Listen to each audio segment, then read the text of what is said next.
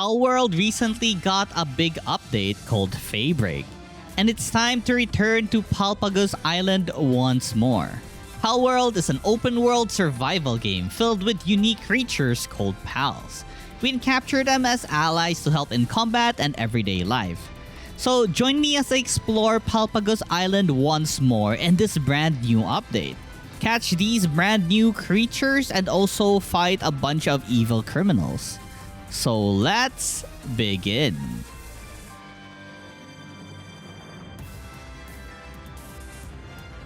And so our journey begins, waking up in an unfamiliar place, being stared down by these random creatures. This place was called the Windswept Hills, and immediately I tried exploring the area and headed straight to this thing which has a glowing red light.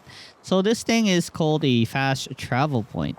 So we have unlocked this, acquired one technology point, and finally our adventure begins. So we'll be talking to this person right here who was nice enough to give us like 10 pieces of wood so we can start making our own primitive workbench. I couldn't really find a suitable spot, so I think this will work. I can just dismantle this afterwards once I have made the items that I needed.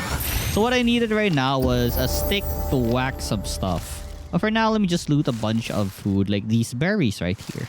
The first thing I made was a pickaxe because I know I'm gonna be needing this tool to mine some stones. And with my pickaxe, I started collecting a bunch of rocks. After collecting a good amount, I then made myself a stone axe so we can start chopping down trees for those lovely wood. And then it was now time to craft ourselves some pal spears so we can start capturing some pals so we can make them work for us. Our partner in this game. So this is our first victim, the Lambo. And with my pal spear, I have captured the Lambo. Let's go. And yeah, each pal has like a certain skill. And for this Lambo, you can basically use this as a meat shield. So this will tank all the damage that you take instead of yourself. Anyways, for now I decided to chop a bunch of wood as I needed a lot of materials on this journey. While doing this, I actually had my Lambo craft me some cloth, and with this cloth we can make some clothes, but I need to unlock it first. After unlocking the recipe, I then had my Lambo craft it for me while I continued chopping down some wood. And now that it's done, just look at us. We're no longer naked. We have clothes. So it's time to find a better base because this current base is pretty small. And since I still had a lot of balls with me, I decided to capture another set of Lambos because our Lambo needs some friend. Since these are like the beginning pals, they're not really hard to deal with, but oh my god, my Lambo just murdered someone.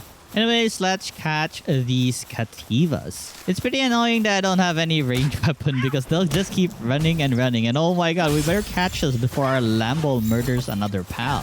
I swear to god, this thing is out for blood. It just keeps attacking and attacking. Just look at it roll. Anyways, we have captured the two pals and no one died.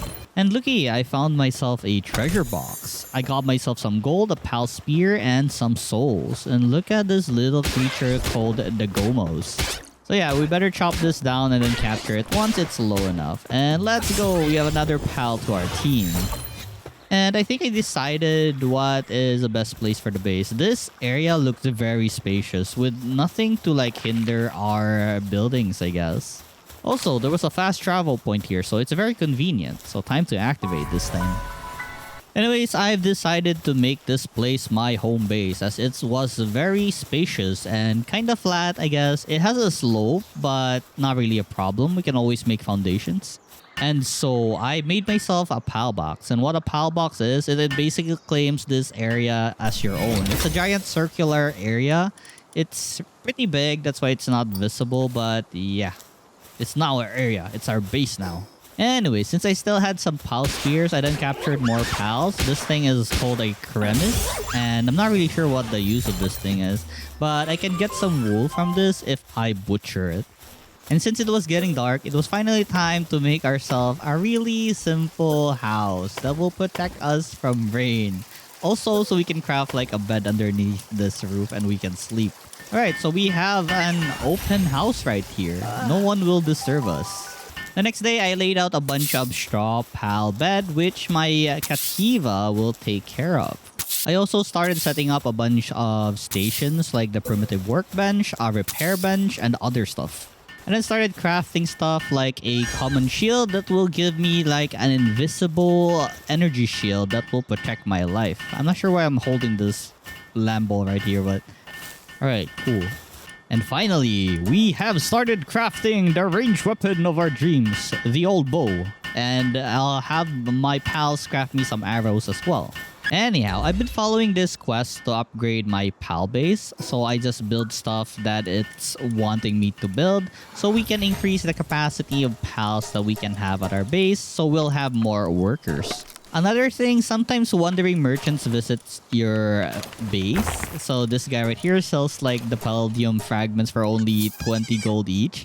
So I use up all my money because it's a hassle to gather those palladium fragments, I swear. If you're wondering, palladium fragments are these little blue rocks that are dropped from this blue rock. And it's used to craft pal spears and other important stuff. I also crafted myself a new and improved stick called the bat. And look, I found myself an Ichthai deer that was just like walking around my base. So I of course plan to capture this thing, and oh my god, my damage is pretty low. But we have a bunch of pals already in our base, so they will help us attacking this level 11 Ichthai deer. And if you don't know, I'm currently just level 7. Anyways, we have our bow and arrow, and hopefully our pals don't kill this thing and we manage to capture this thing. So we have someone who will like chop some wood for us. Oh no, I only have like 3 left and it's dying, and my pal will continuously try to kill it because it's in our base. Well, we captured it. Let's go. Anyways, now that I have a bunch of arrows and my bow, it was now time to go out on an adventure and capture new pals. So this thing right here is called a Fox Sparks. Another thing I can get on these explorations are a bunch of eggs. Eggs are really good to like immediately get a random pal that you would never dare to encounter early in this level. We just need an egg incubator, and for that we need to fight our very first elite boss so we can get some ancient technology points. Also, that cute penguin is called a pengulette. So yeah, the hunt continues because hunting or catching pals is a very good experience source. You will level up fast the more pals you catch.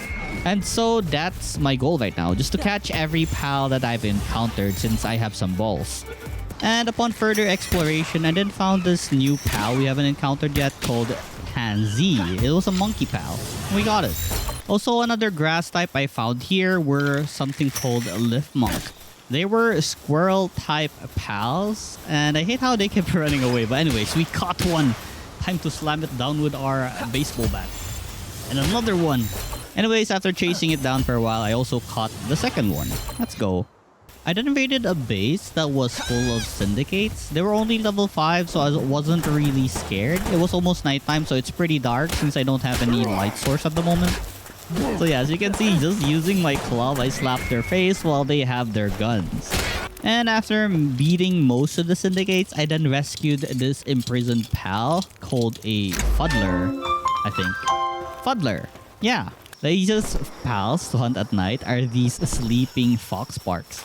Since they're like embodied in flame, they were very easy to spot.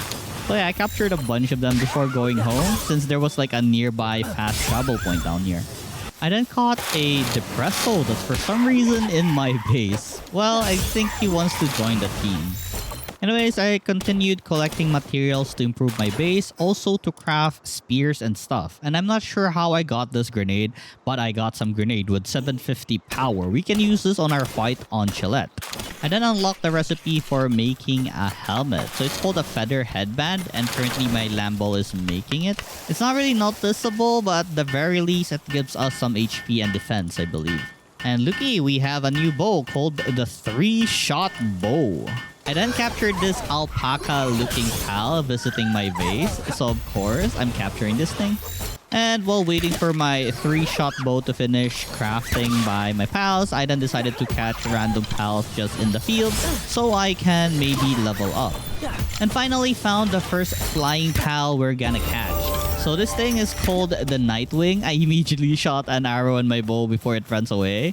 So yeah, I'll make sure I'll capture this thing because I want a rideable flying mount. So yeah, this thing is the answer to our troubles of flying. After a couple of hits by Lift Monk, his HP is now low enough for us to try and catch it. I don't want to try hitting it again, it might die. And we have successfully caught the Nightwing. And it has like a good passive called Serenity. I'm not really sure what it does. But hey, we got our flying mount. Let's go. I then found another one and caught it afterwards. So I guess this area is populated with the Nightwing, which was pretty nice. I was trying to look for a Nightwing with a passive called Runner so it will move faster. But yeah, we're not really that lucky. Any Nightwing is good enough for me as long as it's not a negative trait. As I continued my journey, I then found this cute little elephant. It's called a Defant. It's a water type, small, cute elephant pal. Yeah. Also, I encountered this NPC called the Messenger of Love, level 50 with a handgun. Like, why? What does this even do? I have no idea. It's a new update, I guess. Anyways, it's finally the time to fight our very first boss. So this is the Chillet, and I know my HP is pretty low, but I think I'm strong enough to handle this even with my low HP because I have grenades. But yeah, I'm not really properly using this. I'm throwing it wrong. It did not even damage the Chillet. Anyways, our Lift Monk is so strong, and his leaf attack against this Ice Dragon type, it's pretty strong. It's almost dead already. Look at this. Will not be killing this guy because I plan to capture this thing, so I'll be calling off my Lift Monk once it's weak enough. Sadly though, the unexpected happened. I did not plan to summon my monkey, but yeah, it killed Chillet. Well, at least we got the technology point to unlock the egg incubator. Oh yeah, this is one of the Feybreak update, or I don't know. I never really encountered this before, but I got the Chillet bounty token. I then encountered this leaf pal that looks like a corgi called Capriti. Anyways, using my Fox Sparks, I tried to lower their HP down and then attempted to capture them.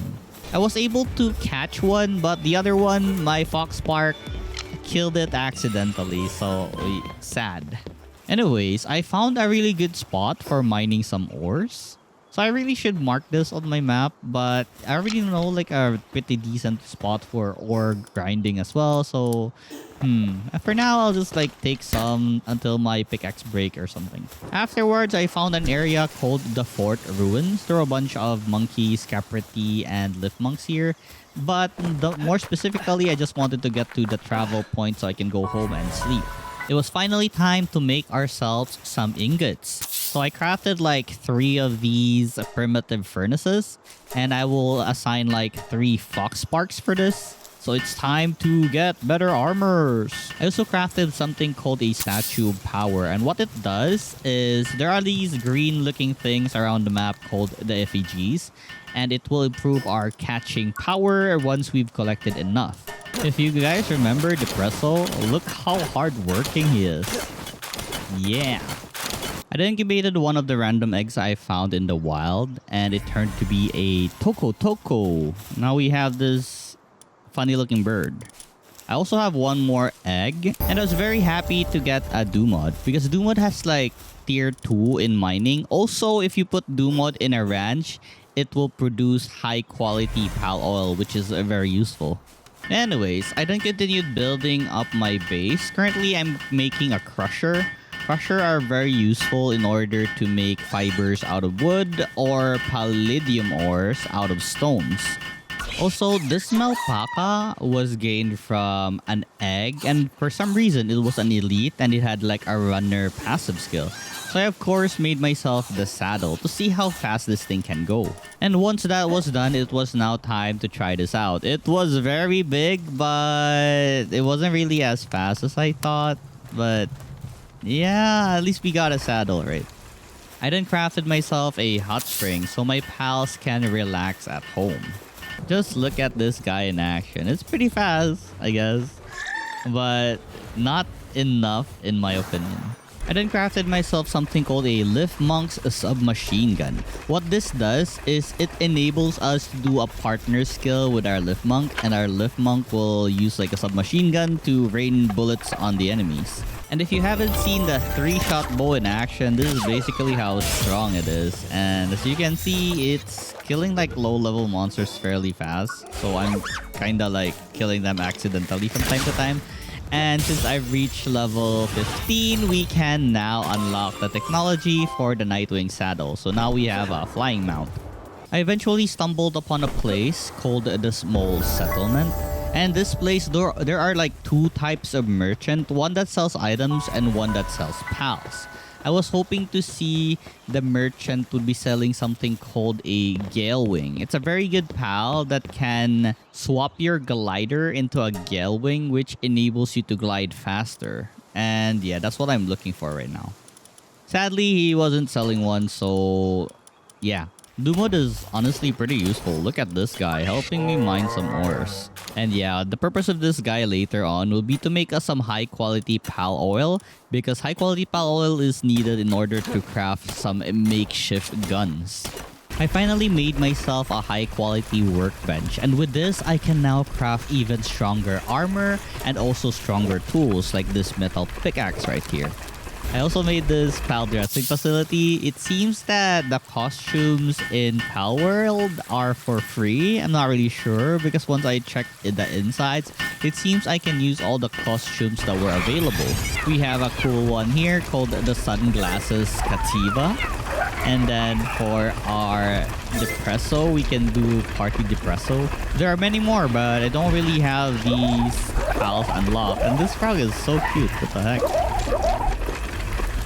Anyways, I continued crafting my tools. I also already got my Nightwing saddle, and the next tool is the metal axe. I just need to make the shield and then the armor, then I'm off to hunting other pals. And just look at my new and improved armor. Yeah, we have a new suit now.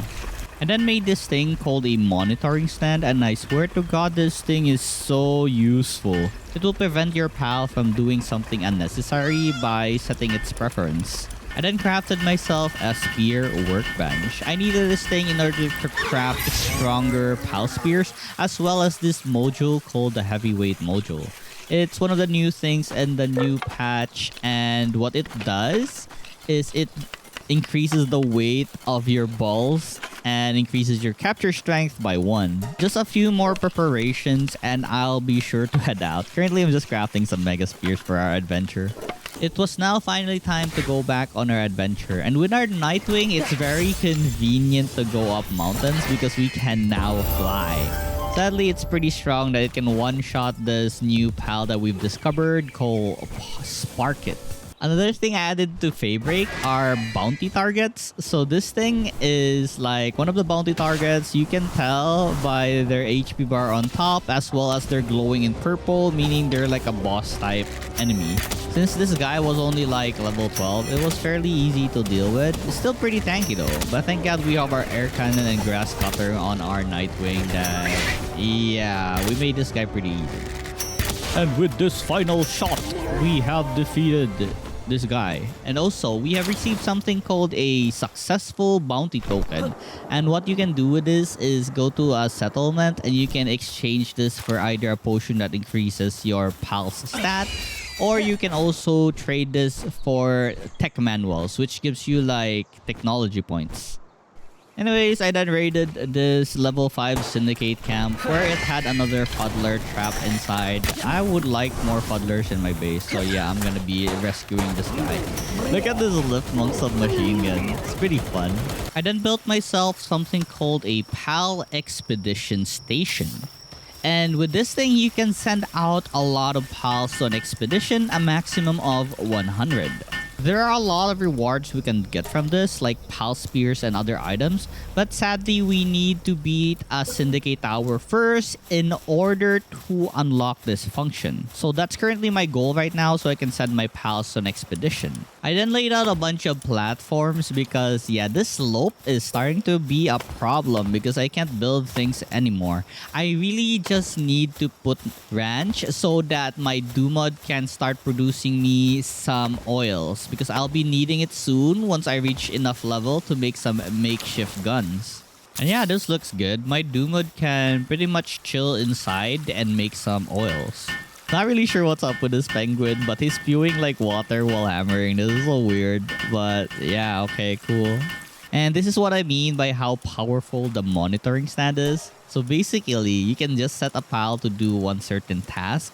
Also, there's another option to do like preference on what you want them to do. Like stop some handiwork or something because they're pretty bad at the handiwork and they're only good at kindling. For this one, I just disabled most of the stuff my Doomwood would do except for hanging out in the ranch. Anyways, it's now time to challenge another boss. I've been farming and base building so far. It's finally time to go on another adventure.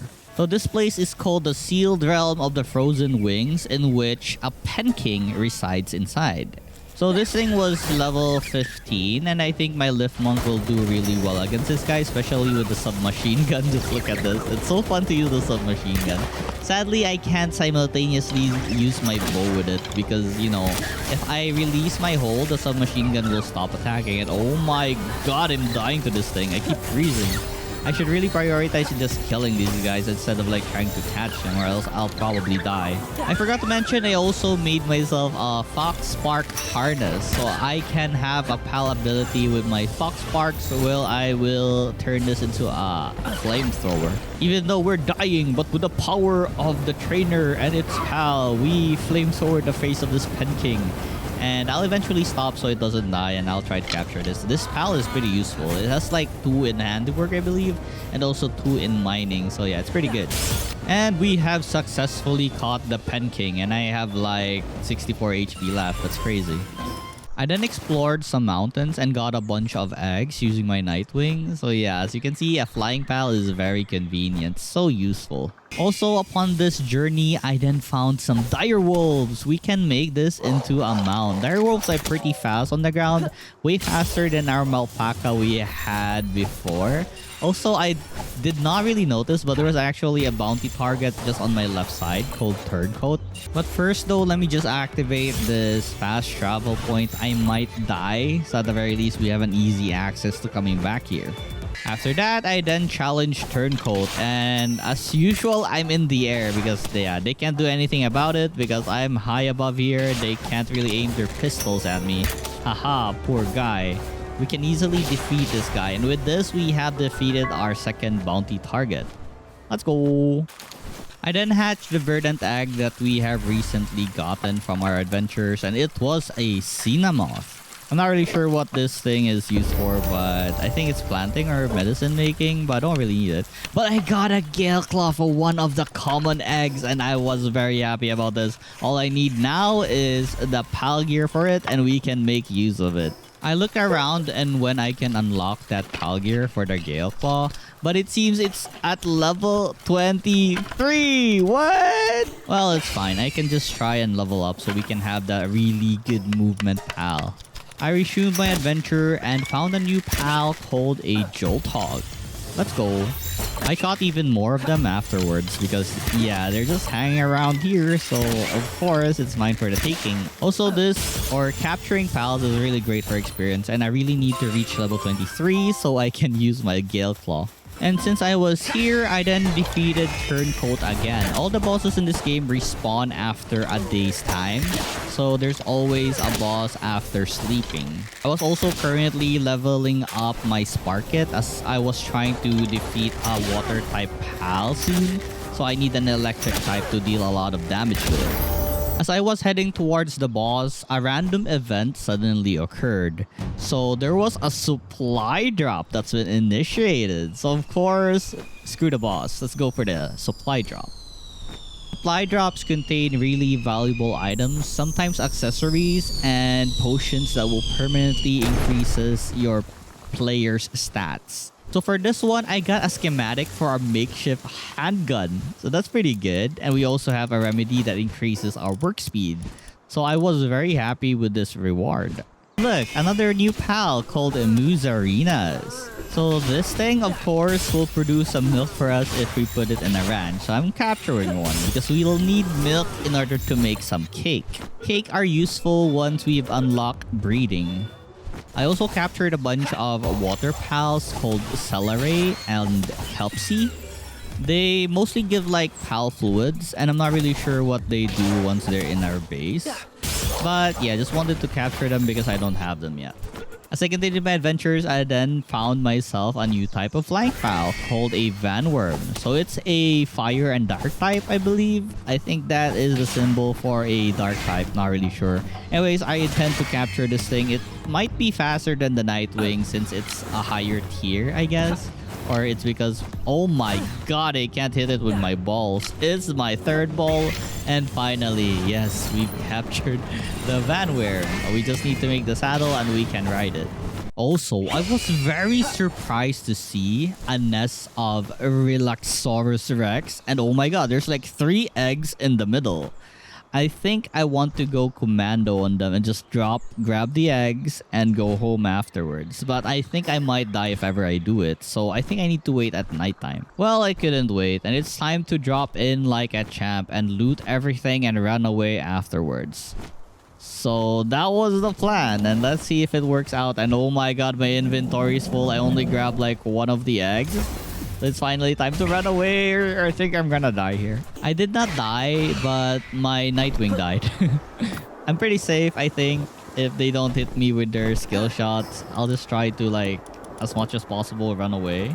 Honestly, they didn't stop chasing me, so I had to run to the nearest fast travel point. So if ever I die, I can just travel back here. After finding, like, a really good cover, I then summoned my direwolf to help me fight this thing and then try to capture one.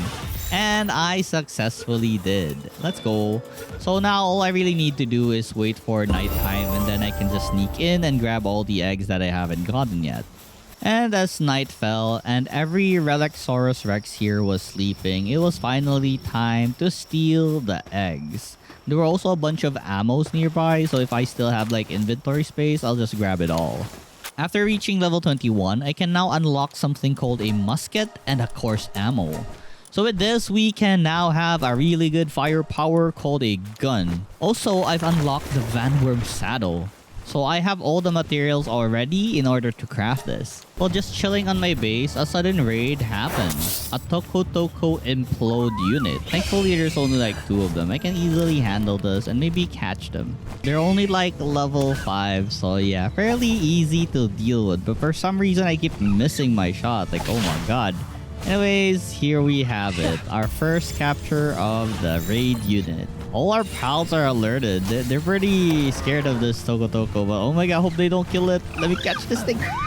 Yes, we got it. Then mined a couple of ores because I needed some ingots for guns. Afterwards, it's finally time to face this level 17 boss called Azurobe. I think my spark kit is good enough to fight this guy. It's currently level 17 already, and I think, yeah, it's strong enough. And so I went to the ground, summoned my spark kit, and just look at its damage. Not really that high, but at the very least, it paralyzes Azurobe, so it's pretty helpful, I guess. My bow is starting to not do damage anymore, so I really need a new weapon. Basically a gun. Anyways, we have our reliable spark kit here. Hopefully he can do a lot of damage enough to make us capture Azurobe. I eventually had to swap Nightwing in because my spark kit was dying. Anyways, with our Giga Spear, we actually got it in 1 ball. Let's go. So it's now time to capture a bunch of random water type here that we encounter. So this thing is a Celery. I think it's my first Celery. Oh, never mind. So yeah, I need to capture one because I don't think I've captured one yet. Or I think I did earlier. I don't remember. Anyways, let's just capture one. I then raided another Syndicate camp. This time they were level 10, but it's not really hard to deal with. And this time, the one they captured was a Dumod. So I'm pretty glad to get this thing because a Dumod can mine ores for you. So I'm planning to make an ore mining base soon enough. And while exploring the night, I found a shiny Daydream. Is it a shiny or is it called a lucky Daydream? But anyways, we found a shiny Daydream. So I'll make sure to not kill this thing so I can capture it. Yeah. We got it. I of course made myself a Daydream necklace so the Daydream can assist us on battle even if I don't bring him out of his ball. Gotta use this thing since it's shiny, it should be like 20% stronger than normal. Alright, so it's finally time to improve our arsenal. So we're crafting a musket right here. And it's time to test out the damage on this thing. 3.7k, oh my god. The reload time is really slow though. That's the only problem with this gun, I swear. Anyways, I decided it was finally time to face this boss right here. We have a level 15 Dumod, and it should be good against this electric type boss in this tower.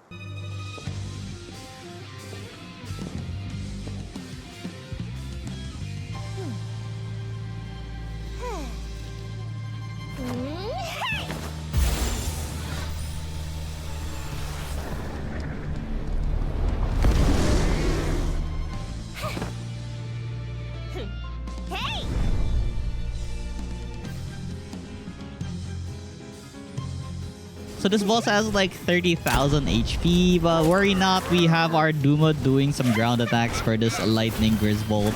And we also have our musket to deal like a lot of damage. Like I said, reloading is the problem of this thing. But yeah, Duma's actually pretty decent for level 15. That's crazy. Not really sure what level Zoe and Grisbolt is, but they don't really feel that strong. Also in the Feybreak update, they nerfed the boss. They reduced the amount of damage they reduce. If that makes sense.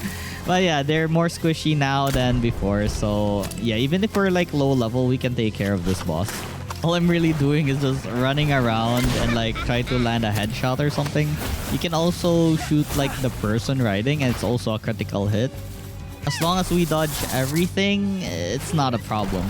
Grisbolt also has this laser attack that does a lot of damage, but if you can recall your pal before it shoots it, then it doesn't take any damage. Smart. It didn't take long, and we eventually beat Zoe and Grisbolt with one more shot. Just do one more shot. Let's go. And after defeating the boss, I got teleported on top of the tower, which was pretty nice because it's a good spot to like glide around or look around for some effigies. My next target was this really big alpaca called King Paka. I took care of its minions first because they're very annoying and they keep spitting on you until like, you know, it's just annoying. I tried like aerial combat, but it has a range attack, so I think this is a bad idea and I should go down, or else I might eventually just succumb to my death. This thing is the definition of cute and deadly. It kind of looks like a Pomeranian, but yeah, pretty big though. It was time to shred this guy's armor using our Lift Monk combo. So for some reason, it doesn't fire if I have my musket on me. So I think I need to change my weapon in order for this Lift Monk to actually do something. So I just use my axe, hold down my button, and try to beam this down with an SMG, but it did really not do that much damage.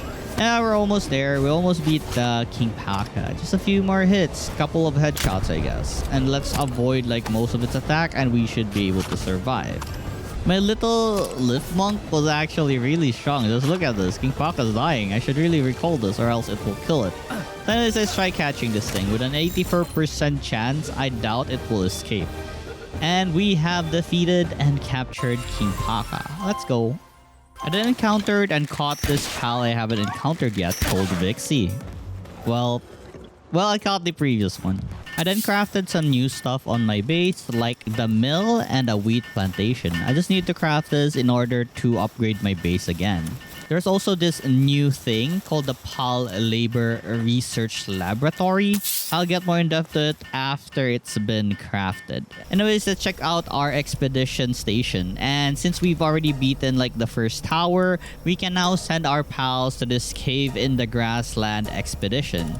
So what they'll get is a bunch of spears. Max would be the Giga Spear since it's a low-level expedition. And now it takes like 25 minutes for us to get all the rewards on this expedition. And all of our pals that were in our pal box that are not doing anything will be the ones going on an expedition. And once they return, they will bring a bunch of items. Now that we're 23, we have unlocked the recipe for a Gale Claw glove. So it's time to make this thing because the Gale Claw is amazing. It's always gonna be on my pal team. I also made a vanworm saddle. It's time to upgrade our flying pal into a faster version of a bird.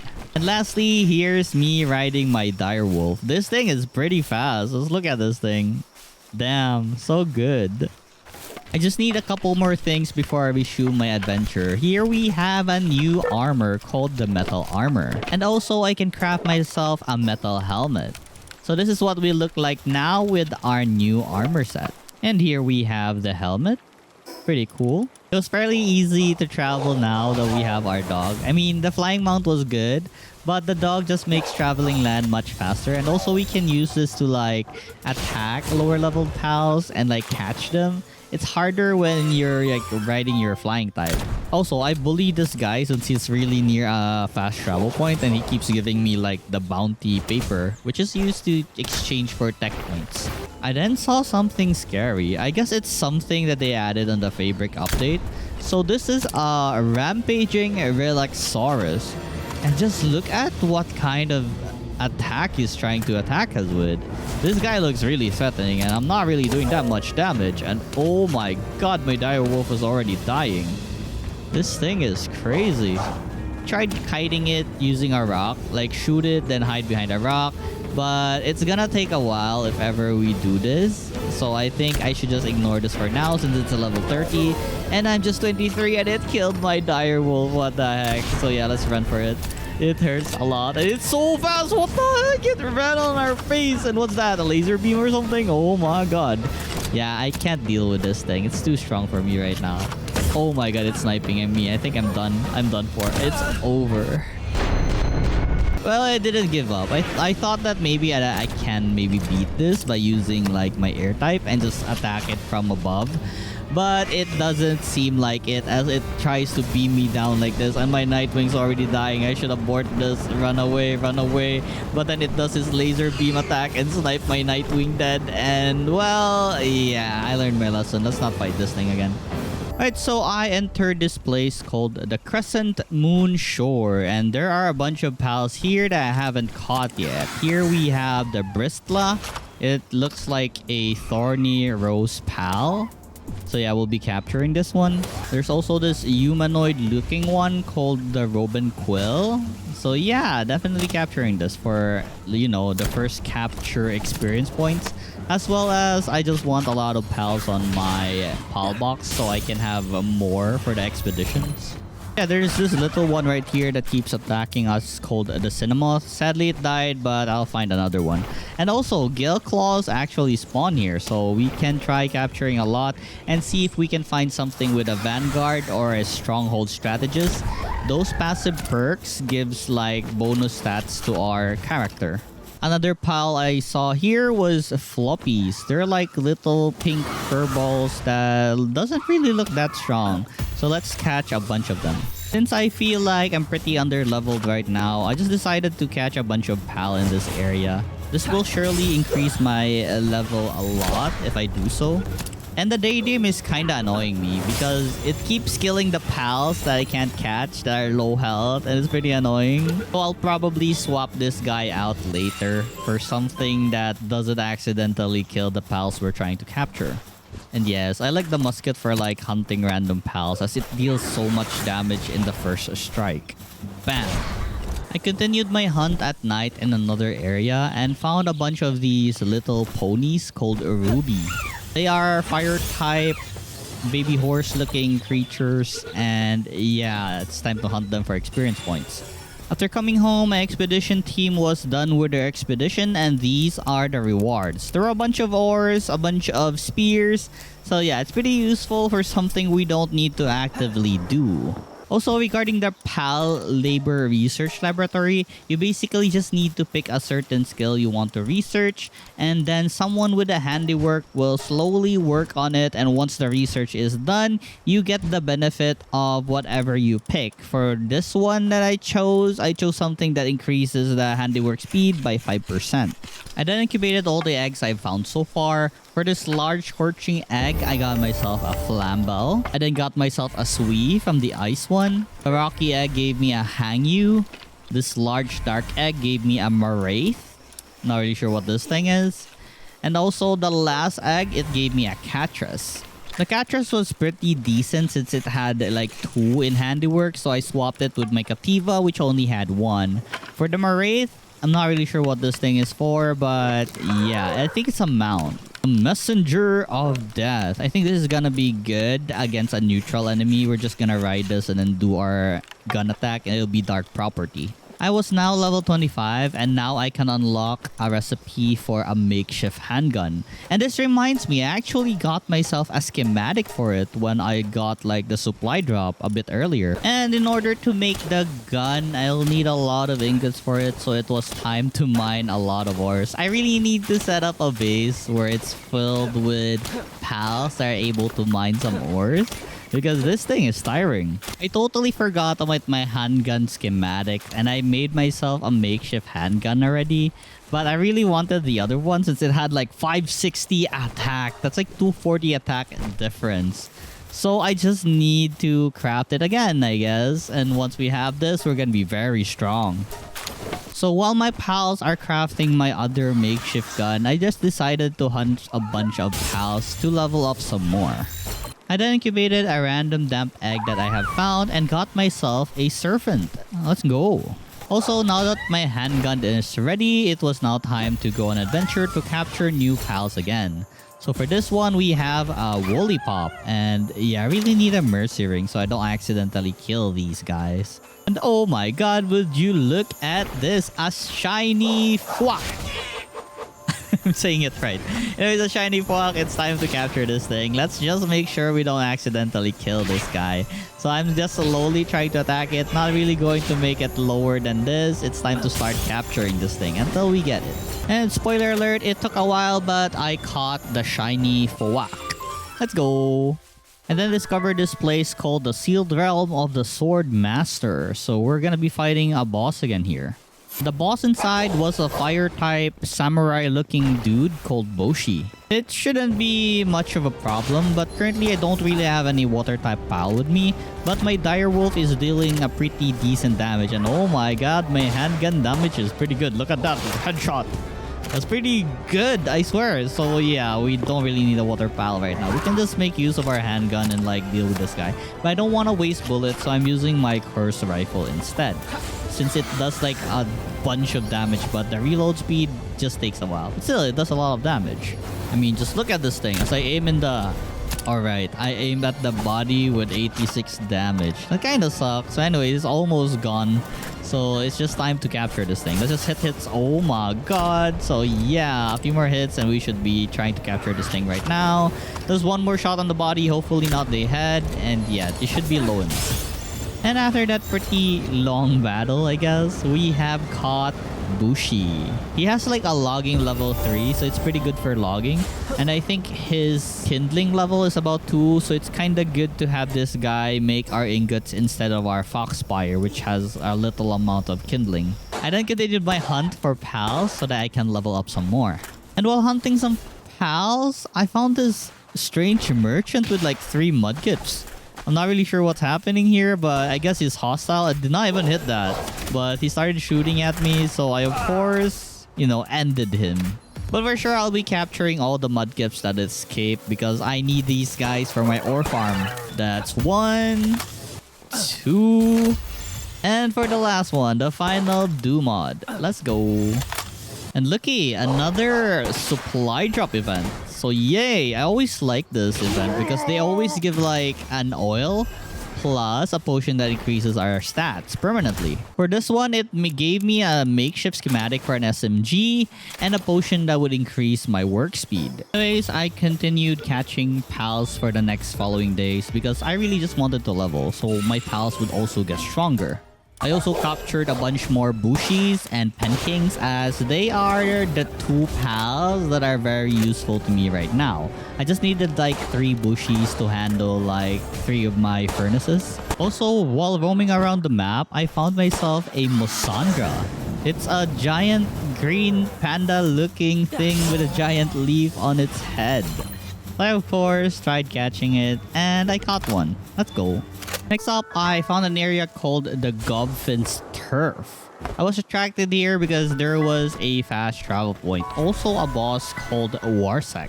Guys, I wanted to catch a bunch of these goblins. I tried fighting one. I did not think that they were this strong. I mean, they're just level 20 something. But for some reason, they're like dealing so much damage. It's probably because there's a lot of them here, or they just continuously like shoot skill shots on my face.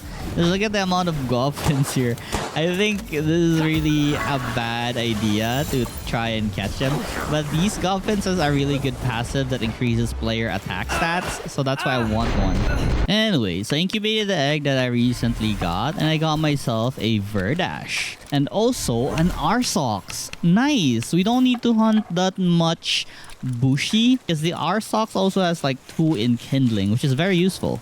I then went to the small settlement because I needed a lot of eggs. It was finally time for us to make some cake and breed some pals. Also, there's a new weapon here called the Katana. Dang. There are also other stuff like this thing here called the Anti-Gravity Belt, a small pouch. I'm not really sure where to get the Predator Core or the Night Star Sand, so I don't really think about getting these recipes for now. Do need to craft something like the Hip Lantern and also the Mercy Ring so we don't have any trouble slowing down enemy pals. While exploring around, I then fought this guy called Scott or Scoot. How do you pronounce this?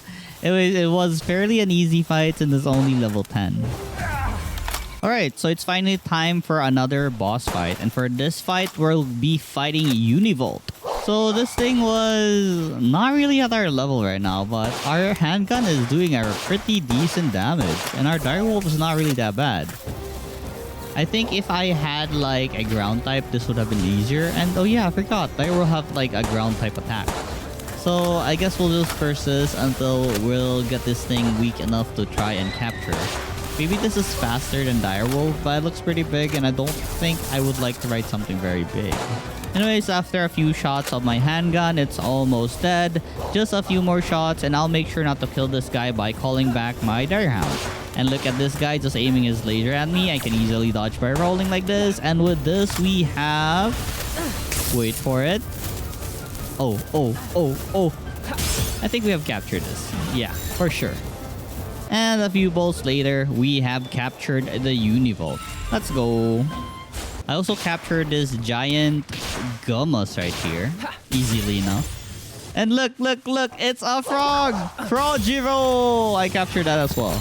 Checked out whatever I can make, and it seems I can make a makeshift assault rifle. But at the same time, I was thinking that it takes a lot of bullet to use an assault rifle, so I'd rather not. Let's just make the shotgun instead. I then crafted some fluffier beds for my pals. Hopefully they won't get depressed with this. A Hip Lantern, so we will have light in the darkness. Also continued researching more about handiwork and kindling, so we will have more work speed. And then bake myself some cake. We'll need another base in order to make like a breeding area. I would like a lot of Anubis babies working on my base because they have the highest handiwork in the game as far as I know. And so I found an empty land that was relatively flat and started making my breeding area. I already have the mom and dad I needed in order to make a Nobis. I basically just need a female Penking and a male Bushi or vice versa. All I need to do now is wait for this cake to bake. Arsox is pretty slow and cake takes a really long time to cook, so it's gonna take a while. And so I decided to go boss hunting for now. So our target for today would be in the sealed realm of the exoteric, which the boss is a Lunaris. I'm not really sure what this thing does, but I'm pretty sure since it has hands, I think it will be good at handiwork and medicine. It just looks like it will do good on those type of work. Anyways, this thing is a neutral type of battle. I think the circle emblem is neutral. Well, it wasn't really that hard. Oh my god, I was gonna say it wasn't hard and they broke my shield, my entire shield in one hit. Anyways, we already got it to half HP. It shouldn't take long anymore. My handgun is really strong. Like, oh my god, all these headshots. And then those lightning attacks are pretty scary. Look at all those balls. Anyhow, after lowering down its HP, I tried and tried again in order to catch it, which I eventually did. So let's go! After the cake was done, I then fed it to the 2 lovebirds and now we have a giant rocky egg. And thus, the baby was born. We now have an Anubis, a really good pal for handiwork. After hatching this single Anubis, I then decided it was finally time to make an ore area. So after that 2 cakes are done and I will hatch like 2 more Anubis, it is now time to say goodbye to this breeding area. I'll just mark this on the map so I can go back here again and continue this operation once I can make a 3rd base. For now, I continued fighting bosses and this time we fought a Catrus and oh my god, the makeshift shotgun is so strong. Just look at the amount of damage that is splashing on its face. It's crazy. I don't even need my dog anymore. And we caught Catrus fairly easily. Well, not really, but this time for sure.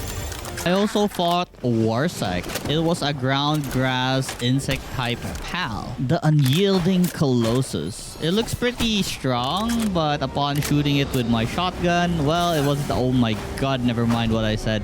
It has a strong attack. As long as we avoid it, we'll be able to defeat this thing very easily. Get my Gobfin go, doing like 8 damage each. It's not really doing a lot. I should change my pal. I thought ground weakness was supposed to be like water. For some reason, I guess my fire type is stronger. I guess because this guy is also an grass type. So this thing just keeps like throwing rocks on our face and sometimes like I think leaf cutters. It also charges at us. Well, thankfully our Vanworm is doing so much damage to this guy that we have nothing to worry about. The only thing we need to worry... Oh my god!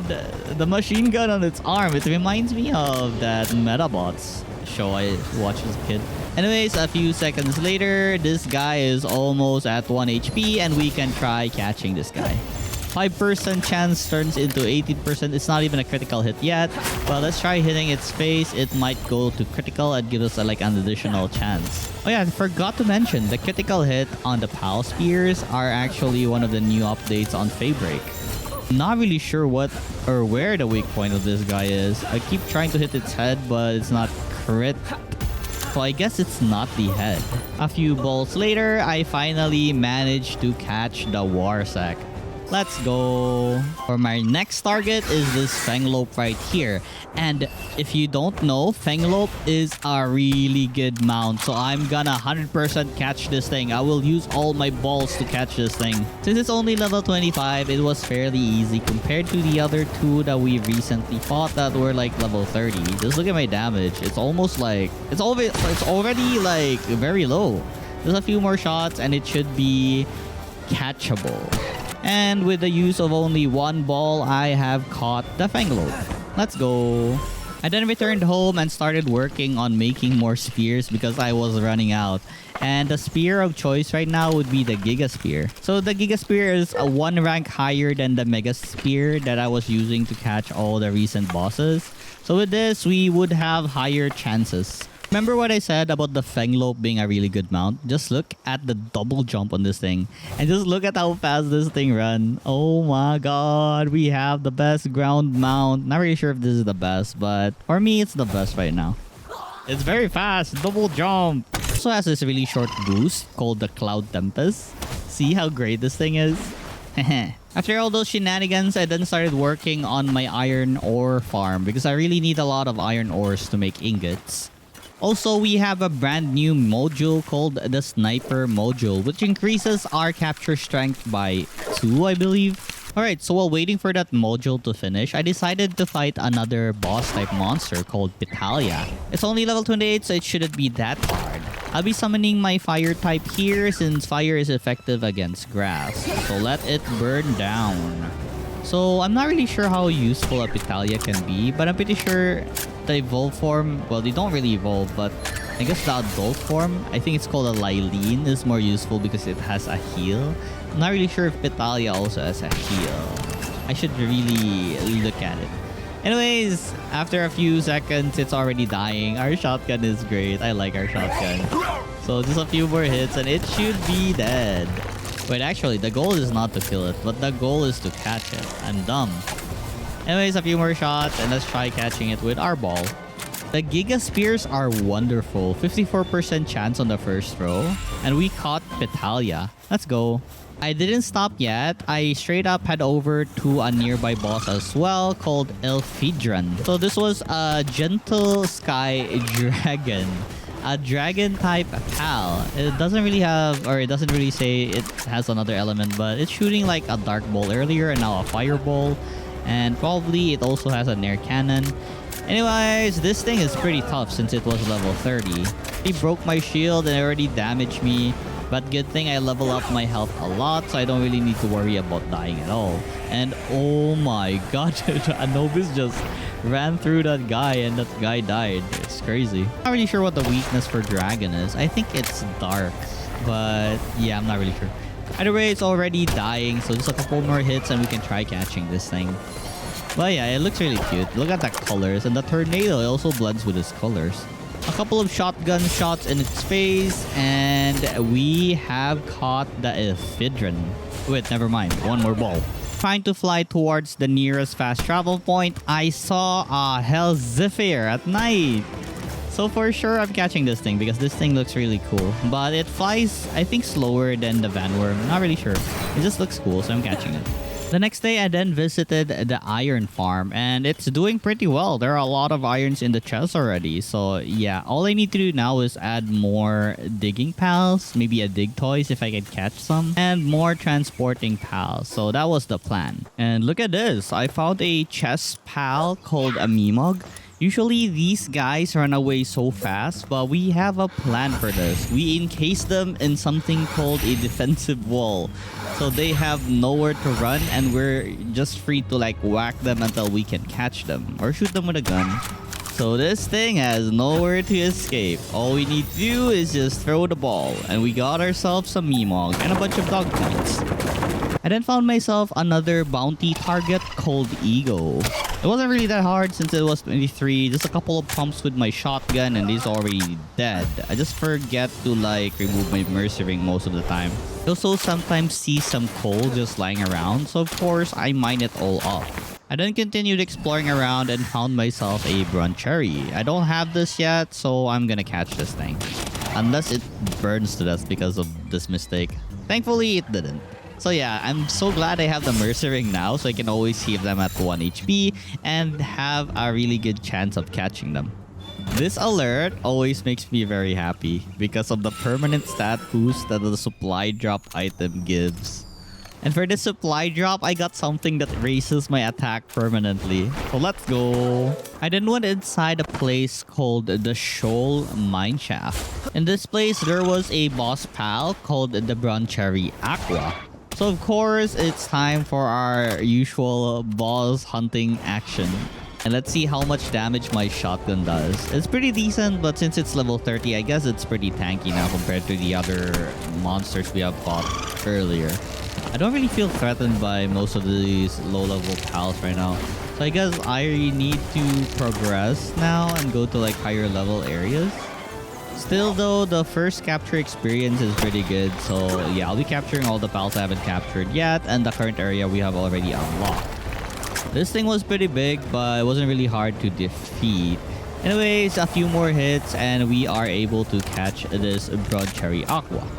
Bam! Boom! I have now reached level 34 and now I can make myself something called an improved furnace. And also, I can now make a refined metal pickaxe and refined axe. So we're going to have a gear upgrade and some furnace upgrade on our base. And so I'll need to expand my base further because the buildings or the structures I'm gonna make are pretty big. So yeah, I need more space. First, we have here the spear assembly line. And with this, I think we can make an ultra spear and a hyper spear. Then we have the weapon assembly line for stronger weapons and armor. And lastly, the product assembly line, but I don't really have enough ingots right now. So I visited my ore farm to see how it's doing right here, and I got about 250 ores. I think that's good enough to make like more than 100 ingots. I then crafted a bunch of improved furnace, and with this improved furnace, we can now make something called a refined ingot. And in order to make this, we'll need both ore and coal. So yeah, coal is the problem. We already have an ore farm. We just need to look for an area where we can mine a lot of coal. I then crafted an item called the compound bow. It is a new and improved bow. As for its ammo, it's called a reinforced arrow. And I can't wait to try this thing out. I feel like it's gonna be really strong since the attack it has on the description is around 1000. And here's our first victim. And oh my god, look at that damage. It's so good. And it's not even the full charge yet. Dang. Anyways, my next goal right now was to get to this desert-like area where there would be an abundance of coal because I really needed a lot of coal to make a lot of refined ingots. Also, this area had a lot of do mods, so it's time for hunting some of these because we need more miners. There are also these pals called Dig Toys here, and they have mining level 3. So these things are really good miners, so it's time to capture a lot of them as well.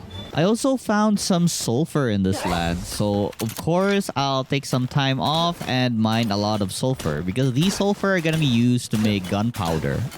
Another way to get gunpowder is to just kill a bunch of toko-toko. These guys usually drop a lot of gunpowders. It's also great for experience points, so I guess hunting toko-toko should be the ideal way of getting some gunpowder right now. I also caught a bunch of Daismu. These guys run really fast in the desert. Like, really fast. They have this passive skill where they run really fast on sand.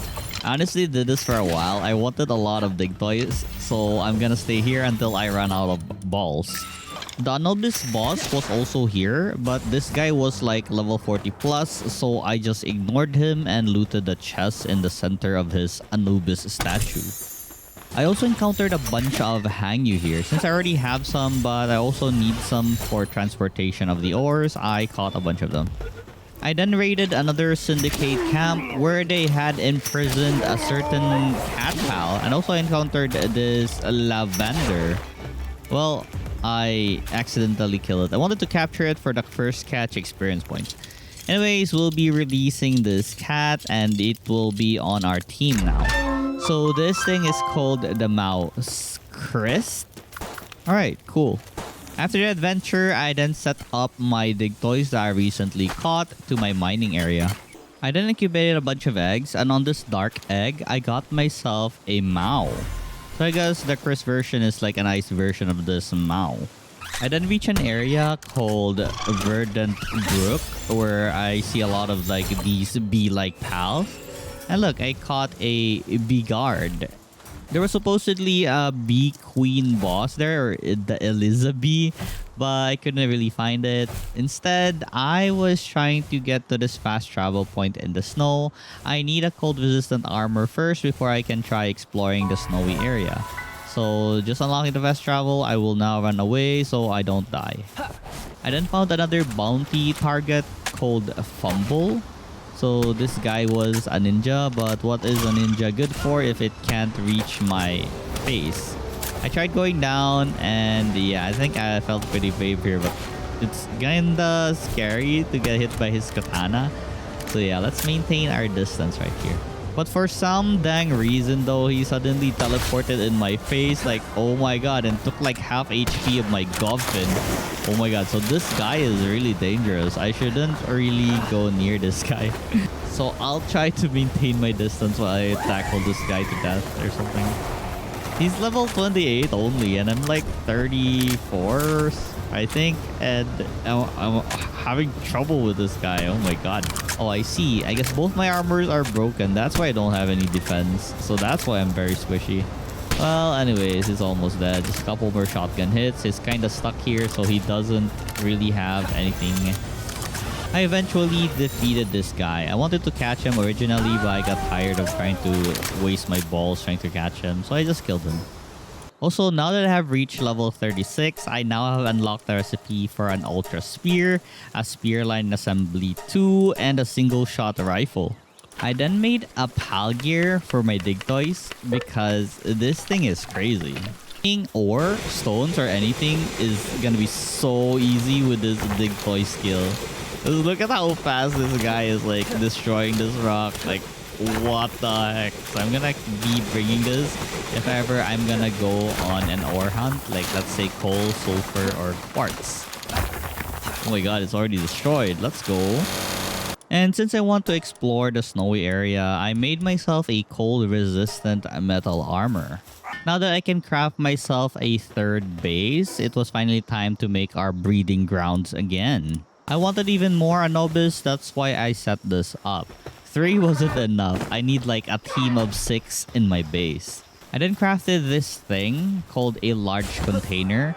So my storage problem is no more with this thing right here. It can store up a lot of items inside. And this is what the space looks like. It holds a lot of items, like I said. A lot of items. Crafted a second one because one wasn't enough. There were still a bunch of items that I need to store. Anyways, I returned back to the Twilight Dunes because I needed to look for a good coal farm. And this looks like a great spot. I can destroy my breeding base again since I already have the Anubises that I want. And I can start doing like a coal farm right here. But maybe this Digtoise is enough with its ability. So there's this trick that if you drop your Digtoise, the cooldown for his ability would reset. Instead of waiting for like 120 seconds, we can just drop it and reset its ability. Alright, so now that we have our cold resistance armor, it's now time to hunt some ice type pals. So here we have our Raindrix. I'm not sure why I'm using the blue spear. Let's use our Giga Spear, which has a higher chance of catching these things. And oh, by the way, I made some makeshift assault rifle. This is an uncommon one that I got from a supply box. So yeah, it's pretty strong and very fast. It does waste a lot of ammo though because of its rapid fire, so I'm not really that into this gun. But this will serve really good against bosses. Speaking of which, it's time for our second tower boss fight.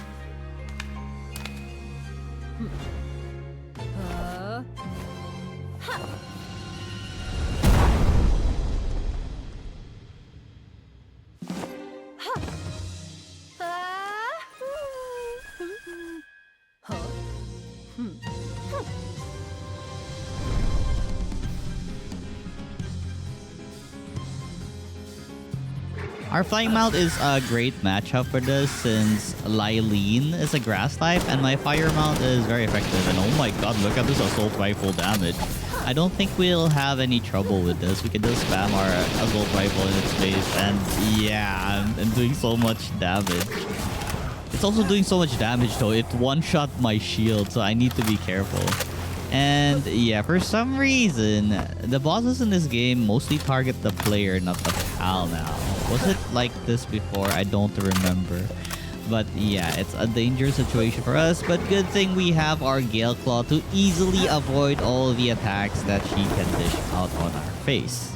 I really need to look for a better Gale Claw. One with a Stronghold Strategist to give us like 10% defense.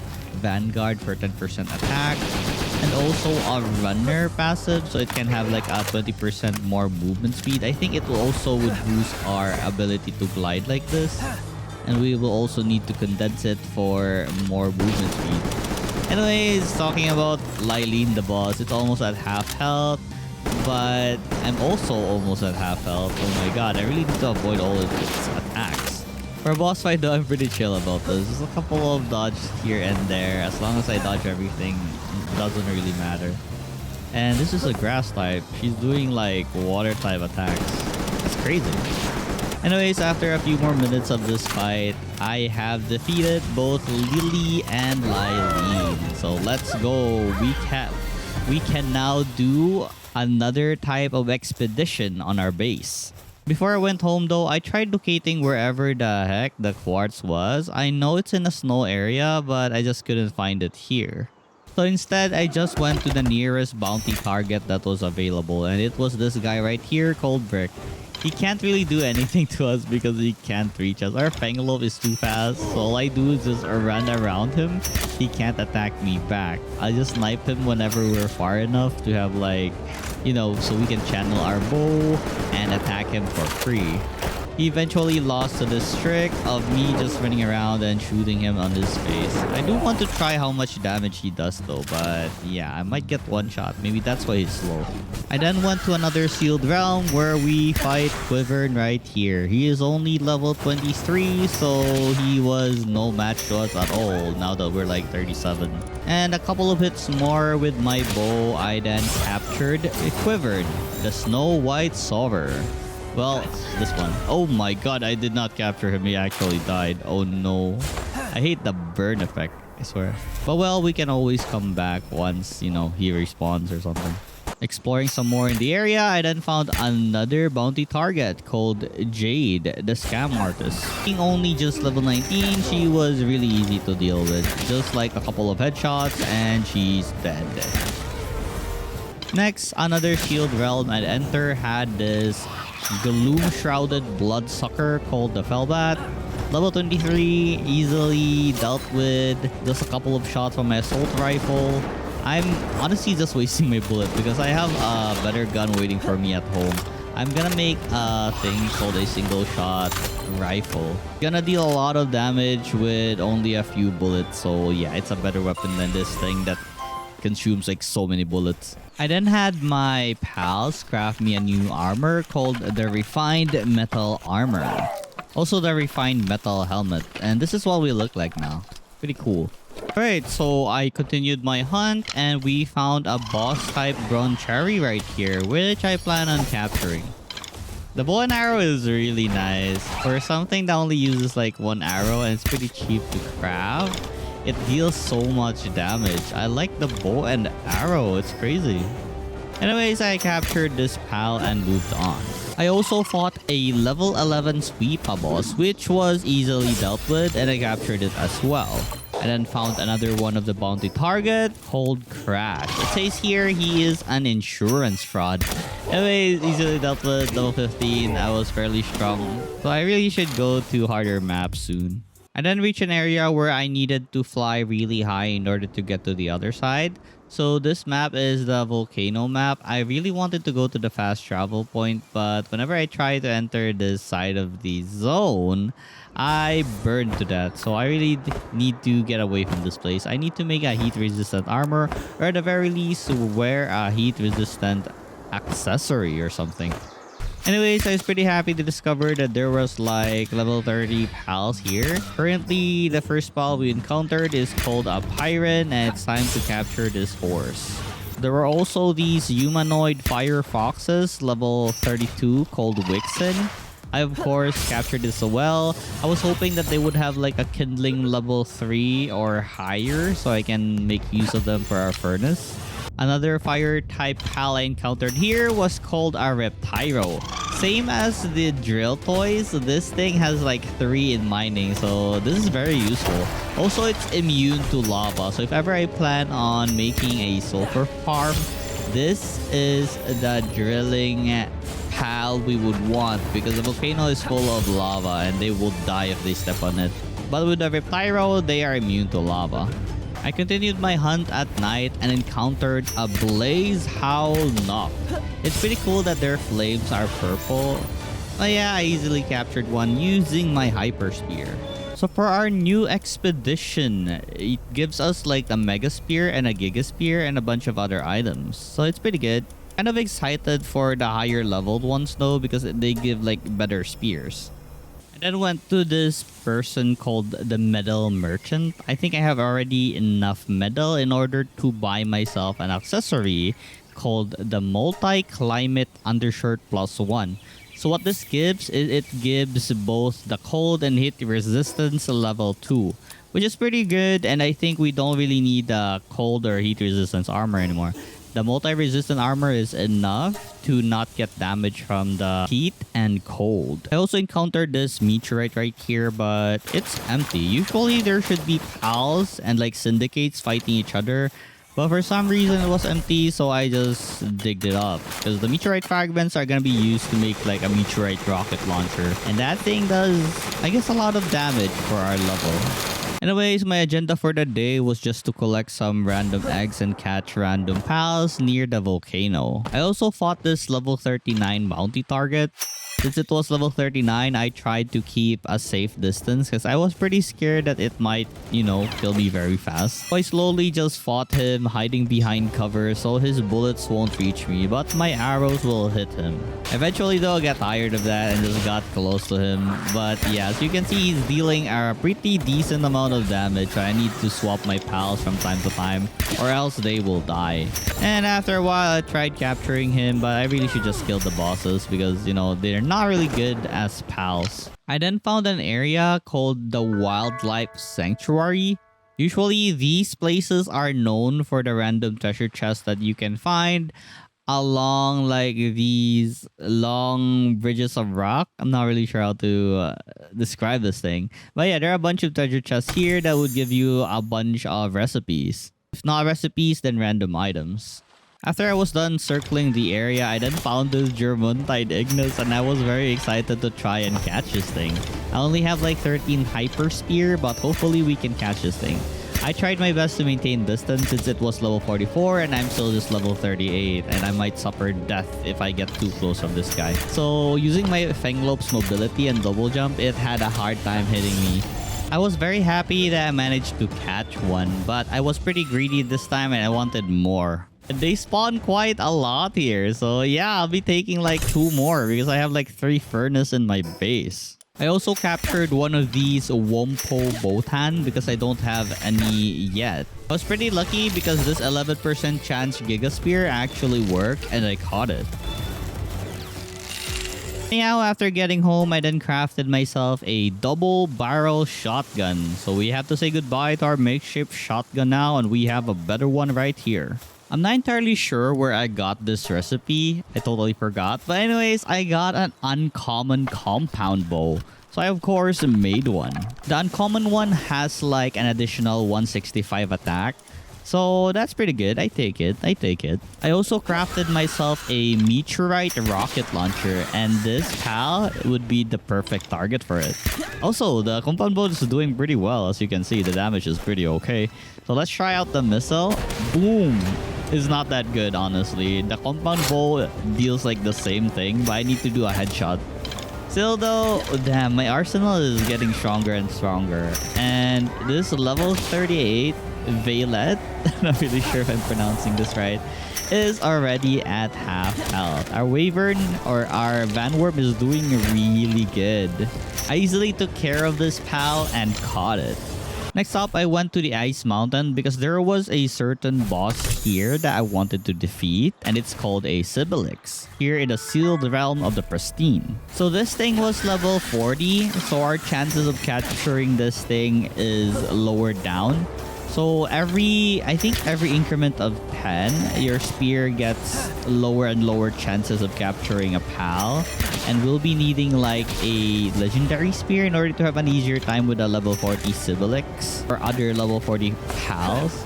Anyways, let's just try our best. Because of the new critical bonus that is being applied to like, you know, throwing your balls, it should be high enough that we have a chance of capturing this. Oh my god, we're just destroying this thing. I'm getting really strong. This compound bow is awesome. Actually, I tried out my hyper spear on this and I have like a 28% chance of capturing this even without a critical hit.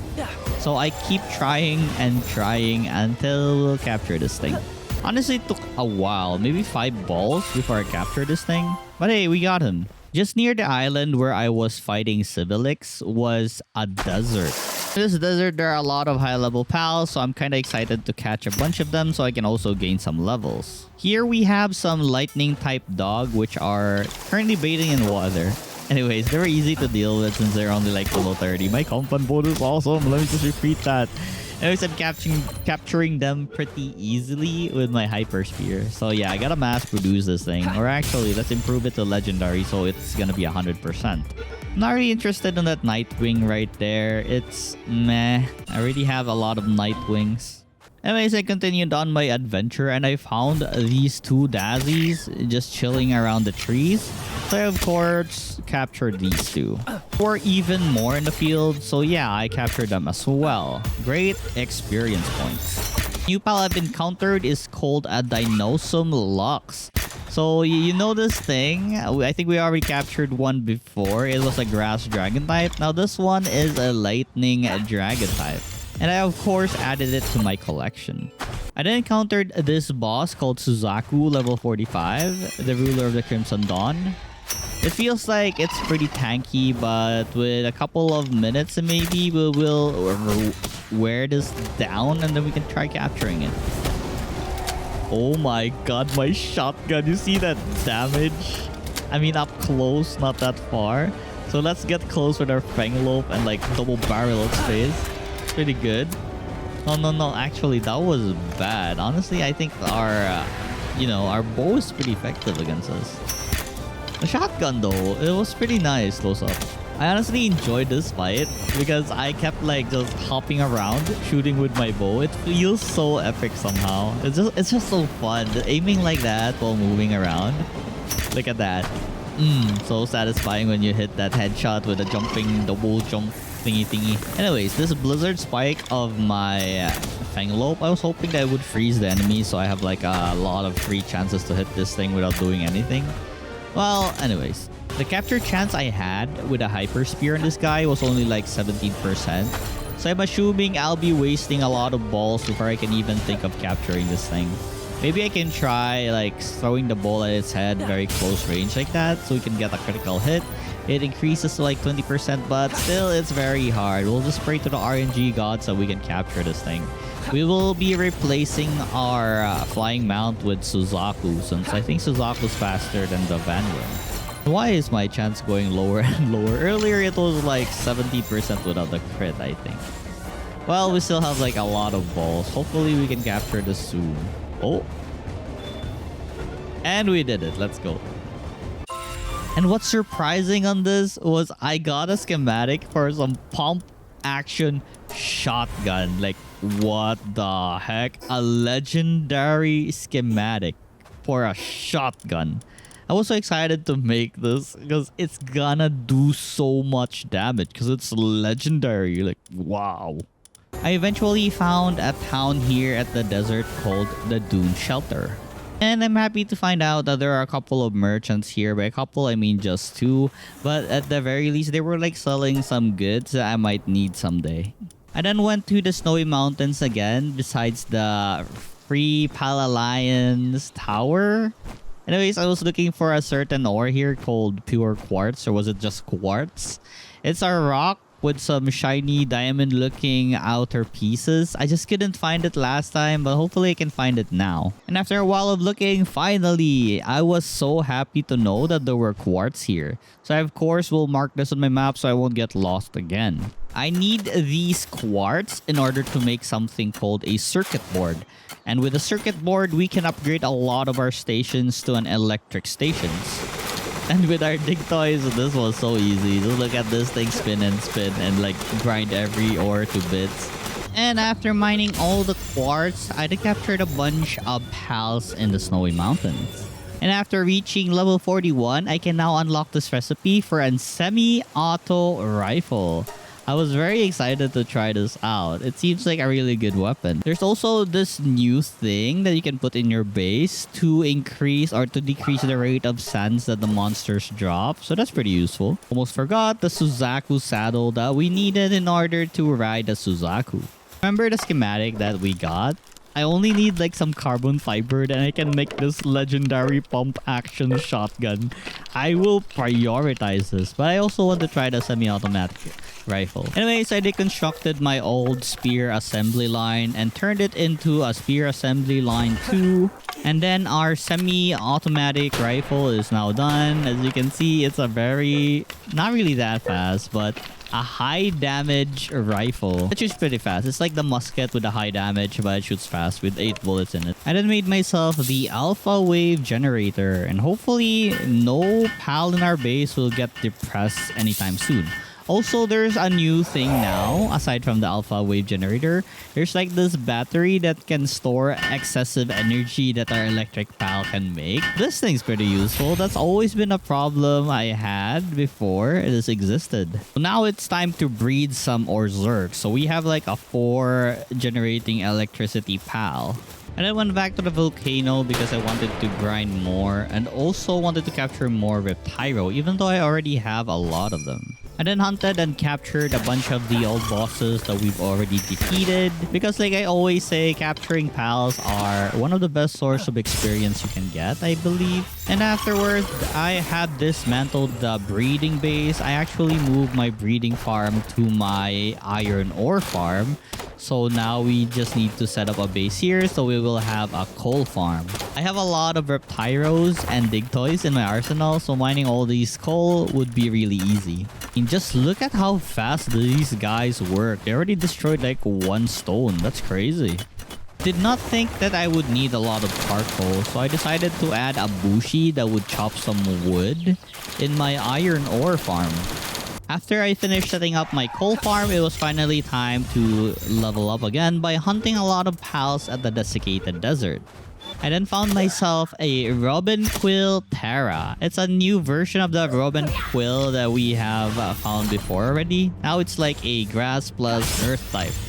There were also a lot of Tokos here, so I didn't really mind wasting some balls in capturing them. It's also experience points, plus I also get some, gunpowders from them.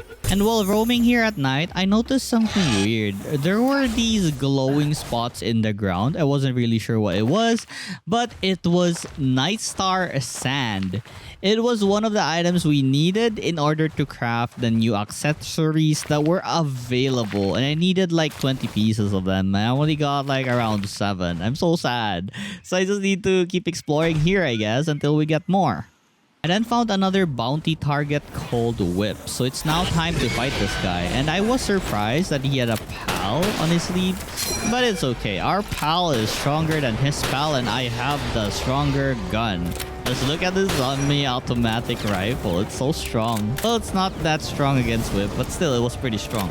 I basically killed his pal really fast, and just look at how fast this thing is. I just like click, click, click, click, and the damage is just bursting.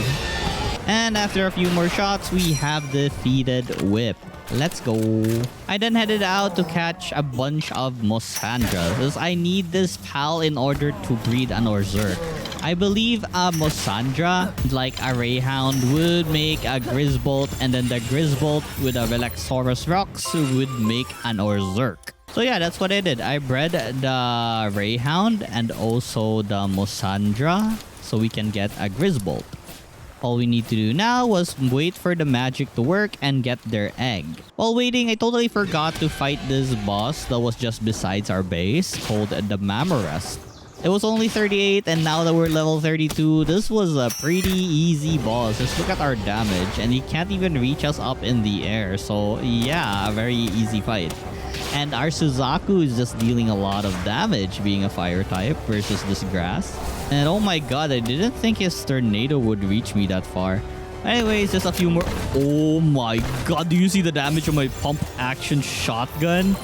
That thing is crazy. Legendary pump action shotgun, by the way. Oh my god. Anyways, we got the Mamorest. Let's go. I then visited the lovely couple whom I forced to be breeding and then grabbed their egg. So it's now time to hatch this and get our Grisbolt. It doesn't really matter if it's male or female. I have a lot of Relaxaurus Rex, so I can just pick whatever has the best passive stats or something. While waiting for the pal to finish their breeding cycle, I then headed out and encountered a meteorite event, which contained 2 alien pals called the Xenovaders. It was fairly easy to catch them. Since they were like a lower level, I just need to like use my higher level spears and it would be 100%. So just one more left and we got 2 Xenovaders. Let's go. So I always remember to farm this meteorite fragment so we have some ammo for our rocket launcher. But the rocket launcher doesn't really do that much damage anymore. So, not really sure what to use the meteorite fragments anymore. I then discovered this Rain Syndicate Barge oil rig. I guess this is a lower level version of the oil rig that we know that is out in the ocean. Since the enemies here are just like level 18, 16, they're fairly easy to beat. Let's look at this guy. I would have been so scared if it was higher level, but oh my god, it still managed to penetrate my defense. it dealt damage to my health. What the heck? Imagine if they were like level 20 and 18. I probably would have died already. One of the best loot here probably is this chest right here. It's a huge chest that takes time to get, but the rewards inside are pretty good. You get to have a bunch of crude oils, some manuals, and then I'm not sure what else you can get from this, but yeah, I'm pretty happy with getting crude oil because I know I'll be needing a lot of that later on. Completely raided the entirety of the area, but aside from the giant chest, every other chest here are just these small purple ones. Anyhow, I went back home and I can see that there are 2 eggs that are already produced by our lovebirds. So yeah, we got 2 Zerk. I think I need more though because I plan on making a lot of oil rigs later on. Still though, we got a really good pal for generating electricity. We can now change our Univolt to this Zerk right here. I also plan to start researching about generating electricity because later on, electricity is going to be needed. I then had my pals craft me a hyper shield. Now we have a stronger shield so we can tank more. I then crafted myself a Lily's spear, hoping that it could deal damage to ores by a lot. And upon trying it out, it was pretty meh. Well, it's okay. We'll make the sword once we reach like level 44. I then continued my hunt at the desiccated desert and I found this pal, a spider pal. I think this is a new one. I never really found this one before. So yeah, I believe it's a new one. This thing is a spider called the Tarantris.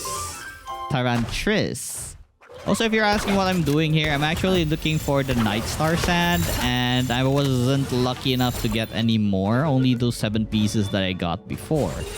Also, catching other pals here at night like the Lovander is pretty nice because I don't really have any Lovanders right now. Another new pal I haven't caught yet is this Serpent Terra. So yay, let's go. And then while flying around with my Suzaku, I then found this really curious place. It looks like an arena of some sorts, and it is an arena. I was hoping for a boss battle, but it seems it was a multiplayer arena. Imagine playing multiplayer. So sad. Guess I won't be able to experience this. Well, maybe in the future. We'll see. Anyhow, I found another bounty target called a Phantom. Very easy to defeat with my pump action shotgun. It's already dead. Bam. I then found this mine shaft. So I of course entered inside because most of the time there is a pal boss waiting inside. And for the pal boss that's waiting inside here is called a menacing. So I'm very excited to try out my pump action shotgun in its face. It's level 44, so I'm hoping it should be pretty tanky. But getting closer now, and oh my god, look at that damage. It's so strong. I'm so lucky to get this schematics from the Suzaku. Can't believe it. Our life is way easier because of the shotgun. And with this, we have him on 1 HP. All we need to do now was just try to catch him, hit his head always so we can get that critical bonus. And we have caught the menacing. Hopefully, crossing my fingers. No, maybe this one for sure. And we have caught the menacing. Let's go. And after flying for a while and roaming around, I finally discovered the Pal Tower. If you can see in the upper right, I have this quest where I need to head to the desiccated desert, which is this one, and find the PIDF tower and fight the boss. So we're gonna be fighting the boss soon. I just need to prepare. First, I made a sword at base because I needed a melee weapon that could handle mining some ores and chopping some trees. I could make the new pickaxe and axe called the Pal Ingot Pickaxe or Pal Ingot Axe, but I still like the sword since it can damage both. Also, I have so many ranged weapons that I just don't want to like have 2 tools in my inventory. Anyways, I then dismantled most of my furnaces and turned them into an electrical furnace so we can make a Pal metal ingot. And yeah, you can see the numbers, right? I have so many ores, Palworld fragments. The iron ore farm is doing pretty well. So I just noticed I can now make legendary spears. So of course I use all the available materials I have to make the legendary spears. Alright, now with that all my preparations are ready. I also have a level 44 Pen King. It's time to try and fight the boss at the desiccated desert.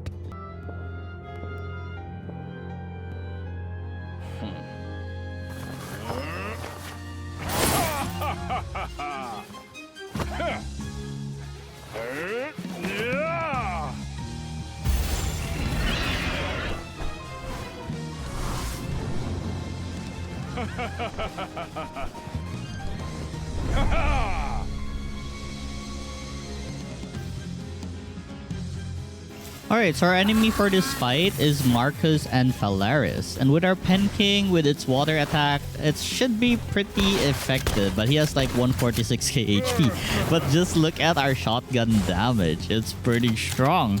So I doubt this guy has a chance on beating us. We'll have an easy time just shooting at our shotgun in its face. The only thing dangerous here is our life. Our Pen King is fine, but the boss is mainly focusing on us. And since it mostly attacks with fire, actually never mind. He has a lightning attack. So our Pen King is kinda in trouble. But I'll make sure to like resummon it if ever it gets hit by a large lightning strike again. And it should be safe. Worst case scenario, we still have our Xenolord, and our Xenolord has some water attacks. So we're fine. We still have like 9 minutes to deal with this guy. That's enough time to actually kill this guy. I actually got a little cocky thinking that he has no chance against me because of my high damage. But I did not think that he also deals a lot of damage. And this is where the mistakes came in because I kept flying around. I did not really think that this fireball would hit me and I would die. Anyhow, I learned my lesson, so it's time to try again. I was pretty hopeful this run because I have learned my lesson already, but then again, yeah, I died again. I think I need a new and improved armor set before I fight this guy. And so I went to the volcano area in order to catch some pals to gain some experience points. Not sure if I've shown you guys this already, but here I caught a Pyrene Knock. Also, I've encountered a lot of these Incinerams here, and of course, I captured everything. The main goal in this area was to catch a bunch of Xenolords because I wanted a Xenolord that had a runner perk, so our Xenolord would run faster. I eventually encountered a bounty target here called Flare the Pyromaniac, but well, with my pump action shotgun, he just died. He couldn't even fight with his fire. I then caught a bunch of Ragnarok here. If I knew that Ragnarok spawned here, I could have came here before we fought the Suzaku. Ragnarok is a pretty decent flying pal as it boosts your attack to fire. And fire is one of the best damaging elements in this game. So yeah, I've kind of considered using Ragnarok as my main flying mount. And looky, we found ourselves a Blaze Howl. Let's go. I then encountered the legendary Jet Dragon. But yeah, it's level 60 and it will probably massacre us. So I won't touch that thing. I'll just run away. Reaching the top of the volcano, I see another PAL tower right here. So I guess we'll be activating that fast travel point. And once we defeat the PIDF tower, we'll come here next. For now though, I plan to defeat Astegon, Blazamut, and the other boss pals because I need to level up. I'm pretty weak right now.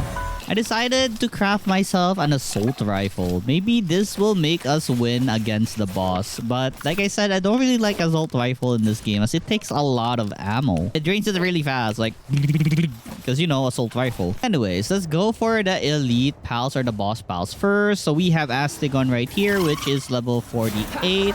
I'm pretty sure my shotgun will do a lot of damage to its face. Oh my god, it's already doing like, I think 100 plus of damage. It's not even a critical hit or not a weakness shot.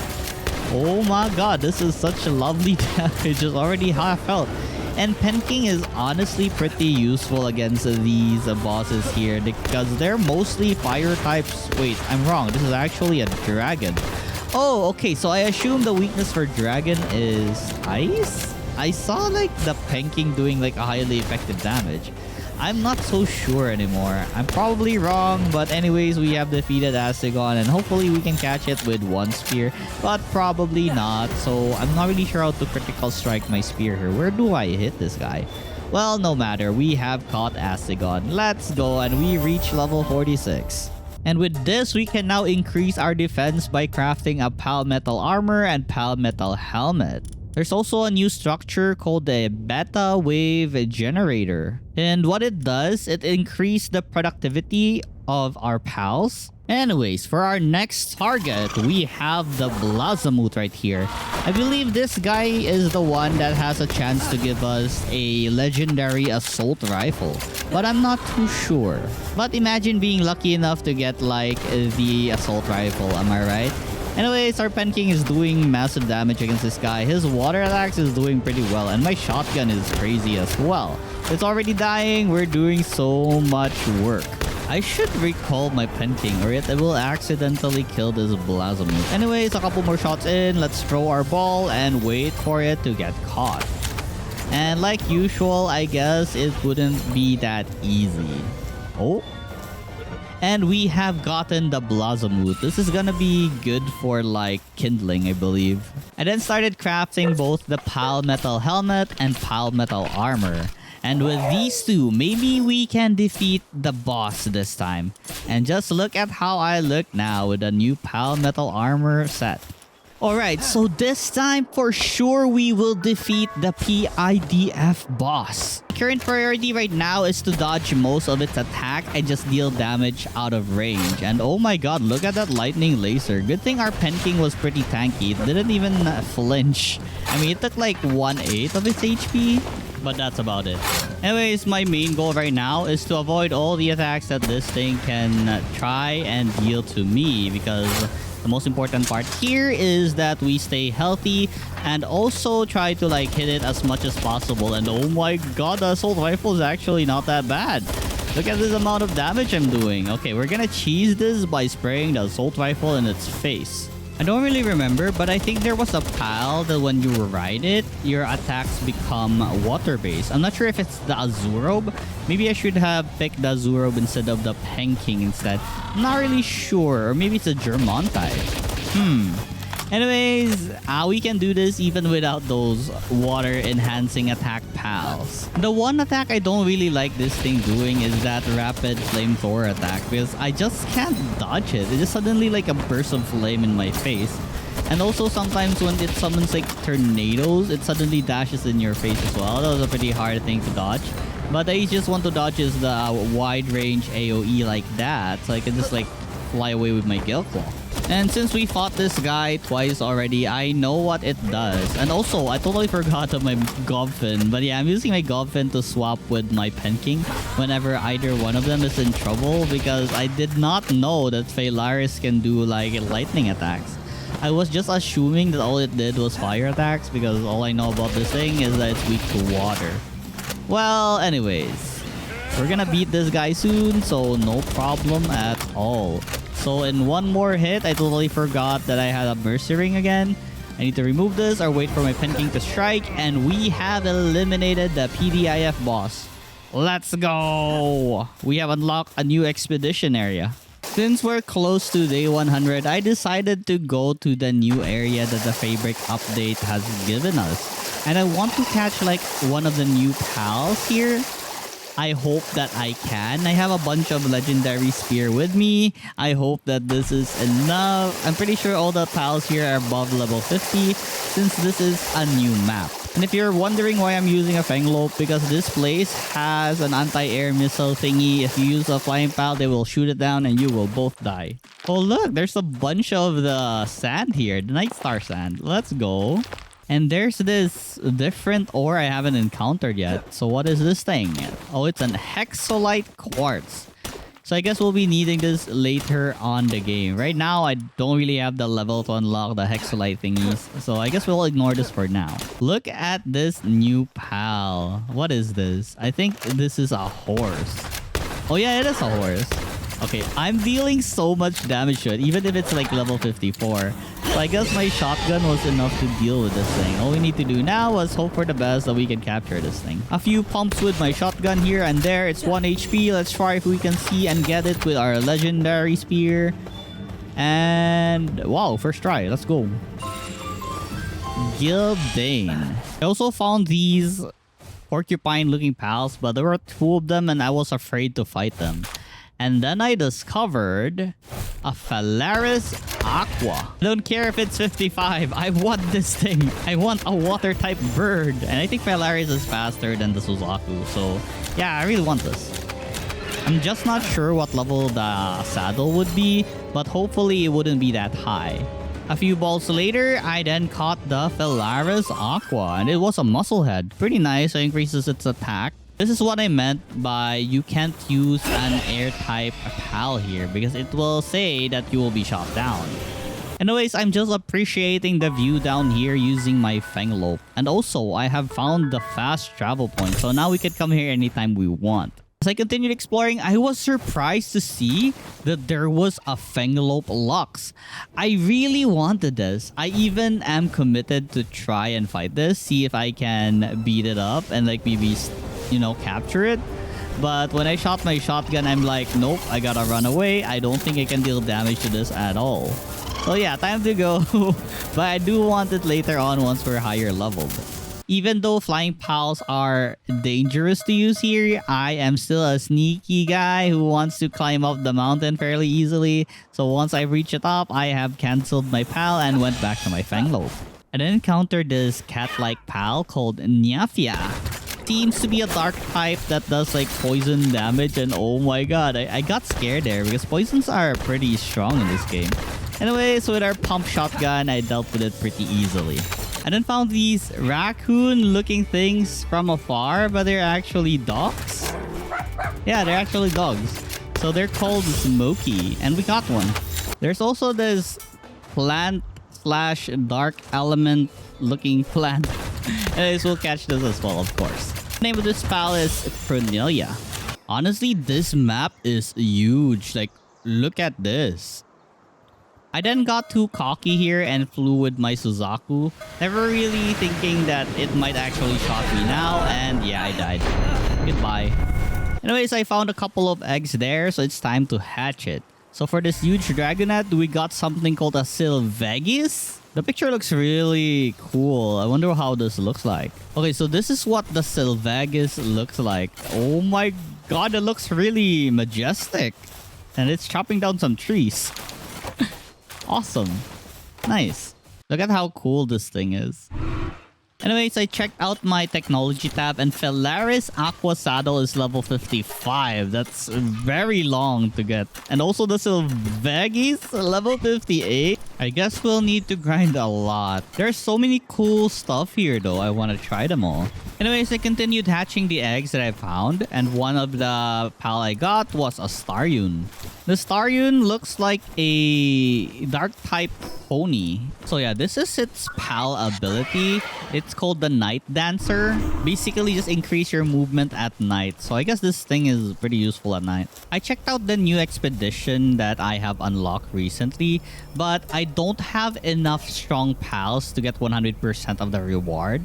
So I'll need to hunt even more pals that are high level in order to have more power. At level 47, there was this new gun called a semi-auto shotgun. I'm not really sure if it's stronger than our current shotgun with its legendary, but I gotta find out. I want to check out how cool this thing is. I never really used this. It's a new one on this update, I think. Also, I made myself the Ragnahawk saddle, so yeah, we'll be using this pal for now. Anyhow, time for that boss at the volcano area.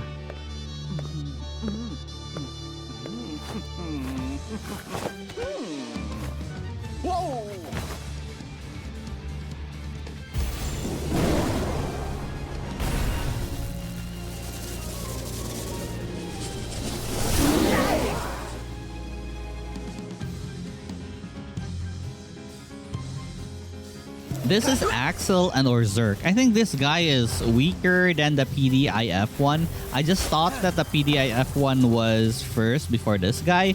But yeah, seeing how my Anubis is actually wrecking this guy and my shotgun damages. Oh my god, the semi-auto shotgun is amazing. What the heck was that?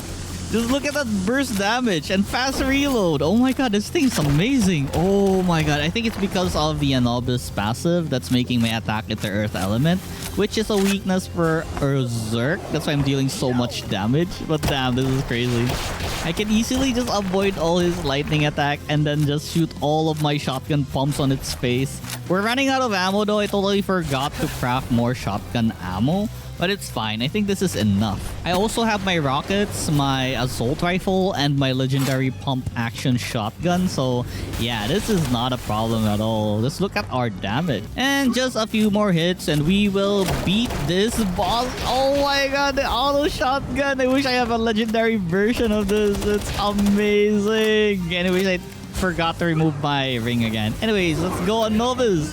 And we have defeated Axel and Zerk. Let's go.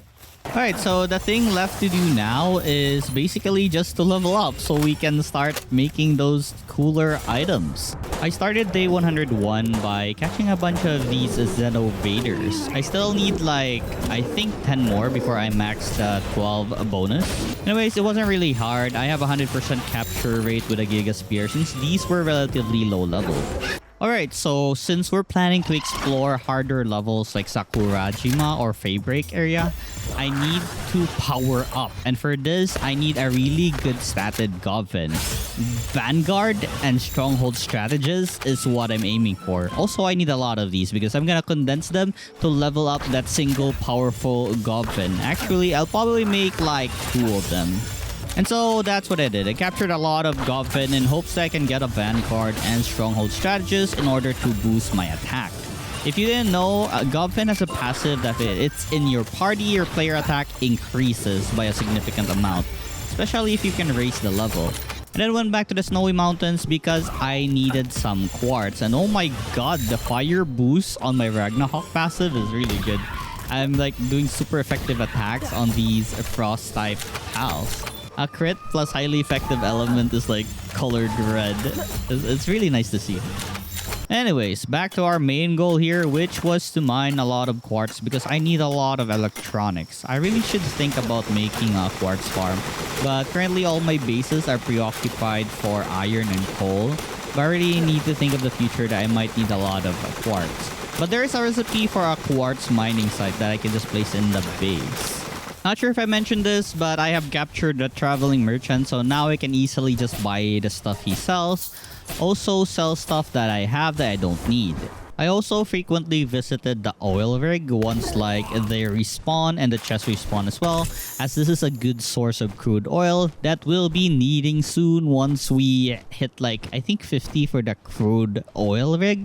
Anyways, even if these guys are lower level, they'll still drop like the crude oils that we need. This is our main goal all along. This very large yellow chest that takes a while to open. The loots inside are pretty great. Look at this. 11 crude oil. Very useful, right? Also, the Liftmonk effigies are going to be really useful as the higher level the pals are, even if we use like legendary spears, it's gonna be lower percentage unless we have a higher capture level. I also hunted down a bunch of Galeclaw because I also need Vanguard and Stronghold Strategist for this. Since our Galeclaw is just a filler in our inventory so that we can glide really fast, it's really good to have Vanguard and Stronghold Strategist for this. Runner is also a bonus since it increases its movement speed by 20%. There's this really cool passive called Demon God. I was so surprised to get this. I wasn't really sure what it does yet, so I'll need to wait until I get back to base. I then reached level 48 and unlocked this new recipe called a gold coin assembly line. I was pretty excited to try this out. Maybe I can make a little money with this. So how this thing works is that 1 ingot is equivalent to like 100 gold coin. So isn't that amazing? So if we use like 200 ingots, it will turn into 20,000 coin. And with this coin, we can just buy gun bullets or something. Or even anything that we actually need from the merchant. But I did the math afterwards, and I think just hunting or making the materials and bullets themselves is way easier than converting our ingots. Maybe when we have like an excess amount of ingots, I can do this. I then expanded this really bad looking base. I really need to make another base. This one is just whatever I thought of and like just place anything around, like wooden roof and a stair that holds it together. This is a really bad build, bad architectural design, but whatever. If it works, it works. I'm just laying down more pal beds because I have more pals at base. Also forgot to mention I actually got myself a lucky Govin. I'm pretty sure if you breed a lucky, it will pass down the lucky trait to the baby, or I'm not sure. Oh well, then again, we don't really need the lucky passive. We just need Vanguard and Stronghold Strategist, since their role is only to just stay in my party. Anyways, I then went back to the Gale Claws because I still haven't found that Vanguard and Stronghold Strategist, and I already have like a lot of Gale Claws. I guess I'll be condensing the extra then. Another extra thing I do here at the Gale Claw map is to kill the Predator Relaxaurus, as I need a lot of Predator cores for the future pouches that I would need to make in order to expand my inventory. These Predator monsters or pals can't be captured. That's why I had to kill it. With all the FAGs I've been getting recently, I have upgraded my capture power to level 6. If you're wondering what the Demon God does, it basically increases its attack by 30% and defense by 5%. So that's a really great passive to have on like a main pal that does damage to monsters. I guess I can think about breeding this down into something that I want to use in a fight. So the Govins that I'm breeding, I now have one that has Vanguard, Stronghold Strategist, and even a Mine 4-man. And so we're done with our Govin. The only thing left now was to catch more so we can condense it to like level 5 or something. But I still need to get Vanguard and Stronghold Strategist on our Fangalope and Gale Claw. Another bonus I get from hunting all these Gale Claws are some random spawns of Memogs, and I get like a lot of dog coins. There's also sometimes an encounter with a Predator Tarantras here. Oh yay, we can hunt like 2 Predators in one area. So that's pretty good because we really need a lot of those Predator cores. I then sold a bunch of my lower level pals that didn't have any good passive skills, as they were pretty much useless, especially in the expedition, and they're just cluttering in my box. I eventually breed a Fanglope with a Vanguard and a Fanglope with both the Stronghold Strategist and a Runner. So yeah, all I need to do now was make them breed as well because they're both male and female. We'll eventually have a baby where it has all their talents. I then grinded for some sulfur as I didn't really have any sulfur farm and I needed some gunpowder in order to make more bullets.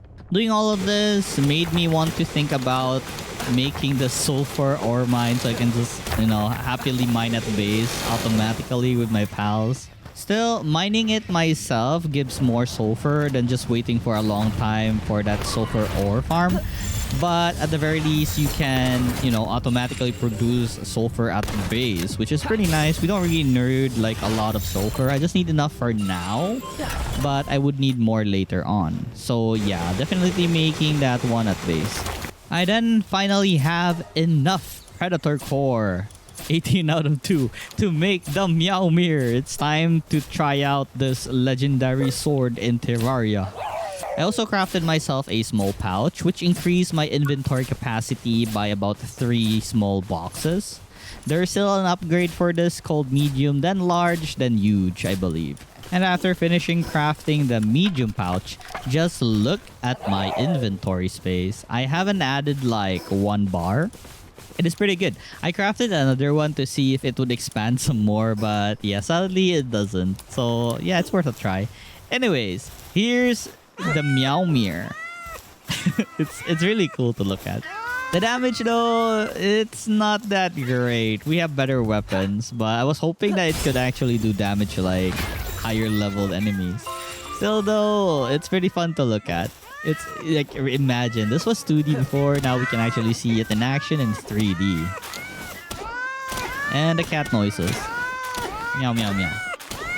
also continued researching stuff, so we would have more work speed in both kindling and handiwork. Electricity is also something I'm eyeing for. So yeah, with those three, we should have no problem with doing a lot of those work. I then finally built myself a sulfur mine at base so that my pal can start continuously make me sulfur. It is pretty slow though, but I think it's good enough. I decided to make another one at my ore farm. So with this, I can assign 3 new reptyros for this. We will no longer have to worry about running out of sulfur in the future.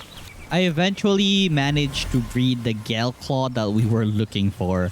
It also has a mine foreman.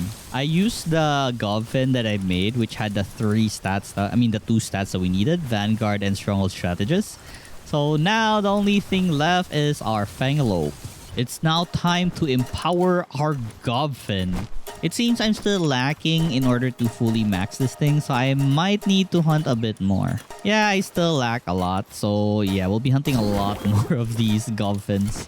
And make the strongest one. For the Gelclaw, I have a lot here as well. I probably could reach level 4 if I wanted to. I managed to make it like 3-star. This should really boost our gliding power. So we're gonna be going really fast. I mean, just take a look at this thing. Look at this. It's so fast. Look at how we are gliding. And let the hunting begin. So it's really easy to hunt these guys. I just use my gliding power. And like, I can get a lot of foul fluids as well. But yeah, the main goal is to condense it to the max level Govfin and get that 20% bonus on our attack.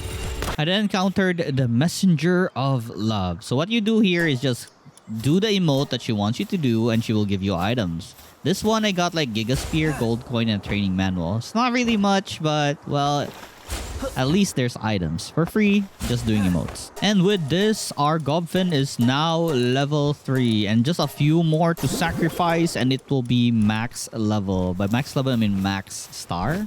I don't know what to call this, but there's like star in the PAL name. So yeah, it's a star. So just a few more and we can have that max star. A few more Govfins. Your sacrifice will be worth it. And with this, we have maxed out our Govfin. And the passive we receive from this would be a total of an increase in 30% on our damage plus 10% defense because of the Stronghold Strategist passive. So that's a lot. We're gonna be very strong. Also, I finally got the Fangalope that I want. Runner, Vanguard, and Strategist. Just a look at how fast this thing is. Oh my god, traveling is so easy with this. I then defeated a bunch of bounties that I haven't defeated yet, like this grill right here. I'm pretty sure this guy would have been strong if it wasn't level 20 and if I wasn't level 48. I then hunted down the German Tide. It is a large fish-like pal, and with the Univolt, it enhanced my attack into electricity, making this fight really easy. All I need to do now was just catch it. I then fought this Relaxaurus Lux. It was only 31, so 2 hits in the... Make it 3 hits in the head and we got it. Then continued hunting on a bunch of these Relaxaurus as I needed a lot of high quality PAL oil. I needed to make polymers because I needed a lot more of their circuit boards in order to craft more of the electronic stations. I then finally decided to continue my exploration on the unknown. So currently we're at an area where there's another snowy mountain, but most of the pals here are like level 38 and above. So they're gonna be really good for some experience points. I then found this really interesting tower, and in the center of it there were like 3 chests. There was a random R socks here and I caught him fairly easily. Anyways, there were a bunch of chests here. Did not really contain anything interesting, but still, there were like 3 chests. It looks pretty cool, like being surrounded like this. This would honestly make for a good base, but I think it's too small. I then fought this guy called Skim. It was another one of our bounty targets. And look, he has like a quick dash or something. Anyways, fairly easy with our shotguns. They easily get staggered once we like headshot them with our, like, a lot of our pellets. I then finally reached level 49, which enabled me to unlock a rocket launcher. So this thing will do a lot of massive damage. So yeah, I'm gonna be hoping for that because the enemies we're facing, like the bosses that we're gonna be facing soon, are gonna be pretty strong and we'll need all the firepower we can get. So this place is actually called the Astral Mountains. And it's filled with level 40 and above pals, which are great for experience points. So you bet I'm going to be catching a lot of them. And look at that place down there. It's full of like quartz. So this is going to be a good place to farm quartz as well. Here we have an encounter with a level 42 Wompo. Oh my god, everything is just so easy right now. Because 3 of my pals have the Vanguard and Stronghold Strategist passive. So that's an increase in 30% attack and defense for me. Plus the Govfin passive skill, which gives like 20%. So that's plus 50% attack. So everything is just squishy, especially to our legendary shotgun. And looky, a nice version of the Mamoras. Nice. I was pretty surprised to see another one of the Demon God passive. I take it for sure. Maybe we can use this later on to breed something we want to use. I then faced off with another one of our bounty target called Kalin. He is a trigger-happy gunslinger, but he is no match for our shotgun, of course. I then caught these 2 Cryolix, an ice type that will be very useful later on in order to keep our food frozen. Another pile here in the Astral Mountain is a Sibilix, and what it does is you can put it in a farm and it will keep producing you some high quality wool, or high quality cloth, I believe. And then found another Meemog. Let's go! Kill it really fast to get the dog coins. After exploring some more, I then found the lair of a level 60 legendary pal. I'm not fighting it, of course, because it's a level 60 and it will probably destroy me. So we'll come back here later once we're stronger. Found a forgotten mineshaft, and you know what comes next to a forgotten mineshaft? Another elite boss or elite pal. Anyways, the pal inside was a King Paka Chris. So I, of course, will ride my Ragnarok to make my attacks into fire type. And just look at my damage. Oh my god, it's already over. I did not even taste anything from this guy. Just threw like some balls left and then we got this. And then found another bounty target called Whisk, which was dealt fairly easily with our shotgun. Well, not really. It's pretty tanky compared to the other counterparts. Well, he is 45 after all. Anyways, he still couldn't do anything because of the stagger the shotgun does. And with this final shot, he is dead. I then discovered another mineshaft, so it's time to fight another boss. So the boss right here is Lylene Nock, level 49 dark type. Same strategy as every other pal we've encountered. Just shoot the head with a shotgun and they'll get staggered and won't be able to do anything at all. I'll just need to make sure that our Ragnarok doesn't kill Lylene Nock with its burn. So I have to recall him now and try to catch her. Yes, failed one, but let me lower her HP down some more. Hopefully not to 1 because the bird will definitely kill her. Anyways, I think with this ball, we have caught Lylene Nock. Let's go. I then fought another bounty target called Quill. So, yeah, it's on the 43. Eat my shotgun, my dude. And he's dead. I think I've already fully explored the area, so the only thing left here now is to fight the Pal Genetics Tower boss. While on the hunt for an Anubis, I found myself another supply package which gave me a potion that can increase my health by 2 points. Even though I had a lot of Anubis already, I just wanted to see if I can get an artisan passive from trying to capture this one. Dang, the shotgun to the face though. I'm not sure if there's an automatic way to cure your pals if they're sick, but I think, yeah, making medicine myself, then putting them in the party, then curing them myself is the only way, or am I wrong? I then decided to capture another Azuro because the current Azuro I have was in an expedition and I don't want to cancel the expedition. I just needed one in order to ride it so that my damage would have water properties on them. I wanted to hunt like Astegon and Blazamut, but I totally did not remember that Astegon was a dragon dark type, so even with the Azuro, it was pretty useless. But it should be helpful against the Blazamut since Blazamut is fire. Anyways, we're fighting Astegon right now, a level 48 dark dragon type. Fairly easy with the pump action shotgun. Still though, it's pretty tanky compared to the other pals that we have beaten before. Maybe because it's like 48 and it's like a tanky looking dragon. But anyways, just a few more hits and yeah, we're ready to catch this. So Astegon is gonna be useful for mining ores because he has like mining 4. Also, he has a passive that increases ore damage, I believe. And you get more ore if you ride him. Anyways, in this fight, we can finally make use of our Azuro. It leveled to like 40 after beating Astegon, so that's a plus. Let's see how much damage we do with our shotgun after this Hydro Laser. Oh my god, Hydro Laser is pretty weak. Oh my god, just look at that number. It's already weak. Alright, let's equip our Mercy Ring so we don't accidentally kill this thing. There's a couple of balls in, and we have captured the Blazamut. This thing also has like 4 in mining, so this is pretty good for leaving in our mining farm. Since I need to prepare for the Pal Genetics Tower boss, I need a Dragon type because the Pal he has is a Shadow Beak. And I think I'll try my luck trying to level up this Elfidran. Maybe it's strong enough to fight the Shadow Beak. I got it to like level 47 using some random scrolls and change all its attack to a dragon type attack. It should be pretty effective against this one.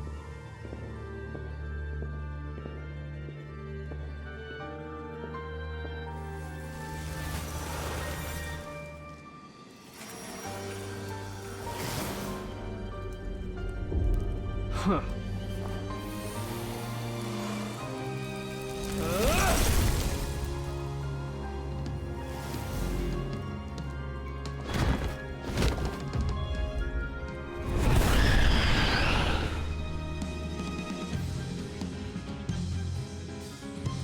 Alright, let's see how our Elfidran fares. So this was one of the early bosses that we have defeated, and it's a dragon type, so I think it should do well, but it's already dying. I guess the Shadow Beak's pretty strong. But look at our shotgun damage, you know. It's pretty strong as well. We may have a chance at this as long as we, I guess, avoid most of its attack. If you can see, we are already like, I think 1/8 of HP, and there's still like 9 minutes. Like, oh my god, the rocket launcher is pretty strong, but yeah, Shadow Beak is pretty strong. Elfidran is always dying already. I guess what we can do now is just keep swapping our pals, or maybe next time just come back and like get better pals or something. But dang though, this fight is gonna take a while. The first pal to bite the dust is my Ragnarok. I totally did not pay attention and he killed it. Oh my god.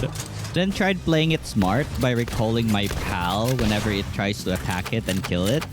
So with that, at the very least, we'll save our pals from death. Not until he summoned this giant icicle, which one-shot our Elfidran. And oh my god, we no longer have the dragon type we needed to be highly effective against this dark pal. So I still have my Fanglope, my Govin, and my Galeclaw. Basically, my passive pals. So I guess, at the very least, they should be able to help, I guess. I'll just need to make sure that they'll be healthy. So at least they'll do some DPS. Eventually, my Fanglope suffered the same fate as my other two pals. It died because I couldn't recall it on time. It's now up to us, our Govin, and our Galeclaw. But I doubt I'll be using my Galeclaw because the gliding function is just too useful. I don't want to have it die, because if it dies, it doesn't work on gliding anymore. I swear, this fight has been taking so long, and our Govin also met its doom. So we only have our Galeclaw left. But like I said, I won't be using it in the fight. I'll be just using it to glide around. And I will try my best to probably just rain it with bullets or something until it dies. I still have a lot of ammo on my assault rifle, but I don't think it's enough to kill this thing. But we also have our rockets. So I think we'll be fine as long as we maintain our distance. And after a couple more bullets in its face, it's almost dead. But yeah, we've ran out of bullets. Just 8 left on our assault rifle. And with our rocket launcher though, we still have a lot of rockets. So I think I can do this if I just play it smart. Just reload my rocket when it's done attacking and then shoot it whenever it's like pausing. I made sure to just hit the ground because if I try to target it and it moves away, it probably can dodge my rocket. But at the very least with the explosion, I can hit it for sure. And with a couple of HP left, I decided to become ballsy and like just charge at its face with my Galeclaw and pump action shotgun. Just 1.5k HP left. Just a couple more shots. I had to reload for some reason. I can't cancel the reload animation. Anyways, well, our shotgun will finish this. Oh my god, my Mercy Ring. And boom, we have defeated the boss. Let's go. Our 5th boss. And we have defeated Victor and Shadowbeak. So I guess the next thing we need to do now is explore Sakurajima. Capture a bunch of pals, level up, made a crude oil machine, and basically power up before we fight the Sakurajima tower boss. I decided to explore Sakurajima for now to get a bunch of Lift Monk effigies. Also tried to survey the surrounding, looking for places to put oil rigs on because I really need to upgrade my base, and I think the oil rig area would be a nice area to place our new base in. Catching pals is also a bonus because it can give us experience to level up. So yeah, these base areas in Sakurajima mostly have like 2 spots for oil. So Sakurajima makes for a good base now that we're 50 plus, now that we can make something that extracts oil. Totally forgot to mention, but these are shroomers. I'm not really sure what their use is for now. But anyways, we caught like 2 shroomers. Let's go. The base I decided to dismantle so that we can make the base at Sakurajima for now is the coal farm base. We already have like a lot of coal and I don't think I need this anymore for now, but I also plan to make a coal mining farm, so it's okay. I had to capture the Anubis again because I'm still hopeful to get the Artisan perk or even the Remarkable Craftsman if I am lucky enough. The Remarkable Craftsman, I believe, gives like 50% bonus to work. Not really sure. I don't really have the title yet, but I heard great things about it, and it's like one of the Demon God title where it's very rare. So we'll just hope for the best, I guess. Well, sadly, it was just hard skin. Anyways, while exploring Sakurajima, I found a shiny level 60 Quadro.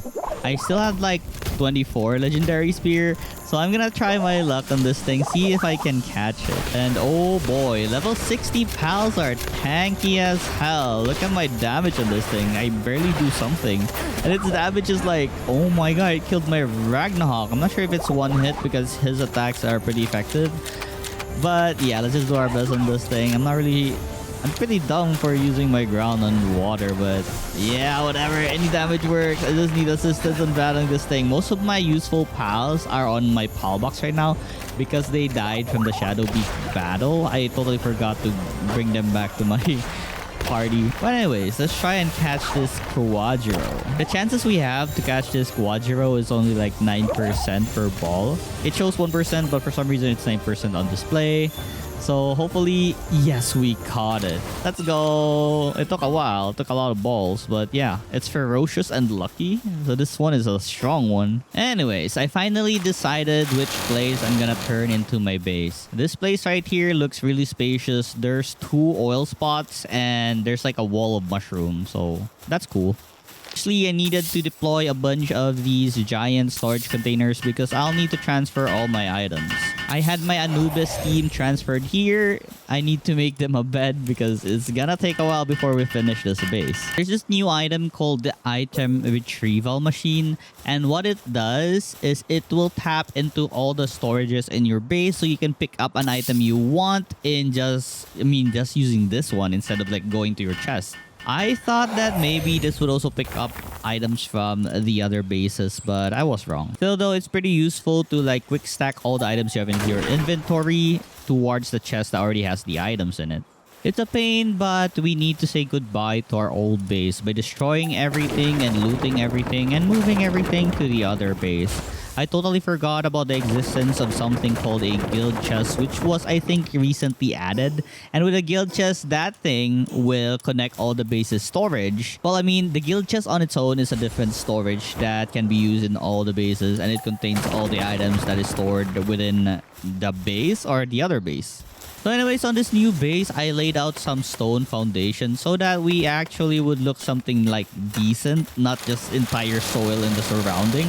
Also, I did not notice, but there were actually a couple of coals in this base, which was pretty nice. That means we don't really need to put coal farm because these coals will respawn every day, I believe. So I won't be putting foundations on them so they keep respawning. My previous base had a problem that sometimes PAL can't get to their workplace because there were a lot of things obstructing their way. So this time I'll make sure that the center is kinda spacious without anything blocking their way, and I'll put most of the assembly lines at the edge so it won't bother them. Also, I'll make sure that I have a second floor now where they can sleep so I have more space on the first floor. I also tried to see if I can put like 2 crude oil extractors extractors here, but I just can't figure out how this works. There should be a YouTube video out there. There was, and I tried it out again, but it looks pretty ugly, and I did not really want to build my crude oil extractor like this. This is what it would look like if I had the two of them up. And there's also still like one more oil spot at the back, so I can make like 4 of them in my base, but I decided not to. And I constructed these large power generators so that 2 lightning types can power this thing up and we will get more electricity. It honestly took me a while to put all of these up. It's not the best, but I'm kind of contented that this is way better looking than my previous base. And also I have more space here for my pals to move around. I made sure that they have the best experience possible so that their sands doesn't lower down very fast. So I of course made sure they had like 2 high quality hot spring on each side. Their beds are not the large beds, but I think it's good enough and they shouldn't be complaining about a fluffy bed. Currently, my only problem right now is that I don't have enough plasteel to make the new stuff that I can make. So I'll need a lot of oil, and the progress for my oil gain is so freaking slow. So I think I need to make another base for getting oils. Also, I'm very glad to put an expedition site on the very edge of my base so that it doesn't use up a lot of space, because this thing is humongous. I then went back to the Astral Mountains in order to capture more pals so that I can level up. I then gathered a bunch of pure quartz because I still need a lot of circuit boards, because most of the stations I need to build now requires one. I then raided the level 30 or the lower leveled oil rig. I'm hoping to get a bunch of oil here because I'm really desperate for oil for that plasteel so I can make the new gears. The yield here isn't really much. Maybe around just 30 less or more. I don't know. But sometimes the chest doesn't spawn or it hasn't respawned yet. So there's that as well. Anyways, I just continued to fight humans and capture pals to gain some levels while waiting for oils to be produced. Sure if I highlighted this plant pal already, but yeah, I captured this one. How do you pronounce this? Lulu? Lulu. Lulu. There was also a grass type Quavern here called Quavern Botan. I also captured those here in Sakurajima. There was also this red samurai looking dude that was pretty strong if he hits you, but yeah, we have our rocket launcher, so 1 shot 1 kill. But I forgot my burster ring again. But anyways, there's a few shots of our shotguns and they're all dead. I also caught a bunch of these dogs called Yakumo near cherry blossoms in Sakurajima. These things have a wonderful pal ability where if it has like certain good passives, and if you have it on your team and you use it during a fight, I believe, then it will most likely help us catch pals with the same passives that it has. So I never really got into farming Yakumos, but that's a good plan to do. I also discovered these Chillet Ignis. It's a fire type version of the Chillet. I eventually reached the beachside area of Sakurajima where there were a lot of these Kit, and they drop crude oil. So it was time to hunt a lot of them, and I will butcher them later for the extra crude oil that they can give me. Another pal that I've discovered here is a Gorirat Terra. So the Terra version of the gorillas, or Gorirat. A meteorite then descended at Sakurajima. And I was happy to find out it's no longer the usual Xenolord that we keep seeing, but a level 50 Selene, which only took like 2 shotgun shots. So I felt like this thing was a boss type because this is what the Sakurajima boss uses for her pal. But yeah, so you can see just 2 pumps of the shotgun. It's already like, yeah, fragile. Anyways, we caught Selene. Let's go. At night, there were these Wixen Nox that spawns. So I caught them as well because I don't have them yet. Oh look, another Meemog. Let's go. And after all that grind, all I was able to afford was about 13 pieces of plasteel. What the heck? I really need to start mass producing these crude oil farming thingies. I don't know how to get more. I can like leave my PC on while this farms. Oh look, another 46. I actually just forgot to collect them. Anyways, this should be around an extra, let's see here. How many total now with the new oils? 22. Oh my god, plasteel is so hard. I hate farming crude oils, man. We have this one kit with a passive called Mastery of Fasting. I guess that's pretty rare. Anyways, I tried farming a lot of Yakumo in hope for good passive so I can breed them as well. I then reached level 52 and unlocked the item called a large pouch. Also, the refrigerated crusher. I need this in order to improve my pal base.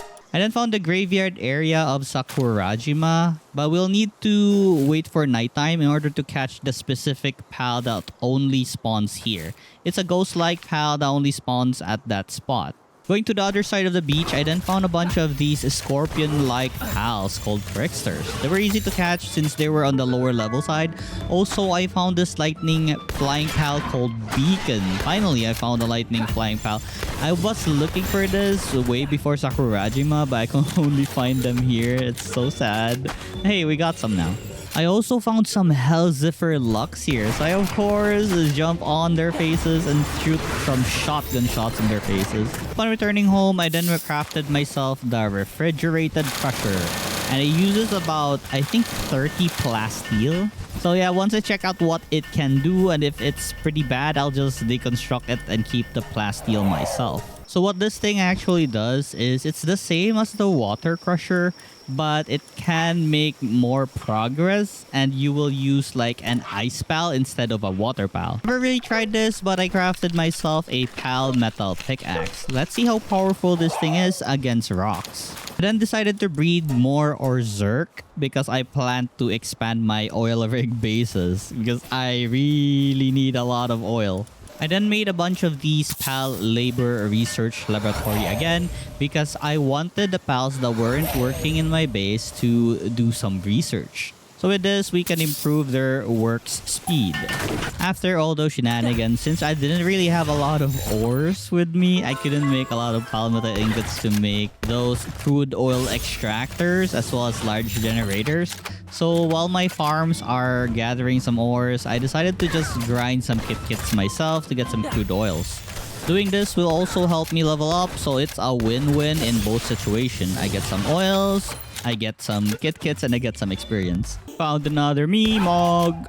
And then went back to this place with Anubis and still hoping for that artisan perk. You know, I can just breed and make like an artisan Anubis, but whatever. I needed some Doomods here because there was one problem I had right now, which was the lack of polymers, meaning a lack of high quality pal oil. So I'll be needing a lot of Doomods and I'll put them in another base, which there will be like a lot of branches so I can mass produce those high quality pal oils.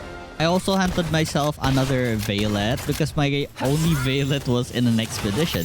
I needed this because it has a passive that increases the amount of item dropped by Earth-type pals if you're fighting together with a Veilet. So I was hoping that this would increase the amount of crude oil I can get from these monsters. I got another Meemog! Actually, never mind. That was my mistake for not removing my Ring of Mercy. I was too lazy to build a defensive wall around it to try and catch it. But just look at how fast it fled and it goes to the sky. I tried to snipe it though. Like I flew around it, but there were no items. It fell to the ocean. I can't really loot it. I'm so sad. I then discovered a level 60 shiny kit. And oh my god, this thing is sure is tanky. But I'm hoping it would drop a lot of crude oil. And at the same time, I plan to catch this thing. So, you know, we'll have a shiny kit. It was pretty hard to fight this guy since it was very tanky. And yeah, you can see the battle right here. Don't even know why the default level for these shinies are 60. We're just still at Sakurajima. I mean, I would understand if this was the Feybreak map. But, oh well. Upon making this guy like 1 HP and tried to catch it, I don't have any legendary spear with me, so I couldn't catch it at all. It rejects most of my spears, so I just decided to end it in hopes that I can still get some experience and crude oils from this. Amazing, there's no oil. Let's go. I thought oil was my problem here, but I was actually lacking in ore. I've been using my ore so much lately that I decided to eventually make like a second ore mining base. For now though, I focus on catching more kits and leveling up. I then fought with Menacing Terra with an Azure Robe as a mount. I have water element attacks, but it doesn't seem to be its weakness. I thought for sure that it would be weak to water since it was ground type. But I guess I was wrong with this. I think ground types are weak to plants? I was thinking about another PAL game, the ground is weak to water. So I guess I was wrong with this. Anyways, it's almost dying anyways. Our shotgun is just too strong for this guy. And we have caught the menacing Terra. I swear to God, his poison hurts a lot. So I tried a bit of balls here. But yeah, I managed to get it before I died. And I went to the cemetery area and there was a level 53 bounty target here. I was pretty scared of fighting this guy since I recently just reached level 53 and I don't really have the new gear yet. Anyhow, for the ghost pal, I told you that only spawns at night. It was this thing.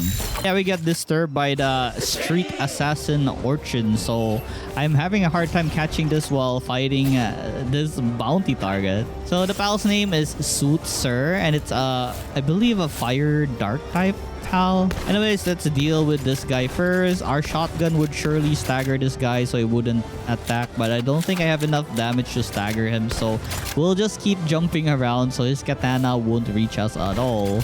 This seems to be a really nice strategy. See that? I absolutely dodged that thing. Anyways, a few shots in and we have defeated Urchin. I really hate the reload animation. It just doesn't stop. Anyways, we defeated him and got like 9 bounty tokens. So once again, we have met with the messenger of love right here. And she wanted me to sleep. Okay. So let's just get the item right here by doing the sleep emotion. And by doing this, I receive a training manual XL and about 264 gold and some medical supplies. After all the waiting and grinding, I can finally craft myself a laser rifle, a brand new weapon that we have recently unlocked. Also, it was now time to search for another base to put some oil rigs on, so we will have an easier time crafting a bunch of plasteel. I then crafted this thing called a guild chest at the next base we're planning to make as an oil rig. So with a guild chest, you can basically have a universal storage for all your bases. So that is the plan, so we don't need to like keep picking up stuff from one base to another. We can just get it through this one station right here. And it has a lot of slots inside, so this is pretty good. So I also crafted a guild storage in my ore farming base and destroyed most of the chests so that my transporting pals will just transport the item inside the guild storage. So I don't need to visit this place anymore. They will just passively send me the ores that they gather. I also made one for my base, of course, and I stored a bunch of materials that I would need in order to set up the new base. I'm not sure if there's a great area for farming electric pals, but yeah, I've been needing a lot of electric organ because of all the generators that I've been making, and the only source I have is buying it from a merchant right here. So currently, this is where all my money goes to, and it's not even enough. And so I decided to farm a bunch of these boss pals because they usually drop something that you can sell to the merchant for money. I really need to think of a way to make money just by having my pals work at base eventually. Like maybe make a farm for tomatoes and lettuce and make them a salad or something. Anyways, I just decided to sell a bunch of my pals that were lower than 30 because I don't really need them for expeditions. Also, I keep the ones with a good passive skill. I might need it later on for breeding. The grind never stops as I needed a lot more high quality pal oil. I still haven't made the ranch that I plan to make with the Doom mods yet. I really should start doing that because I'm getting lazy grinding all of these high quality pal oils. Anyways, I'm almost done with my second base. Just a few more builds and we can basically just leave it to make items on their own. Just the garden left and the ranch left and we're done here. Right now, my current goal would be to reach level 54. And for me to do that, I just need to keep capturing pals and fighting elite bosses. And so I went to this place where there was a Knocklim. This pal should be a very sturdy pal, but yeah, my shotgun is doing so good. Oh my god, we got him already. And if you're wondering why I want to reach level 54 as soon as I can, because there's a station there that I can craft that can easily butcher a lot of pals in one go. It's a machine for disassembling pals. And that's where all our Relaxaurus Rex and Kits are gonna go. I then went to the metal merchant and see what I could purchase with my dog coins, and now I can actually purchase a third slot. It only costed like 100 dog coins. I did not know. If only I knew earlier, I would have this third slot way earlier than now. Anyways, I just need to collect like 600 more and I can buy myself the fourth accessory slot. I then went to the Feybreak because I was looking for some star sand here.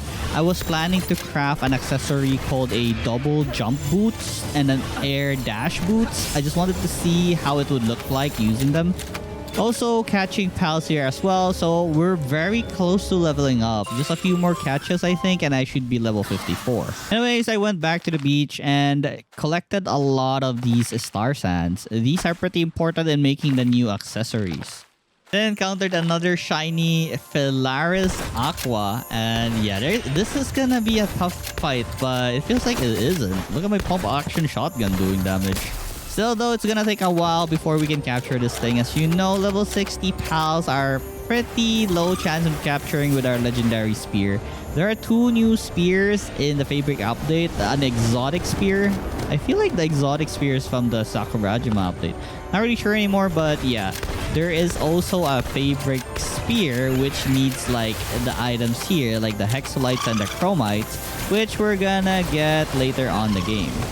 Anyways, this thing doesn't really do a lot of damage. It's not like it's an elite. It's just a very tanky shiny, which takes a while to kill. I then made it low enough in order for me to catch it, but it's gonna take a while because as you can see, 9%, what is that RNG? But anyways, a couple of balls later, we have then caught the Phalaris Aqua. I think it took about more than 12 spears. I'm not really sure. Also, I finally reached level 54, unlocking the PAL Disassembly Conveyor Belt. Also, the saddle for Gildane. So if you unlock this and you ride Gildane, your attack will turn into an earth element attack. But we already have an Anubis for that, so we don't really need this one. I'm conserving my tech points as it's going lower and lower the more I have been unlocking. But we can always like farm bounty targets in order to exchange the coupons, I think, or posters into tech manuals. I continued roaming around the Feybreak area and caught a bunch of the pals. I have about more than 20% chance to catch each of one of these using the legendary spears. It really depends on what their levels are. They're mostly above 50, so it's gonna be hard to catch them. I then found a really nice spot to make a base here at Feybreak. There's this giant large circle area just down here at the beach. And yeah, I think I'll establish my base around here. After returning home from my adventures, I actually managed to produce like a lot of oils that can make 15 pieces of blast steel. Also, my Grisbolt and Relaxaurus have birthed a lot of Zerks. So I can also make another oil rig again. By oil rig, I mean the extractors. In one of the eggs that I've got at Feybreak, birthed Splatterina. I wasn't really sure what this does. I then checked it out, and it seems that if we butcher a pal, it would give more items. I think this is good for manually butchering like legendary pals that would give us like legendary schematics or something. Also, its handiwork level is level 4. It's the same as Anubis, so it's really good for handiwork. I then continued hunting a lot of Relaxaurus because I'm still lacking in high quality pal oil. It will never stop. Alright, so it's finally time to try out the double jump boots and the air dash boots. Did you see that? I double jump. That was very awesome. Like, bam, bam. Alright, so this double jump boots is actually amazing. Anyways, meteorite event. Let's capture another Celine to our collection. Also, by the way, the PAL metal pickaxe is so strong. Just look at this damage against rocks. It's crazy. I then crafted the air dash boots because I really wanted to try this, even if the double jump one was really fun already. Alright, look at this. Oh my god. It looks pretty fun, but the dash is just so small though. It doesn't cover a lot of area, but it feels like I'm playing Mega Man. The dash looks really awesome though. It's really fun to play. Anyways, the most awaited tool that we wanted. The PAL Disassembly Conveyor Belt. So this thing is like using a meat cleaver where you chop down pals to get their materials. But instead of doing this one by one, you put it on a conveyor belt and then it will process and the machine will cut them up for you. Pretty convenient, huh?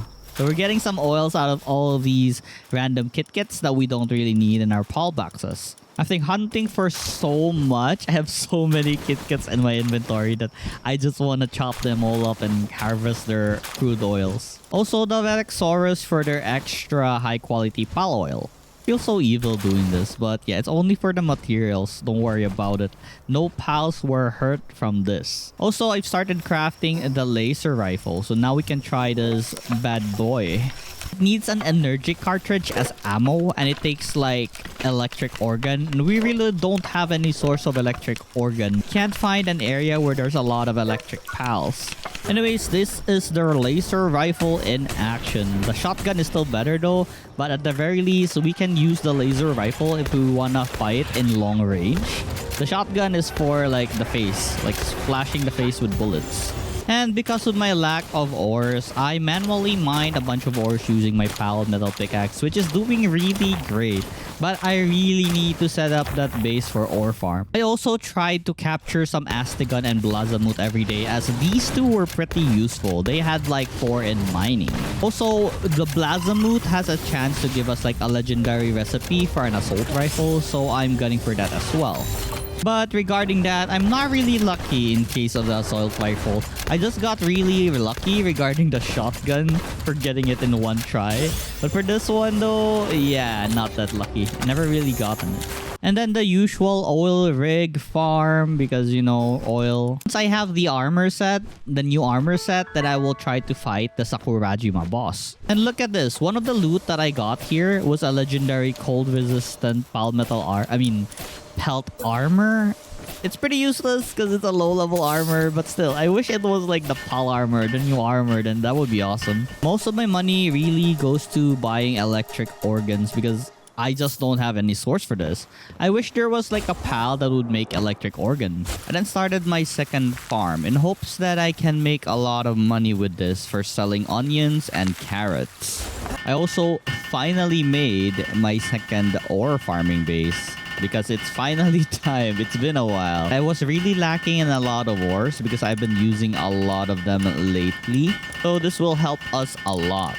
And while waiting for all the materials to be gained from my ore farm, my crude oil farm, and every other bases that I have, I just decided to grind out some levels for now, capturing a bunch of random pals at Sakurajima. Honestly, my main focus here are the usual kits because I really just wanted an armor set. The only thing remaining now is the helmet. As you can see, I'm already wearing the new armor. After all of these, we're gonna try and fight the boss here in Sakurajima to see if we can beat her yet. After returning home, I then process the kits into crude oils and other materials that it provides. So a few more plasteel and we can craft the helmet and we can fight the boss. Then went back to my second base where the plantation was, tried selling both the onion and the carrot, but they don't really sell for a lot, so I feel like I'm wasting my time with these. But this will serve well as food for my pals. I then breeded a bunch of Lylene so they can handle all the farming on my other base. Since these have like tier 4 in planting, so it's gonna be really good. And after a while, finally I had enough to craft myself the plasteel helmet, and it's time to fight the boss afterwards. And this is what I look like now with my new armor set. I feel like the previous armor looked cooler, but yeah, whatever. I then decided to spare a bunch of souls, enhancing this Selvagus right here, the one we got from an egg. It's one of the new Feybreak monster, and it is a dragon type, so I'm thinking it's gonna be very useful against the Sakurajima boss. I don't really plan to use most of my souls yet. I'm thinking of like grinding a legendary, then use my souls on them. But it has to be a good stat first, or else, yeah, I'm gonna be wasting a lot of souls. But I prefer to just wait it out and keep all the souls with me for now. Anyways, I think I'm prepared now to try on the Sakurajima boss.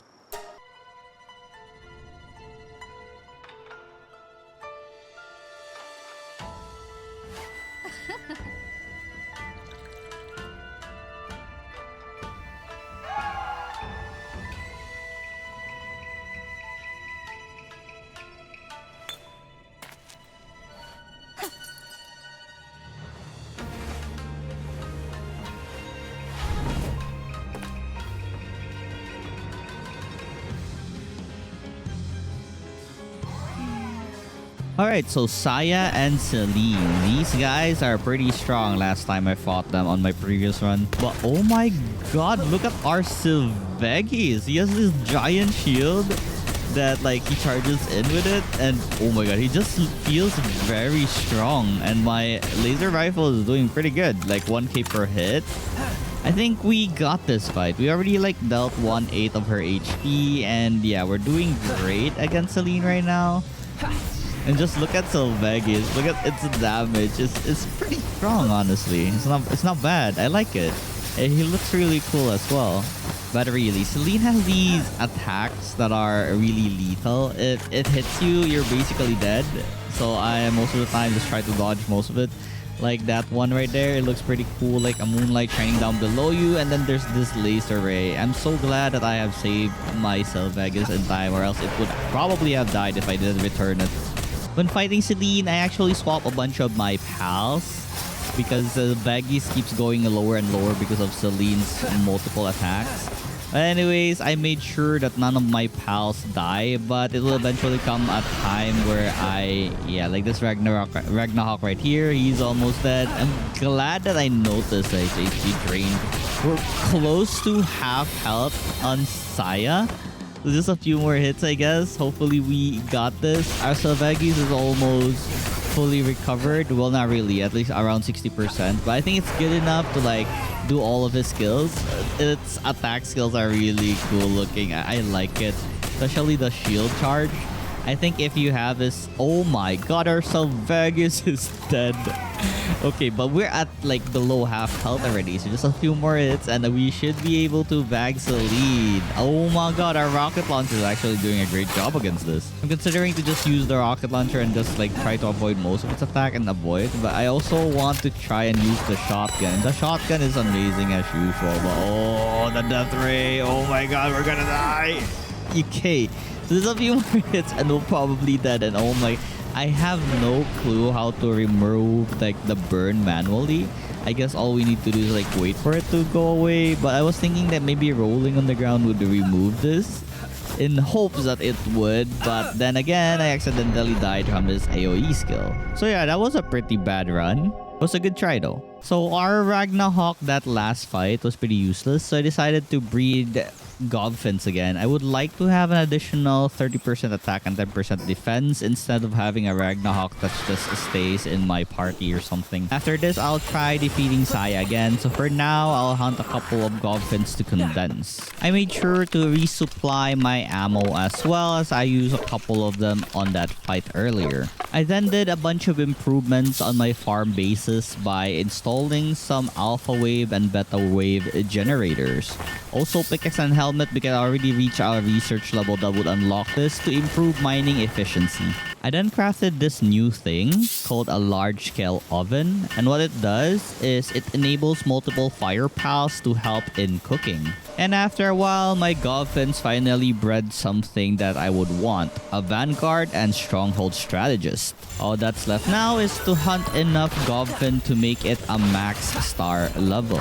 Alright, so I managed to farm all the Godfins I needed, and now I have a second Godfin that is 4-star. We have so much boost on our attack and defense now, so let's go. So currently, my attack is 338 because of the 80% pal skill effect. Removing my Godfins, I only have like 231. So both of my Godfins give me like 60% in total. So that's amazing. I then decided to explore Feybreak for a bit, fought a bunch of these Feybreak Berserkers, and eventually reached level 55. I've unlocked the Ultra Shield, but the items required to make it was kind of impossible for me right now. I mean, not impossible, but so grindy. So I guess I'll just make this later on, unless I make the new shield that is available in Feybreak. Anyways, I continued the grind here. I really feel like fighting Saya yet. I just wanted to explore more of Feybreak for now. But I'm ready. With my second Godfin, I think I'm very much ready to fight Saya already. I then raided this Feybreak warrior base. I feel like if I destroy this missile thingy, I can now use like my flying pals. Maybe there's like a cooldown each time and these machines would respawn after a while. But maybe I should bring a flying pal next time. So once I destroy this, maybe I can freely explore with a flying pal. So same thing as the oil rig, you only need to hack this thing and it will explode to nothing. I also rescued this trapped Nyafia, which happily joined our pal team. And I stumbled upon this bounty target called Billy. He was level 57, so I was kind of scared of fighting him, so I just skedaddled out of there. And I've met this really cool pal. I mean, we already have one. We got one from an egg. But yeah, the way it attacks, it just teleports everywhere. It wasn't really that tanky though, so I easily shot it with a shotgun and throw a ball at its face. So that was the Splatterina. Her attack kits are really cool. It's like an assassin that teleports behind you and like does a lot of damage. It's a surprising attack, which is pretty cool. I then found another Meemog. Hopefully this thing doesn't run away. I hit it with my Fanglope. And as we killed it, and we got a bunch of coins. I got a lot of eggs on that adventure. And I got my first Capritine Knock. So there's a knock versions of these Corgi plants. There was also this Nightmare, which I'm not sure what it is. And we got another Sylvagis. I am thinking of upgrading my Sylvagis though, like capturing a lot of them and maybe condensing them. But it's a plan for the future. It's a pretty strong dragon type. So what Nightmare does, it has this passive called a Soul Collector. And when fighting together, Pal drops more souls. For the Capritine Knock, it produces venom glands when assigned to a ranch. There were these food that I have looted at Feybreak, which gives like plus 25% more damage.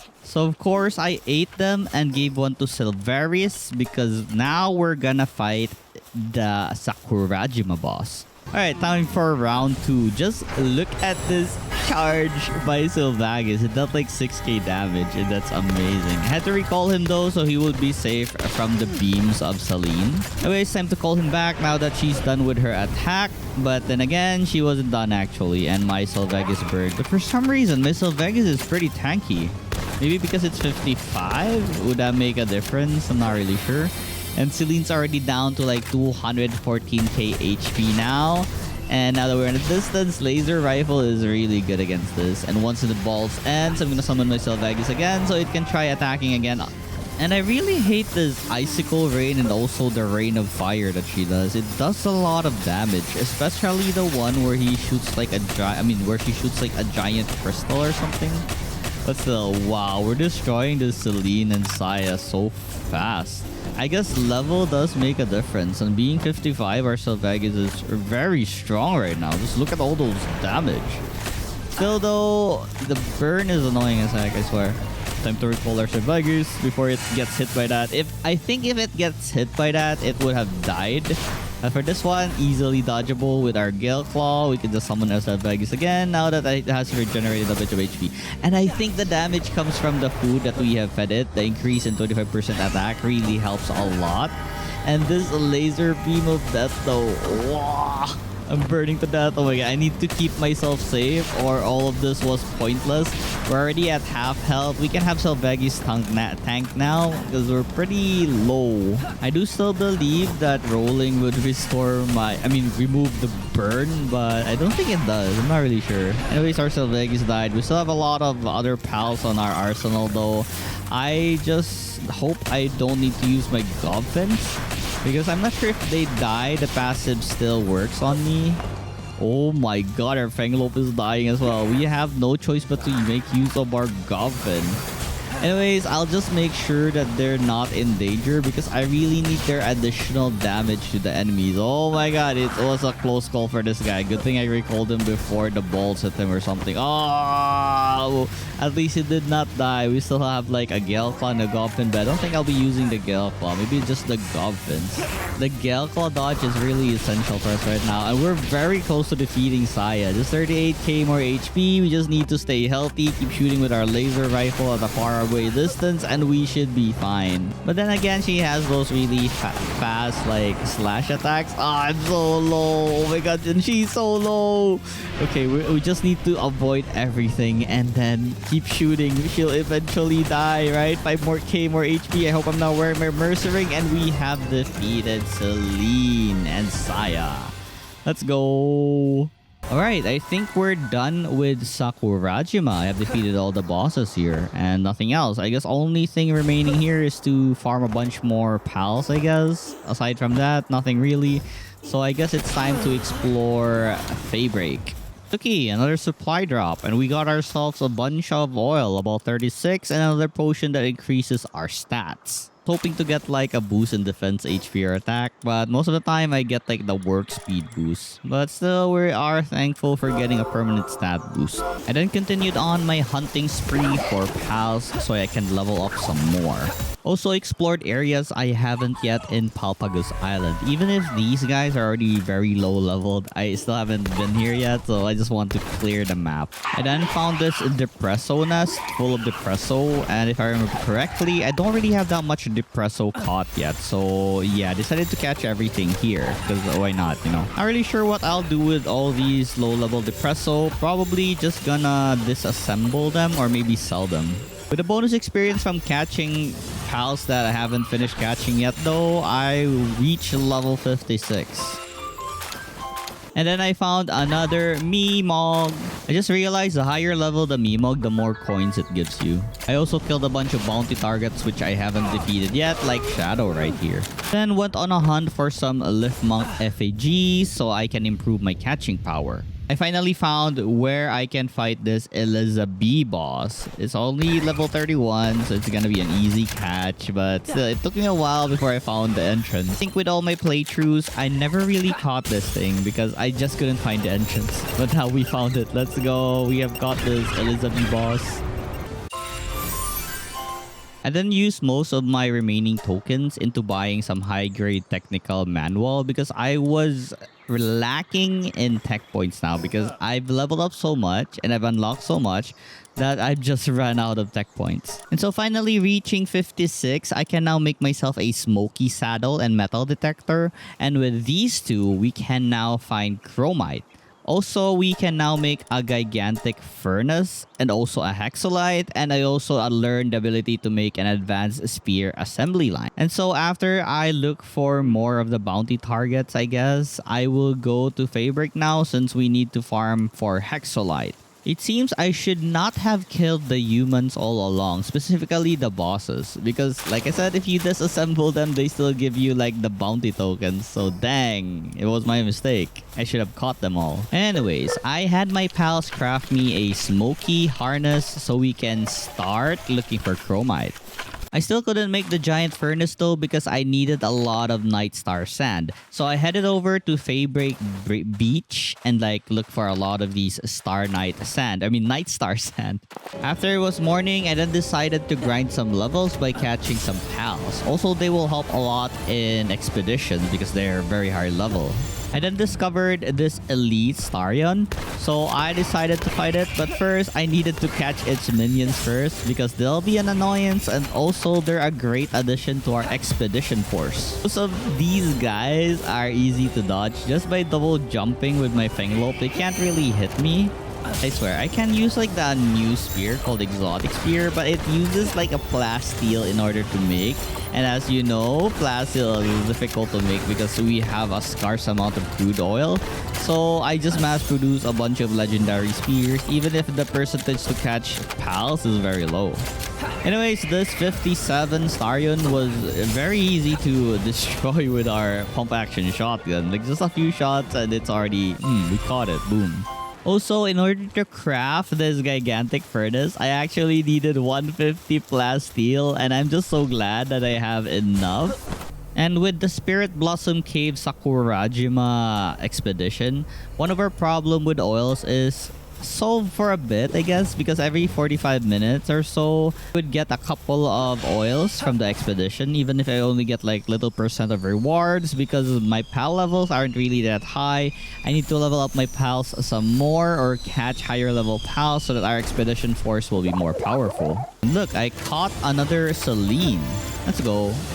You can actually power up expeditions by researching both mining and lumbering because they have a tree here that increases the amount of rewards you get from expedition, also lower the time required in order to finish an expedition. So it's very helpful to research those two and just mass spam the expeditions. I then went to Feybreak and explored the area once more, and I found this tunnel called the Shield Dragon Tunnel. Also, I've been using my Smokey a lot to use its ability to find some chromites, but I had no luck at all. But I'm spamming it right now in hopes that I can maybe find some chromite somewhere. Maybe I should make the metal detector. It's not working out, Smokey. It's not working out. Anyways, inside this cave was the Shield Dragon Sylvegis. I wasn't really sure how tough this guy is, but since our Fenglope has like an ice attack, it should work well against this guy since it's a dragon type. And it's not as tanky as I thought. So yeah, we can probably do this really quick.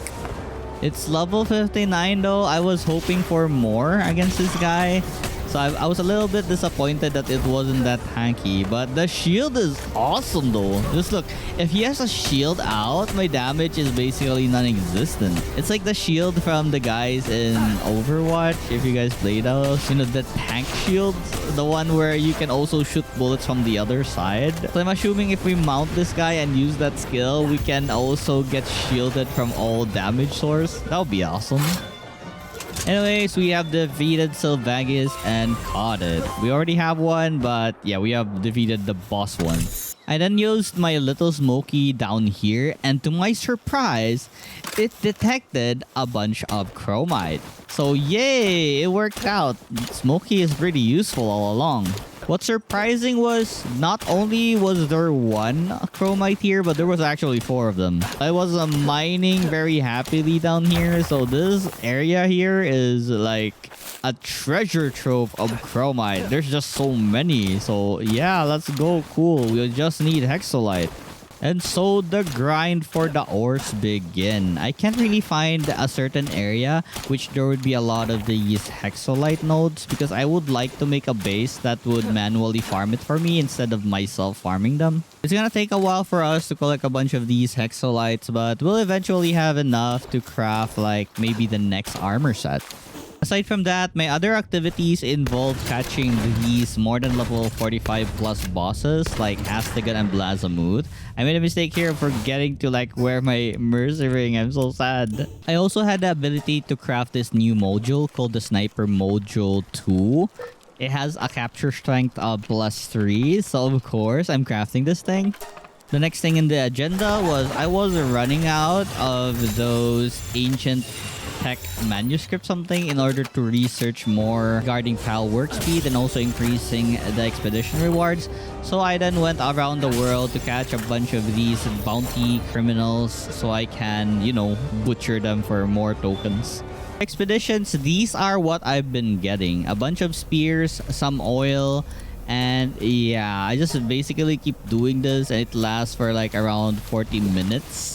I think it's a good enough reward to get for free every time we go back home. All I need to do now is just to keep catching high-level PAL, also continue my research so we can get more out of the expeditions. And so I went out to catch even more PALs. I wish I was rich enough for plasteel that I can actually make the higher tiered spears instead of keeping using the legendary spears. Now that I have enough hexolite, I can now make the advanced spear assembly line. I was pretty excited about this so I can learn about crafting the new spear, but it takes like 2 plasteel. I'd rather not. I'm pretty poor on that. Maybe once I have like a surplus of it, I can craft a lot of these exotic spears.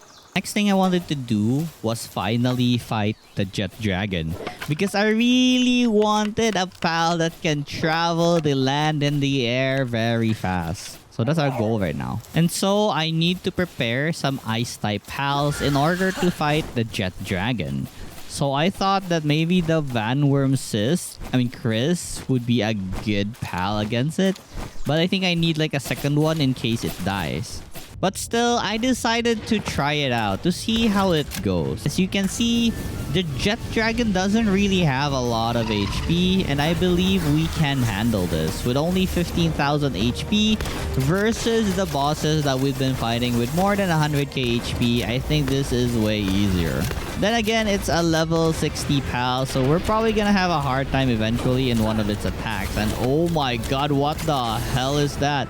That thing destroyed my Vanworm so fast. In just one attack, it's already dead. Anyways, we still have 4 of our other pals. So I'm hoping that at the very least they can help me with this fight against the Jet Dragon.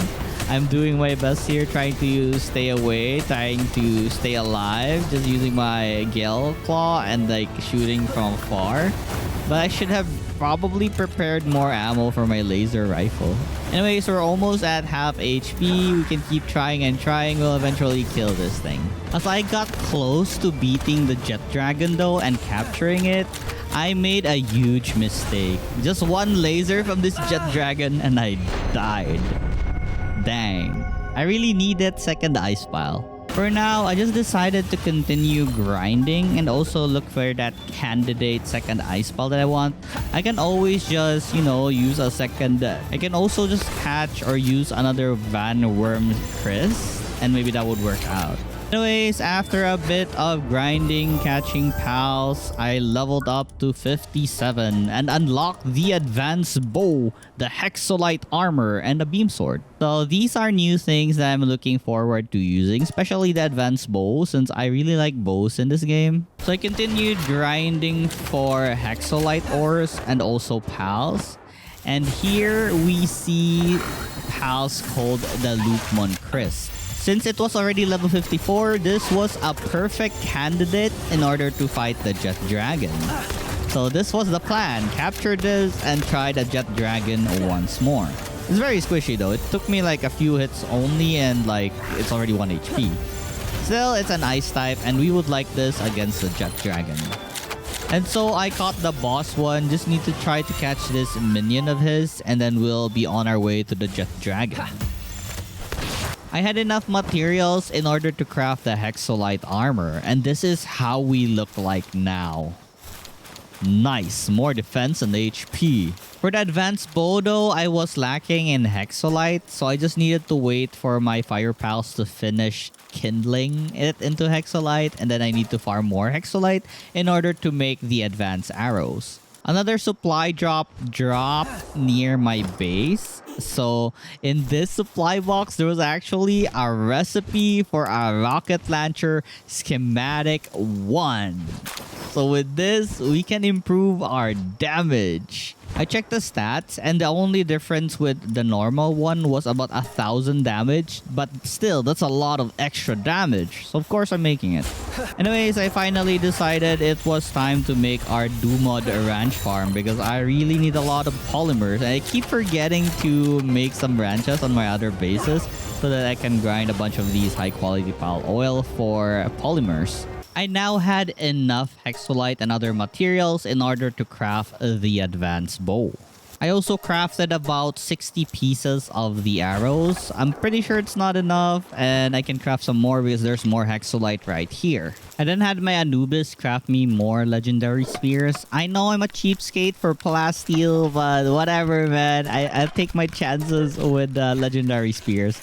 I have 21 ultimate spears from all the expeditions that I've been doing, so I think this is good enough as well. And if ever we can't catch the Jet Dragon with this, we can always use our legendary spears. Before we fight the Jet Dragon, I plan to make this Mamora's Curry in order to increase my attack by 25% and also my 2 ice pals. And so I went to my second base because I was lacking potato in order to make that food buff. That 25% boost in attack is gonna be so juicy. It's probably gonna make the Jet Dragon fight pretty easy. I also finally got started in making my Dumod farm. No more worrying about polymers in the future.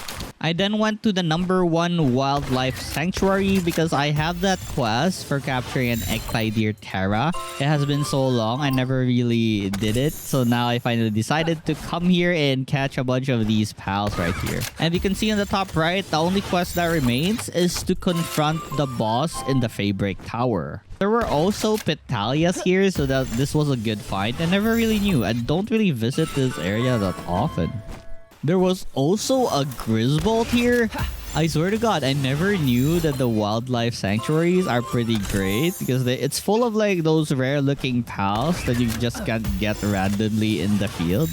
I then had my pals cook me the Mamoras curry, and it's time to head back to the Jet Dragon. Alright, so it's time for round 2. This time we're buffed up. We have our new bow. We have our uncommon rocket launcher. The initial attack was pretty strong. I think it was a 9k highly effective attack. Check this out again. Oh, it's just 800. What was that earlier I did? I don't remember. I think I was blind. Anyways, we have our Loopmon Chris. Hopefully it can freeze the Jet Dragon in place so we can freely attack it. Okay, so take a look one more time. Oh, I guess the one I'm critting was the rocks. It's not really the Jet Dragon. Anyways, just look at our Loopmon Chris freezing this Jet Dragon. So it's highly effective. Let's recall that each time it tries to attack with a high level attack, I guess, so it doesn't die. So this is a nice strategy. Okay, that's time to use the bow. See how much damage? Wow, 600 for a hit. Oh, this is crazy. This bow is awesome. I feel like we have a high chance of defeating the Jet Dragon here. I need to make sure that I have the Mercy Ring or else I probably accidentally kill this thing. Anyways, I think this Frozen Gleam Strike is the one that's freezing the Jet Dragon. I'm not totally sure. But yeah, Loopmon Chris is doing such a great job against this guy. Its freezing attacks is the one I like the most. The one, stay in place, buddy. Let me reload my rocket, and then boom, boom. Actually, no. It's pretty hard if it keeps moving around. So I'd rather just use it when it's not trying to fly around. I eventually lowered the Jet Dragon to the point where it's almost time to catch it. But my life and also my Loopmon Chris's life are both in danger. I took a really high risk there of like jumping in its face and like shooting with my shotgun. But anyways, we have reached 1 HP in the Jet Dragon. All we need to do now was keep throwing our balls and try to survive, because there's always this bug that whenever you try to catch something, they always, you know, their attacks are still valid and like they keep trying to kill you. So all I'm doing right now is just sit flying and flying around with my Gale Claw until I catch this thing, because oh my god, this is so dangerous. Anyways, I think a couple more balls. I'm just glad that I have the ultimate spear right now, because I think without this we're gonna be having a hard time. And with this, we have got the Jet Dragon. Let's go. I then crafted myself the Jet Dragon missile launcher, or its saddle. Also repaired my pickaxe because it was now time to farm some Hexolite again. Anyways, look at how fast this thing is. It's a literal jet. A Jet Dragon. Let's go! We'll have an easier time looking for all those Lift Monk effigies and other stuff that we need to go to. Just look at this thing in action. Let's see. We have here a meteorite event, so we just spam our missile launcher in Celine's face. The attack seems pretty underwhelming now that I'm using it, but oh my god, that laser though. Celine got deleted, man. Honestly wanted to catch this, but well, we deleted Celine. I just continued my daily activities of catching some Astegon Blazamoot and other pals for experience and also their usability. Like for these bosses right here, it's for their mining ability. I also continued hunting some bounty targets because I needed more tech points. And these guys are wonderful for that. Oh my god, Jet Dragon is just amazing for traveling and looking for stuff to hunt. It's so fast. In Feybreak though, I thought that maybe they won't target my Jet Dragon as long as it's not flying above and only like flying inland. But I was wrong about that because for some reason there was a giant missile that headed on my way. So yeah. I have to recall my Jet Dragon because I don't want it dead. I need to bring my Fenglope again and yeah, use it here in Feybreak until I destroy those missile guided thingies. Then maybe I can use my Jet Dragon to explore. I continued my days butchering away at the bounty target so I can receive their bounty tokens. Also, of course, crafting a bunch of Hexolite. I have gathered so much Hexolite quartz already. I was also very tempted to craft like the ultimate spear, but it really eats up the plasteel, which I lack of, so no way. I then added a wheat plantation on my garden base because I needed to craft a bunch of cakes for my future plan of breeding more pals in order to use them as sacrifice. For empowering our main pals, like for example, I would breed 2 Jet Dragons and use their babies to empower them. I then purchased a whole bunch of these ancient manuscripts. Waiting for like the expedition takes so much time, so I think it's way faster to just buy them myself and hunt the bounty targets. I then continued hunting down some bounty targets, and it's way easier now because of our jet dragon. I can just fly to the next one very fast. Like, I'll just mark them and just jet through everything and then arrive very fast. If you didn't know, there was this part of the Palworld Labor Research Laboratory that would further increase the stats of your pals by 2% if you reach that far. So yeah, that's gonna be very helpful later on once we start doing raid bosses. That's the explanation for getting a lot of those ancient manuscripts. I continued the hunt for Blazamut. I needed one which had like a good stat. Also because I really wanted the legendary assault rifle. I was planning to use this Blazamut in order to fight like the Frostallion because it's weak to fire. It's one of the legendary pals in this game, and I think Blazamut would be a good contender to fight that thing. I then fought the Jet Dragon again in hopes that I can capture another one. I would like my 2 Jet Dragons to be different gender because like I said, I want to breed them and make my main Jet Dragon like the most powerful. But I did not expect that I would be losing on this fight. Just look at my Jet Dragon dying. What am I doing? I totally underestimated this thing because I already captured it once, but now it's like, oh my god, I can't win. I totally underestimated this thing, and I think I was just lucky when I captured my very first one. So I'll probably try to hunt this again once I get the Frostallion. I then crafted myself the beam sword because I was very curious on how this thing looks like. I was so disappointed to find out that it was like a katana. We just charge in and slash. I swear to god, hitting something like this is very hard, or maybe it's just a skill issue on me. It looks pretty cool though to hold it like this. I just wish it would slash like a normal slash, like how you slash like with a pickaxe or something. Not like this, but still. A really cool weapon. So much potential, but I wish I could just like, you know, slash, not dash slash or EI slash. I then visited Sylvagis again because I wanted to farm some chromite here. I needed to defeat him first before I mined the chromite that was underground once we have our smoky detected. After capturing him though, I totally forgot I don't have a metal detector and I also don't have a smoky on my party right now. So I gotta come back here once we got our smoky. While I was busy fighting Sylvagis, there was actually a meteorite event just above where Sylvagis was. And there was a Xenolord here. So of course, let me just kill these Feybreak warriors first before they kill the Xenolord, and let me capture this thing. It looks really cool. I would like to try this pal out, but there's really nothing that can beat the Jet Dragon right now. The Jet Dragon is just such a fast mount that everything else is just so bad in comparison. Still though, I'd love to have this on my collection, so I added it to my, collection. I then found a shrine here at Feybreak, but it seems in order to challenge this sealed realm, I called it a shrine, but it's actually a sealed realm of the soul, where Nightmare was here. I tried to enter it, but I can't yet. I need to defeat a bunch of elite bosses and get their tokens before I can try and challenge this sealed realm.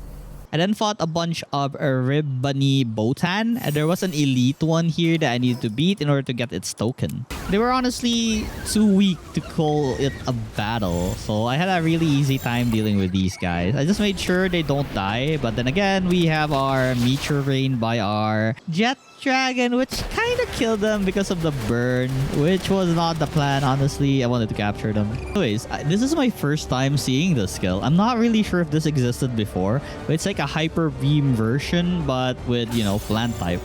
Anyways, I have captured the Ribbani Botan after a few more balls. And yeah, we got it. Took a while though. I was flying around with my Jet Dragon. These warnings always come up, so yeah, my counter to this is on the second warning I made sure to get off of this Jet Dragon, but well, I got so balls here. I was thinking that maybe I can take cover up from rocks, but did not notice that the missiles are already there.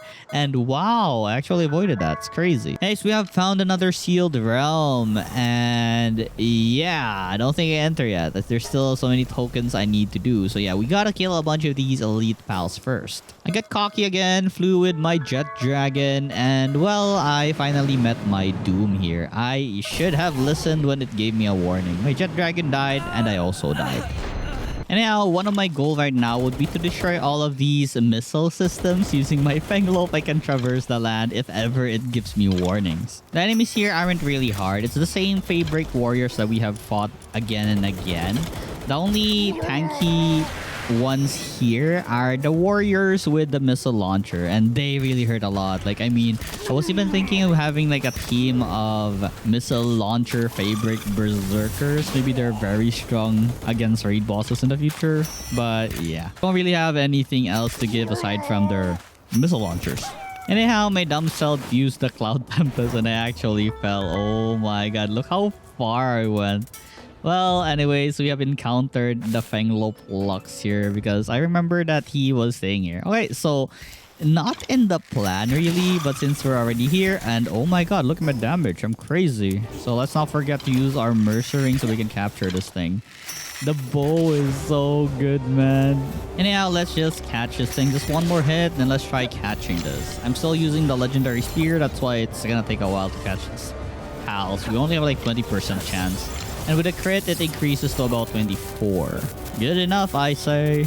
After that fight, I then reached level 58, and now I can unlock stuff like the Laser Gatling Gun and the helmet for the Hexolite, and also a Salvagus saddle. Can't wait to try this out, especially with the shield. It would protect us from a lot of projectiles. Anyways, I went back to the area that we have failed to disarm because we accidentally dropped below. Afterwards, I successfully hacked this thing and destroyed it. Now we can freely fly with our jet dragon around this area. I then went to the place where there was a Gildane boss. It was level 58. It's the Earth Horse. It isn't really hard. We've killed multiple of these already, but lower leveled ones. As you can see here, it will probably die to a burn by mistake. I should really start catching it before our jet dragon... Okay, it died. Cool. Our jet dragon has been very strong lately. I don't want to complain that it's strong, but yeah, I really need to, put it back in the ball if ever the enemy's dying. I did this for a while, just rescuing some pals that has been captured and destroying missile systems. I then found this bounty target called Dazzle. He was pretty tanky. He was a level 56 attention-seeking monster. What? Well, I guess our jet dragon's pretty weak against this guy. Maybe I should just drop down and kill him myself. So that's what I did. Using my bow, I did like 1k damage each. It became fairly easy once I just handled it myself instead of my jet dragon. One of the camps I raided contained like the new Warsec, the golden armored one. So I of course released it and got it in my team. I then found this really cool passage called the Hidden Passage to the Oculus Gate.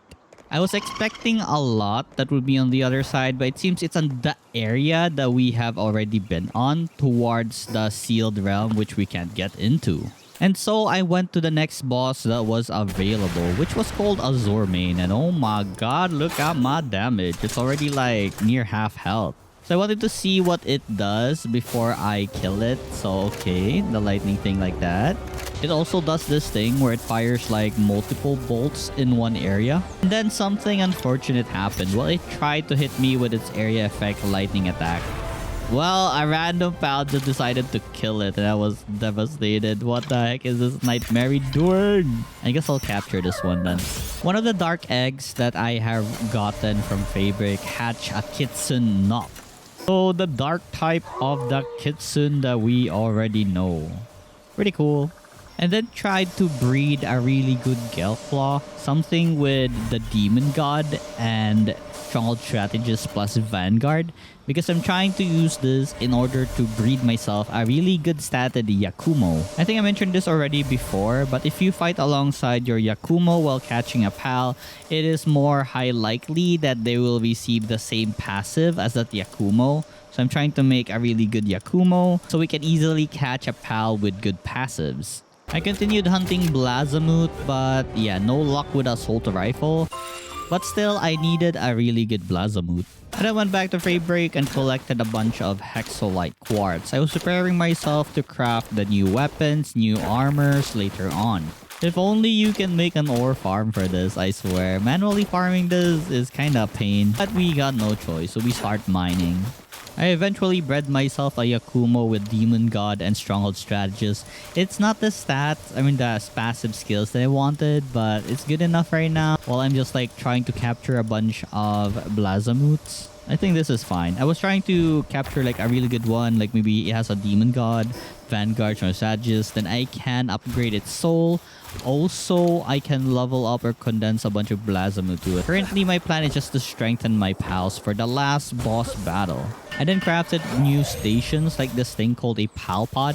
What it does, in the description says, it will increase the healing of pals inside your pal box. Not really sure how to operate this. So I'll be dismantling this or disassembling this after building it. I just need to build like 2 in order to upgrade my PAL box, and I dismantle it again just to get my Hexolite back. I then crafted myself an advanced chest. It's one of the things I need to make as well in order to improve our PAL base. PAL box. For something small, the amount of items you can store is a lot. I was thinking of using this, but at the same time, it used a lot of my Hexolite, so I'll just dismantle it for now. Hexolite is pretty valuable after all. I continued hunting some Blazamoot. I know you're tired of hearing this already, but I never really had any luck of the legendary assault rifle. And afterwards, each time it's nighttime, I just go on a hunt for some Liftmonk effigies. The more capture rating I have, the easier it is to capture those more than level 50 plus pals with our legendary spear. Because I'm such a cheapskate, I really don't want to make the ultimate spear or the exotic spear. I then tried out how the Yakumo would work. So each time I would throw a ball, I would just bring my Yakumo out and see if the passive effect applies. And as you can see, Sylvagis has Demon God, since our Yakumo also has Demon God. Either I'm just lucky or the passive is actually working in my favor. I'm not really sure. Anyways, I also mined for some chromite right here because I was low on stock. I then continued mining more Hexolite quartz as I would like to have more Hexolite in my life.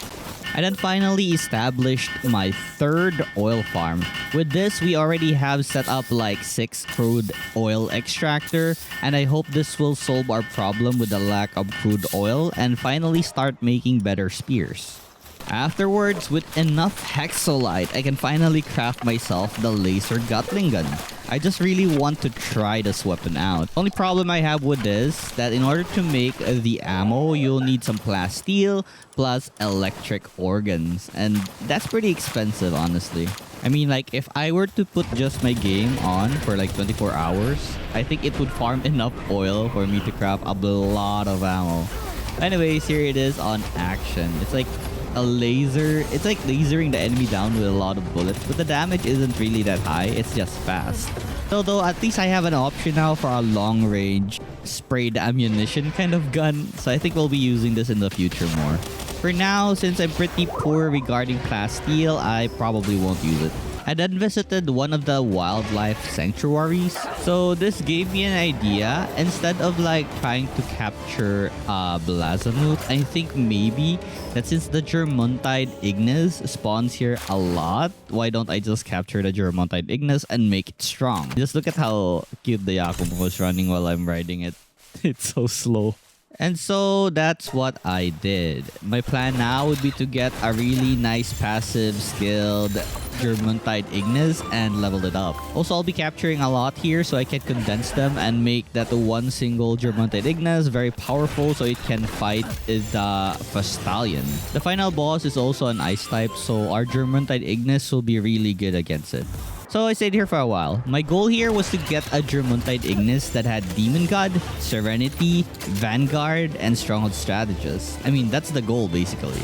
That's why I have my Yakumo with me. If not all those 4, then at least 3 of what I mentioned, but with Demon God and Serenity. I don't really mind if it gets either Vanguard or Stronghold Strategist, but at least it has those 2 and I would be happy. Anyways, after getting home, incubating a bunch more eggs that my 2 Yakumos were breeding, I finally had the perfect one. For me, that is. So this one had Ferocious, Serenity, Demon God, and Stronghold Strategies. At the very least, has 4 talents. That's very good. For the Germontide Ignis, I still need to catch a bunch more because I don't have the one that I really wanted to get. But I did receive like some artisans and remarkable craftsmen. So So they're gonna be good at working at our base. I also have this thing called the Heart of the Immovable King. I was thinking it would be like defense or something, but it was just the sun drop would be lower. And since I was running out of those ancient manuscripts to research some more, I then decided to go out and hunt a bunch of bounty targets and then massacre them at home for extra bounty tokens. Actually just decided to give birth to a bunch of Germontide in hopes that I can get like the best statted one. So yeah, the one I mentioned before, at least it has Demon God Serenity and other two passive. I don't really mind what it is as long as it's either boost the player stat or boost our pal's attack damage. I then looked around for a decent spot where we can put our altar. One that has the least obstruction, because I really plan on trying out the raid bosses now. I'm not confident yet in fighting the last tower boss, so for now, let me just do some random things I haven't done yet.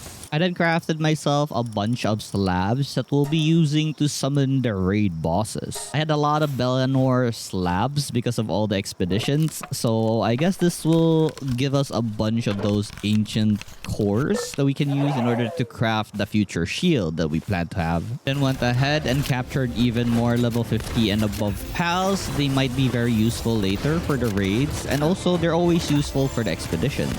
My goal here honestly was the Hexolite, but yeah, they were just the side rewards I can get if they try to approach and attack me.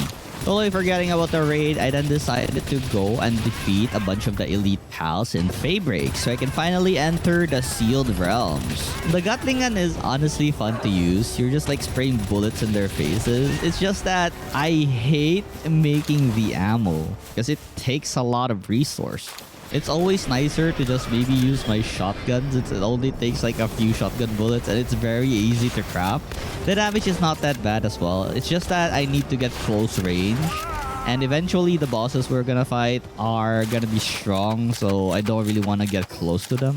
I then decided that this Legend plus Divine Dragon passive is good enough. So I upgraded the soul of my Jet Dragon. And once we have like both a male and female, we can breed a lot of Jet Dragons and like make this guy strong. I then condensed a bunch of the Yakumos to that one Yakumo which had the best passives. I think the higher star level the Yakumo is, the higher chance his passive is gonna be on the pal we're fighting. I then went back to the small settlement to buy a bunch of high-tech manuals, but yeah, I got really tired of coming here each time, so I decided to just capture them.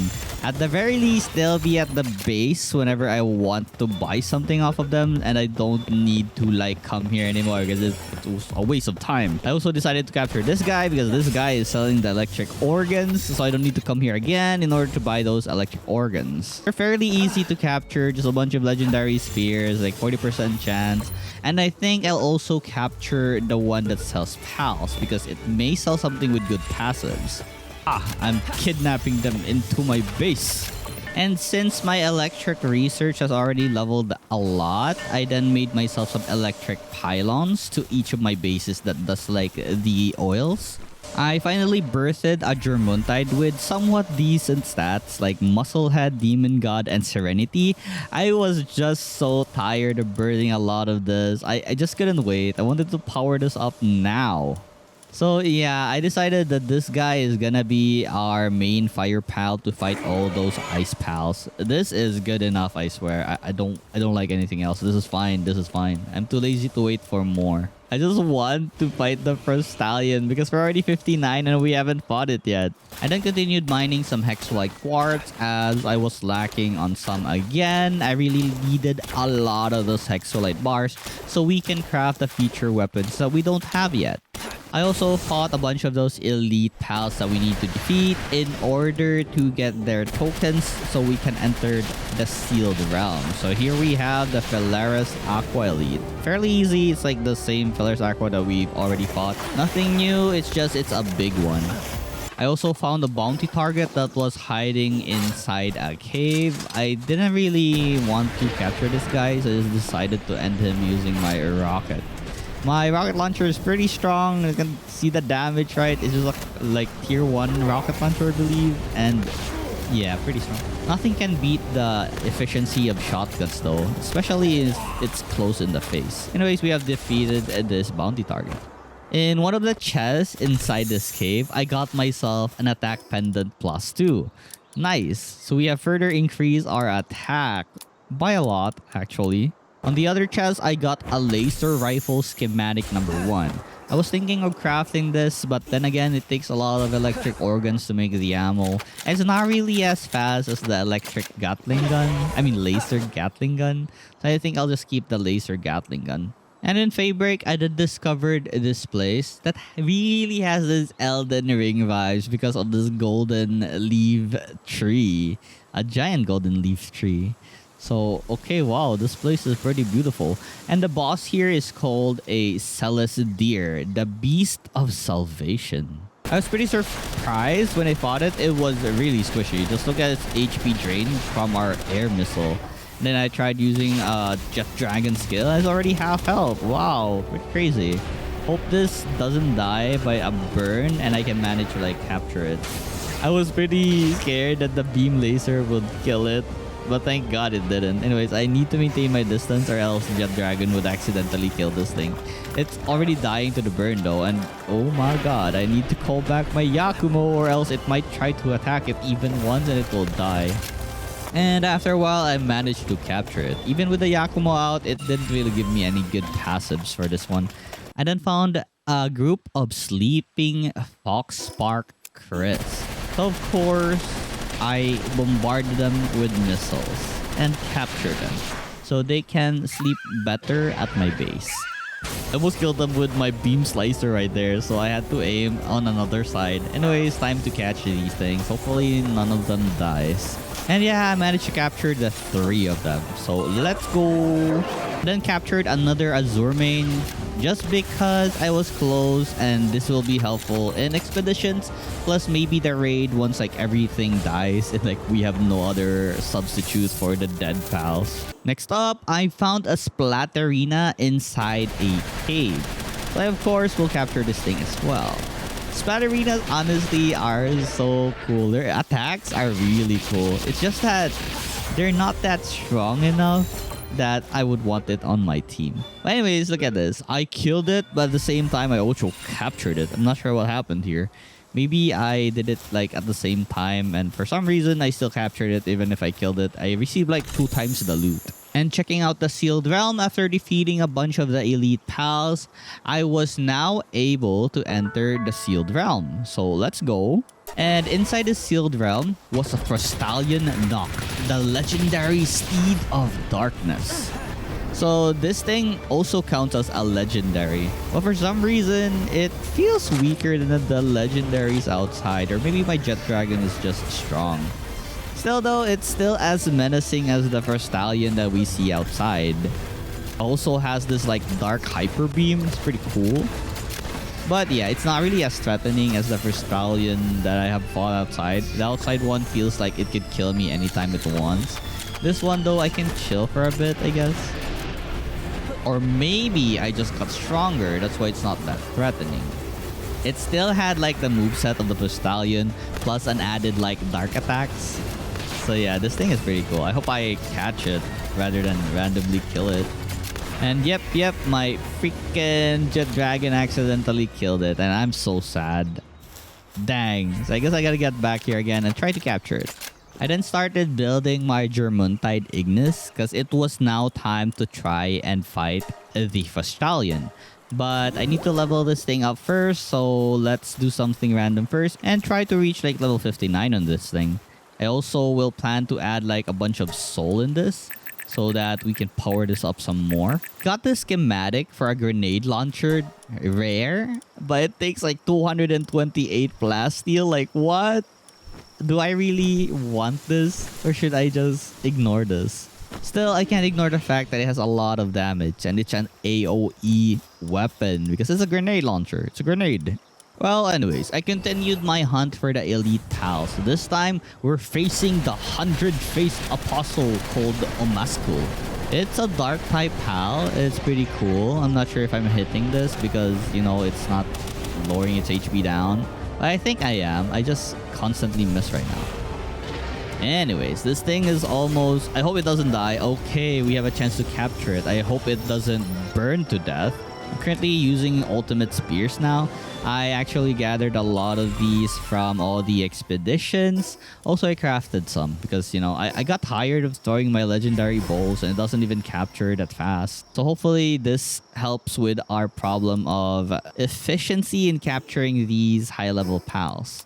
Then face this Cryolinx Terra, another elite pal. And for this fight, since this was like a rock type, I used my Gobfin, but its attack wasn't effective for some reason. I guess it's not weak against water somehow. Anyways, a few pumps with our shotgun and we have caught it. Our next target was Capriti Knock. Only level 55, so fairly easy to defeat, and I accidentally killed it. My bad. Next up, we have this bounty target called Mimic, level 57. Fairly tanky. He has a laser rifle, but as you can see here, not a problem to defeat at all. I wanted to catch it in order to dissect it for more bounty tokens, but well, our Jet Dragon has different plans. Anyways, I finally have reached the area where the last tower boss is. Let me just unlock all of these fast travel points and we'll think about coming here and fighting this guy at a later time. And in this place that I have discovered, there is a level 53 Dazzy Knock. Since it's only 53, very easy to defeat. I'll make sure that my Jet Dragon and myself won't kill this thing. And yes, I have successfully caught the Dazzy Knock. Its Dark Tornado was pretty cool though. And here we have it. We have captured Dazzy Knock. Let's go. And while exploring Feybreak some more, looking for those missile launchers to destroy, look at this crashed shipwreck that I see. This area looks pretty cool. There was also like a bounty target here who was carrying a missile launcher. So I should really be careful that this guy can't like shoot back or else it would hurt a lot because missile launchers hurt a lot. Anyways, our next target was Tarantris. It's a level 57 spider pal that we already have. And oh my god, my Jet Dragon disseminated it. Oh, I wanted to capture it. Oh well, it died. I guess that's it. And after this boss kill, there was actually a meteorite event that was about to drop just in front of me. And it was a Xenolord. So we have another pal to our collection. I think this is the third one or the second one. I don't remember. And yeah, with a bunch of tokens collected, we can now enter this sealed realm. Inside was this level 55 Brunelia, which was fairly easy to deal with. It has a really low amount of HP and I have a high amount of damage. Forgot to mention I already reached like level 60 already. So yeah, we can start making the final weapon, the plasma cannon. But it needs about, I think, 100 or 200 hexolite. I'm not sure. I focus on clearing the sealed realms first though. I'll make the weapon afterwards. In this one, we have a level 56 Nightmare. Fairly easy to deal with since it's only 56. Look at our Jet Dragon raining its meteors and it's already dying and hope it doesn't die. Since we're level 60 already, I unlocked the recipe for the lightweight hexolite armor. I thought maybe that this has more defense than the current armor I have, but it was actually the same. Well, not really. I think about additional 10 defense. But the only thing that this has is like an extra weight carrying capacity, but we don't really need that. Still though, it looks pretty dang cool. So yeah, this is worth. Then crafted a bunch of Mamores curry. What I plan to do now is capture a bunch of legendaries so they can fight the raid boss for us. And oh my god, look at the amount of plasteel that I can make. 195 pieces. I guess I AFK'd for too long leaving my game. And one of the things I wanted to make was the advanced shield, but it needs like 30 of the ancient civilization cores, so I really need to start fighting those raid bosses. I then checked out the plasma cannon and it required about 190 plasteel and 123 hexolites. So I guess we're gonna save some hexolites up and make this thing. For the ammo though, it also needs some hexolites in order to craft it. Before heading to the Prostallion, I ate like 3 Mamaru curry. That increases our attack by 25% and our pals. So I fed Jet Dragon and Germontide Ignis as well. And it was time to fight the legendary Steed of Ice, Prostallion. And oh my god, I'm dealing so much damage using the Gatling gun. This thing is great, honestly. But crafting the ammo isn't great because it takes a lot of our resource. Still though, it's pretty, you know, I cheesed the first stallion for about, I think, maybe 1/3 of its HP. And our Germuntide Ignis is actually doing so well against this thing. So with a few more hits, let's make sure that this thing doesn't die and we actually capture this so we can have our secondary legendary. So just a few more. I can't believe it. I'm killing like a legendary pretty fast. I guess because of our new guns and because we're like level 60, I guess we're doing so much damage now. This stallion stands no chance. And now that I lowered its HP down to like 16, all we need to do really is just to try and catch it. And oh my god, I caught it in our first try. Let's go! And our next target was Pelagius and Necromus. It's the legendary Holy Knight and Dark Knight of a Legend. And well, our Jet Dragon is pretty effective against Necromus since it's a Dark type and we're like a Dragon type. So we're gonna have it easy against this one guy. But for the other guy, I'm not really sure what the weakness for neutral is. I think it's Dark. I'm not sure anymore. Anyhow, as you can see, we're not really having trouble. We're pretty tanky ourselves. And our Jet Dragon is just doing massive damage to Necromus right here since its attack is highly effective. So a few more hits and we can catch this. Oh my freaking god, Jet Dragon, what did you do? It killed it! God dang it, I wanted to catch it. I guess we'll catch this other one and then come back again the next day to try and catch it again. This guy is tanky because he has a shield with him. If you shoot him in front, your damage is like reduced. But I have a strategy against this guy. I usually just use like a rocket under his feet since his legs is not protected by his shield and it would work out. Anyways, we have caught Pelagius. Let's go. The next day, since I had a lot of plasteel at the moment, I just decided to just go with it and make like the grenade launcher. Hopefully this thing will help boost our damage towards enemies. I also crafted myself about 300 grenade ammo. This should like last us for a while. Then I continued the hunt for legendaries because the only plan I had on mind against a raid boss is just to get a lot of level 60s to fight them, which is the legendaries would be like the strongest, right? So I'll just hunt for Stallion, Jet Dragon, and Pelagius Necromus over and over again until like we have a lot of them so we can just, you know, have them kill the boss for us. Also crafted myself the uncommon laser rifle because why not, right? Currently, since we're just hunting legendaries, I don't really need any more plasteel for other projects. So I guess making weapons and trying it out is like one of the things I want to do. I then decided to try and face the final power boss. I just thought that my Germuntide Ignis might be strong enough already. So I guess why not? Let's go.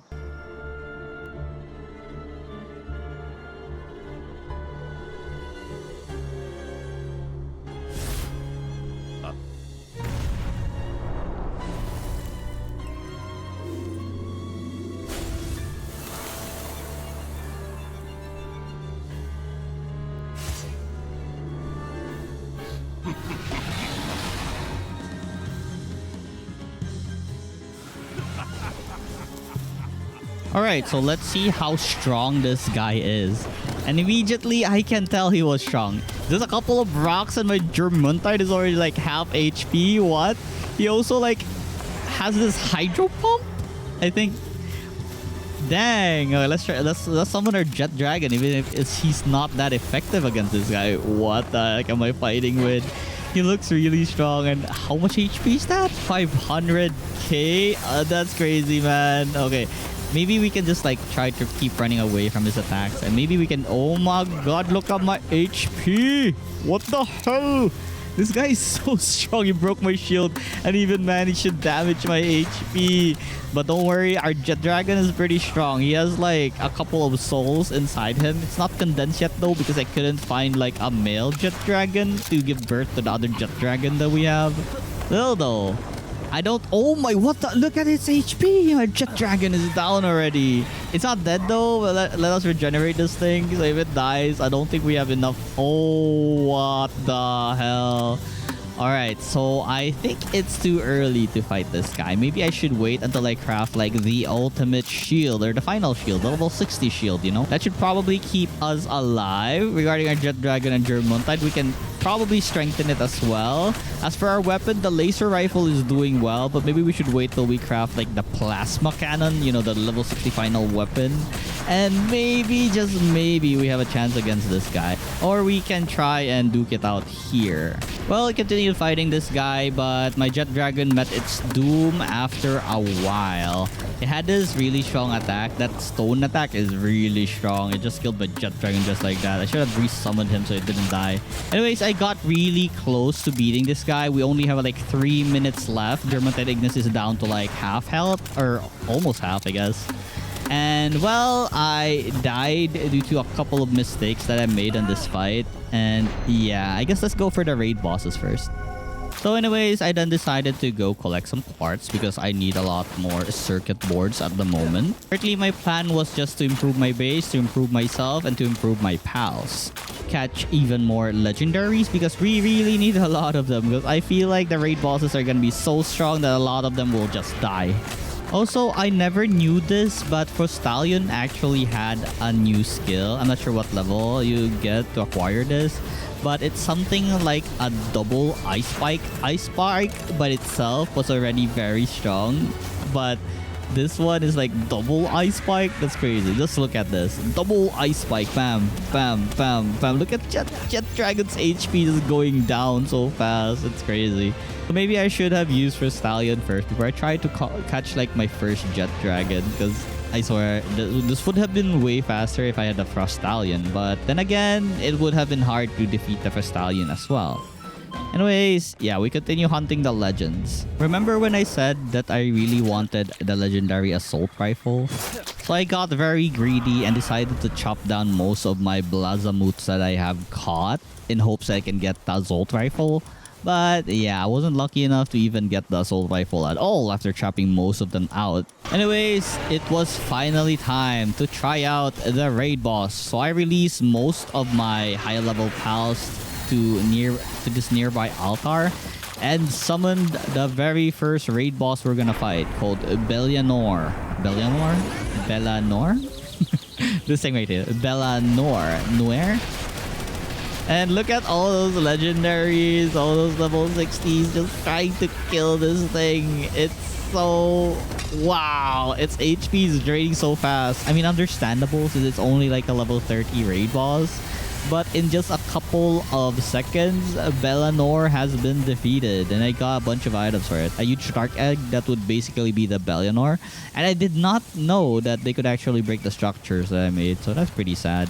Anyways, I continued this for like 12 more times because I still have like 12 slabs. So I'm just hoping that each of this Bellanor would drop the Ancient Civilization core so I can finally make that ultimate shield that I want. So yeah, capturing all of those legendaries was worth it all along because I can easily defeat the raid bosses. But once again, it's just a level 30 Bellanor. Also, I now have some Bellanors as well because I hatched all the eggs that it gave me after beating the raid. Alright, so it's time to try something harder called the Bellanor Libero. And let's see if our pals can handle this. If not, then I'm gonna have to farm even more legendaries. So this time it's a level 50 Bellanor, but I think it's a dark type now. Was it Libero? I'm not sure. But anyways, yeah, I guess with the 450k HP, it will take a while to defeat this. But it doesn't seem like any of our pal are dying. They're actually doing pretty good. Look at this. Like, they're still full HP. They're just beaming the boss with whatever they have. I guess that's the difference between a level 50 and a level 60. I thought that it was pretty weak, but then suddenly it did this attack where it actually killed some of my pals. My Fenglope was the first to die, and then everyone else followed. It like exploded and then healed itself for a bit. It actually did a lot of damage to my pals. It has this laser beam thing which is really big, so I tried to lure it away from the pals. At least I can save their life, but look at them, they're dying already. So my strategy here is to swap out the dead ones and then put in the alive ones. So as you can see, I still need a lot of other level 60 pals. So we'll need to capture even more legendaries before we can face like stronger raid bosses. So the next one in lines are the Blazamut Ryu and lastly the Xenolord. I tried helping them out. I don't really do that much damage compared to my other pals. But anyways, I think we can do it. Just a couple more hits and the villain or libero would die. So like I said, I just keep swapping pals when they die. Alright, so just a couple more hits. Let me just swap in some pals that are still alive while everyone else is fighting. I just keep swapping and swapping. I guess the lower level pals were considerably weaker than this. Anyways, we have defeated Bellanor Libero and got the items like this +2 multi-climate undershirt. That's pretty good. And the Ultra Slab, which I don't even want to try. I don't even want to think about it. There's 2 more we need to defeat. Blazamut Ryu and Xenolord. So this actually gave me a realization that I think I need to farm more legendary pals. And so we start to hunt all those legendaries. Hopefully we can fill the entire party with level 60 legendaries or at least level 60 pals. That should really help a lot on the bosses. On my hunting list, I also included the Frostallion Nock and the Celestir, which is level 60, and sometimes the Selvagus, which is like level 59. I just want to have all the pals that can help in the battles because I know a lot will be dying from the raid boss's ultimate attacks or something. After capturing about a decent amount, it was now finally time to face with Blazamut Ryu. So I moved the raid base to somewhere closer to my original base, but not there because I'm scared of destroying all of my buildings. And looking at my pal box, I feel like it wasn't enough, so I continued capturing a lot of other legendary pals again. Alright, this is the grenade launcher in action. I haven't really showed you yet, but it's pretty effective against Pelagius because I can just aim for the ground and it will deal pretty decent amount of damage that is not blocked by his shield. Finally, after a few expeditions later, I now have enough ancient technology core, was it the name? And I can now make myself the ultra shield. So I'm just waiting to finish this and I can wear this. Alright, with all my pals out, it's finally time to summon the Blazamut Ryu.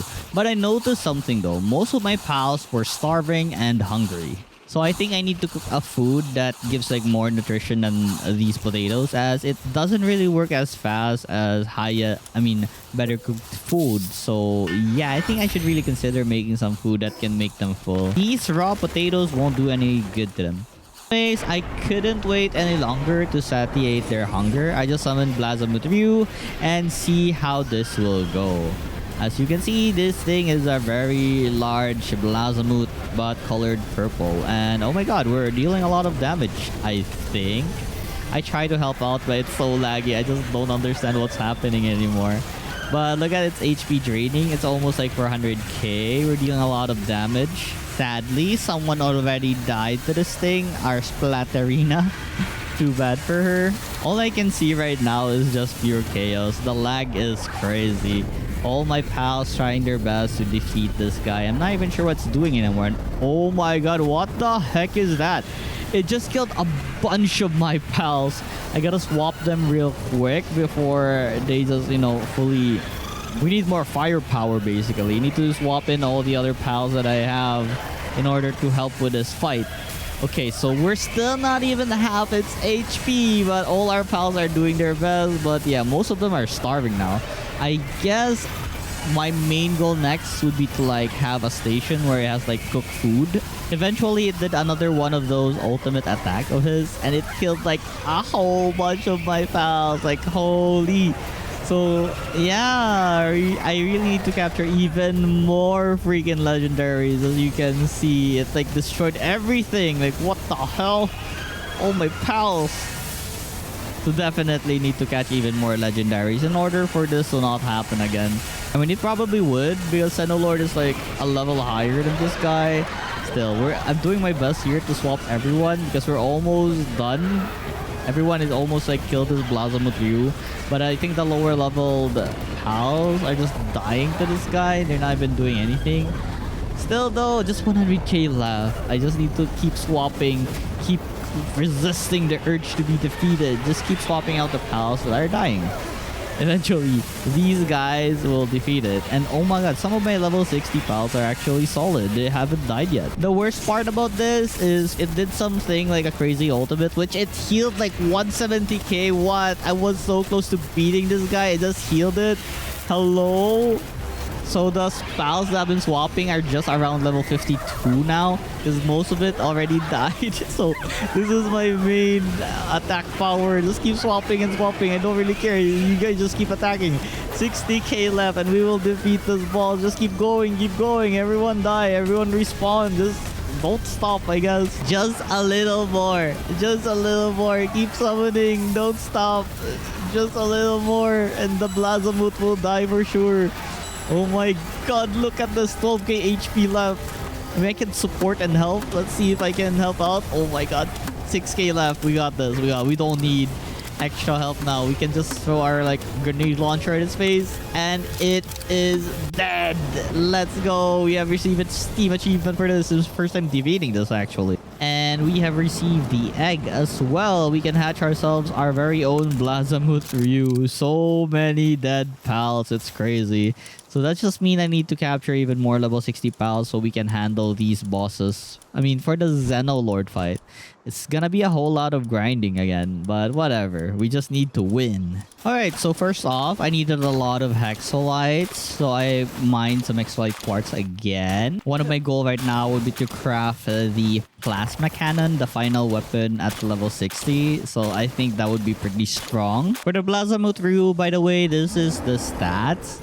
It can be ridden as a mount and it will increase our dragon type attack. Also, it has a passive called Eternal Flame. Eternal Flame basically increases its fire attack and lightning attack by 30%. Not really entirely interested about the Blazamut Ryu. Anyways, I just continued hunting legendaries. Also, just a few more plasteals left and I can make myself the plasma cannon. And once I had enough, it was finally time to craft this bad boy and see how much damage it can dish out. I could only craft about 70 plasma cartridges. Plasma cartridges is the bullets for the plasma cannon. So I think this is enough. It deals about 10,000 damage as it says in the weapon. So let's try it out on this jet dragon right here, whom I plan to catch as well. And look at the damage on their Frostallion. It's crazy. It's super effective against this guy. Frostallion is honestly very strong. Just look at that. And look, oh my god, 2k per shot. Plasma cannon is amazing. I think I can deal with the tower boss already with this. Yeah. I think we should try the power boss already. Because I think 2k per hit, we can just have like our pal. And if it's not a critical, just 1.2k per hit, still a lot. I can already capture this jet dragon. Just a few hits from this plasma cannon. Oh my god, it's crazy. Let's go! For now though, let me just farm even more legendaries. Then I will definitely head over to the freaking tower boss. Also, I finally have a male and female jet dragon. So I had them give birth to like random level 1 jet dragons. And these will be sacrificed in order to enhance the main jet dragon that we are currently using. Unless we can get like a baby with good stats. Currently, I have enough jet dragon to upgrade my 1 jet dragon to at least 1 star. Which would definitely boost its stat by a bit. I'm not sure how much boost it gives the aerial missile, but hopefully it's a lot.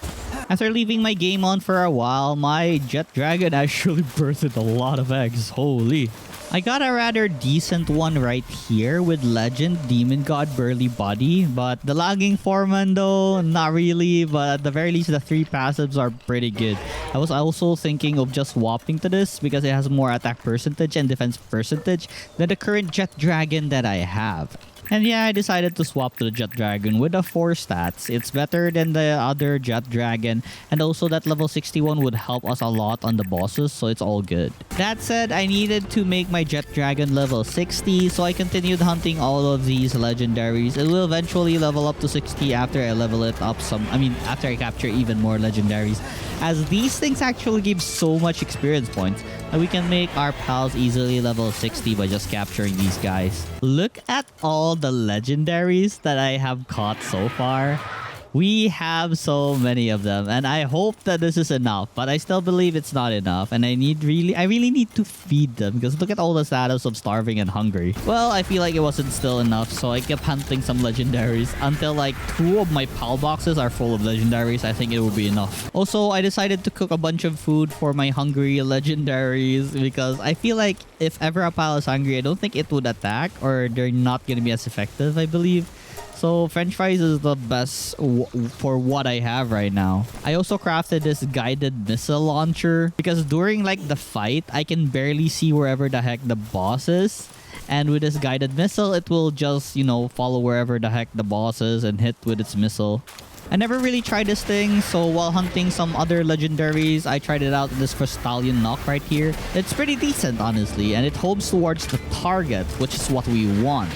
It has like half the damage than our rocket launcher, still though it's homing, which makes it great. Anyways, after a whole lot of preparation, I think I'm ready to face the boss now. Not this guy, of course. We already have what it takes to face this ever since we had the plasma cannon. But let's do our best still. Okay, so just as usual, we should really avoid most of its attack. I started out with like all my Jet Dragon's skills. Even if though it's not that effective. Oh my god! It's already out there! Anyways, let's summon our Germantide, see if it does something to this guy. Anyway, I already like condensed a bunch of Germantides to it, so it should be a little bit powerful. But I think the main thing to defeat this guy is our weaponry, like our machine guns.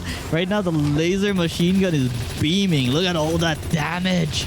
Yeah, just eat all my bullets, boy. Eat this, eat this. Only brought like 400 ammo, like 290 extra left, and we'll have no more ammo for this machine gun. We have our rocket launcher, a grenade launcher, and our plasma cannon though, so I don't really need to worry about a thing. I just need to make sure that we're healthy, we don't die, our PAL is healthy, so we can keep doing like DPS on the enemy. But yeah, the plasma cannon does like 4.4k each, like normal damage, not even the crit one. Look at all that damage, just 10k per reload. They have like 127 ammo. I'm pretty sure we can defeat this guy if we just persist on like hitting it with my plasma cannon. Well, occasionally I miss because, you know, skill issue.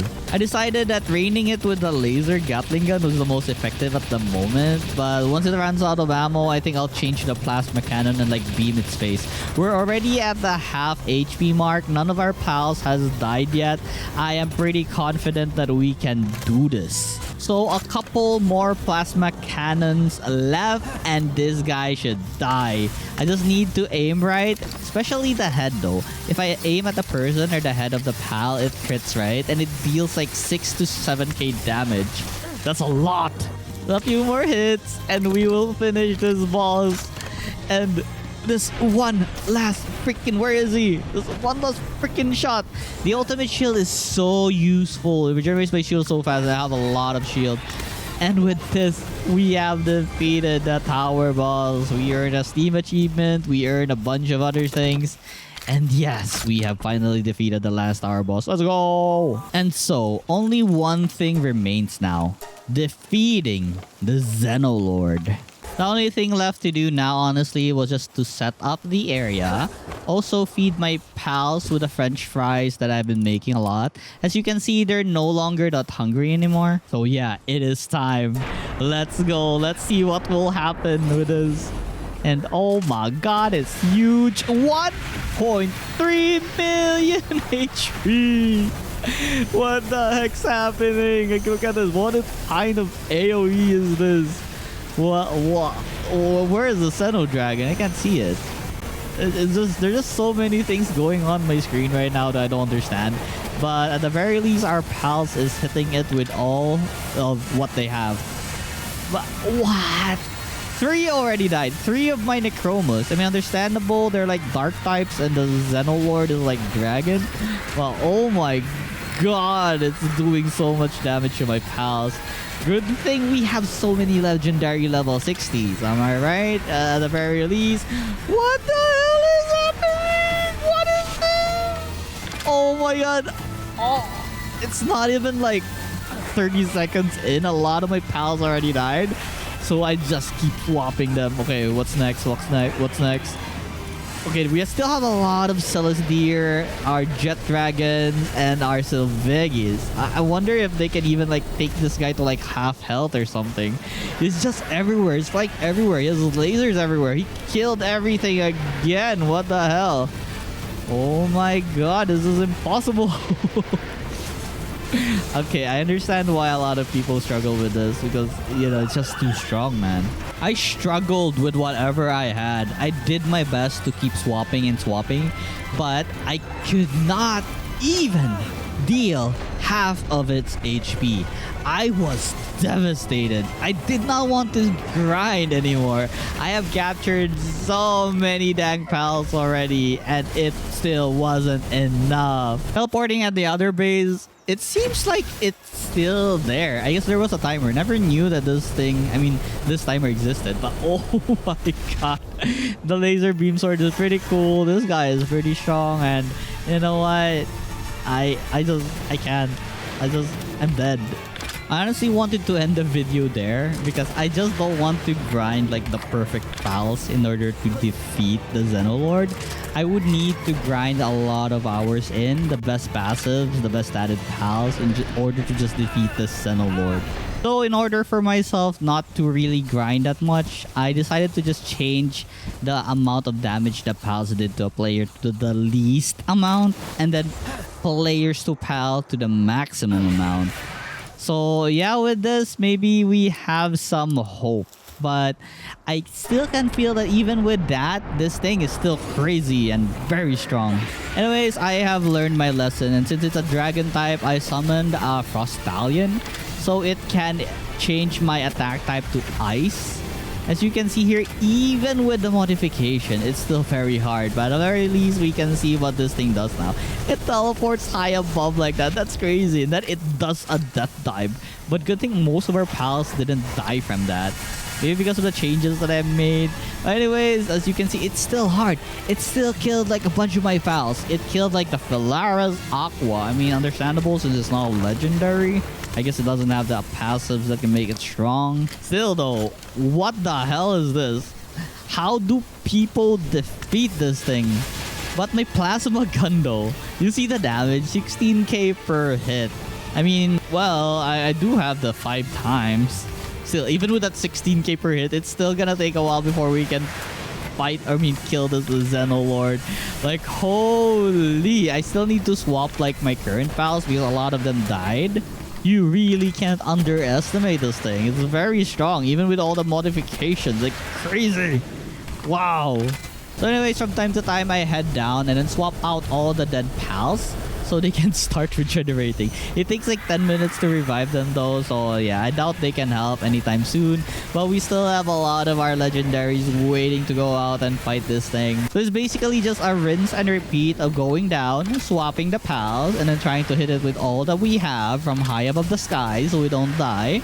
And once it does that really crazy AoE thing, then we swap all the dead ones and put in the live ones. Rinse and repeat. And eventually, once you lower this guy enough, it will like summon Xenovaders and I guess Xenoguards as well in order to fight with him. This honestly took a while before we finish this guy. He keeps flying in the air like this and like summoning meteorites, killing almost everything down there, which I need to swap again. And after we're this close to defeating this guy, as you can see on the ground, there's so many Xenoguards and Xenovaders like trying to kill this thing. But we still have a bunch of pals down there that are still strong. They're not dead yet. They're fighting everything. And right now, I'm just focused on spamming my plasma cannon on this thing in hopes that it will die. Just go. Just be defeated. So we're done here.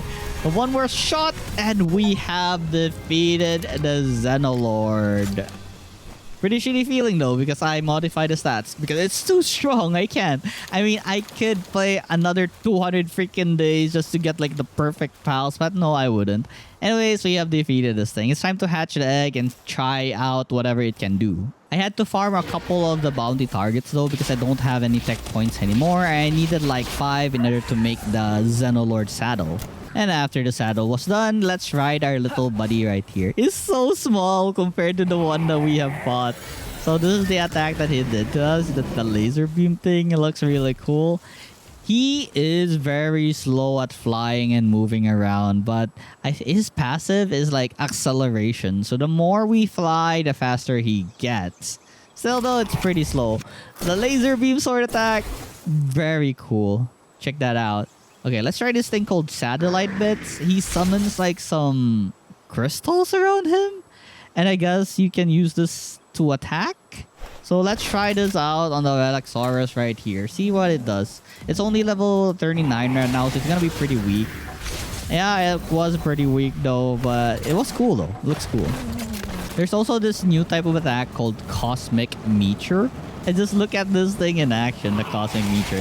You basically turn into like a star, which you can fly. And then you summon a lot of meteor to shoot down. The damage is pretty meh. And after the meteors, you dive down like crazy. It's amazing. It's so cool to look at, but the damage is just not there. Anyways, there's one more thing I'm curious about. I did not really raid this level 60 oil rig. And oh my god, the enemies here are so tanky. You see how much damage it did to this guy and he hasn't died yet? It's crazy. These guys are so tanky. They're so strong as well. Damn, I can't believe that I'm struggling against these guys from the oil rig. It wasn't an issue before. Maybe because I keep like getting like... I'm very over leveled when I go to oil rigs. But... oh my god, their damage is just so high and my damage it feels pretty low. Even if it's like 10k and above, they still do so much damage. It's crazy. 20k shot on my rocket launcher and dang. Well, that was a fun experience. Anyways, I leveled up my Xenolord some more so we can try the other skills. So this is the Omega Laser, the laser beam that is responsible for wiping out all our pals. It doesn't look really strong when we're using it compared to once it was like a raid boss. Anyways, thank you guys for watching. Hope you enjoyed your stay here. Don't forget to click that like and subscribe button. If you're interested for other 100-day videos, you can click the playlist seen in the end screen now. Alright, bye guys. Thank you again. See you.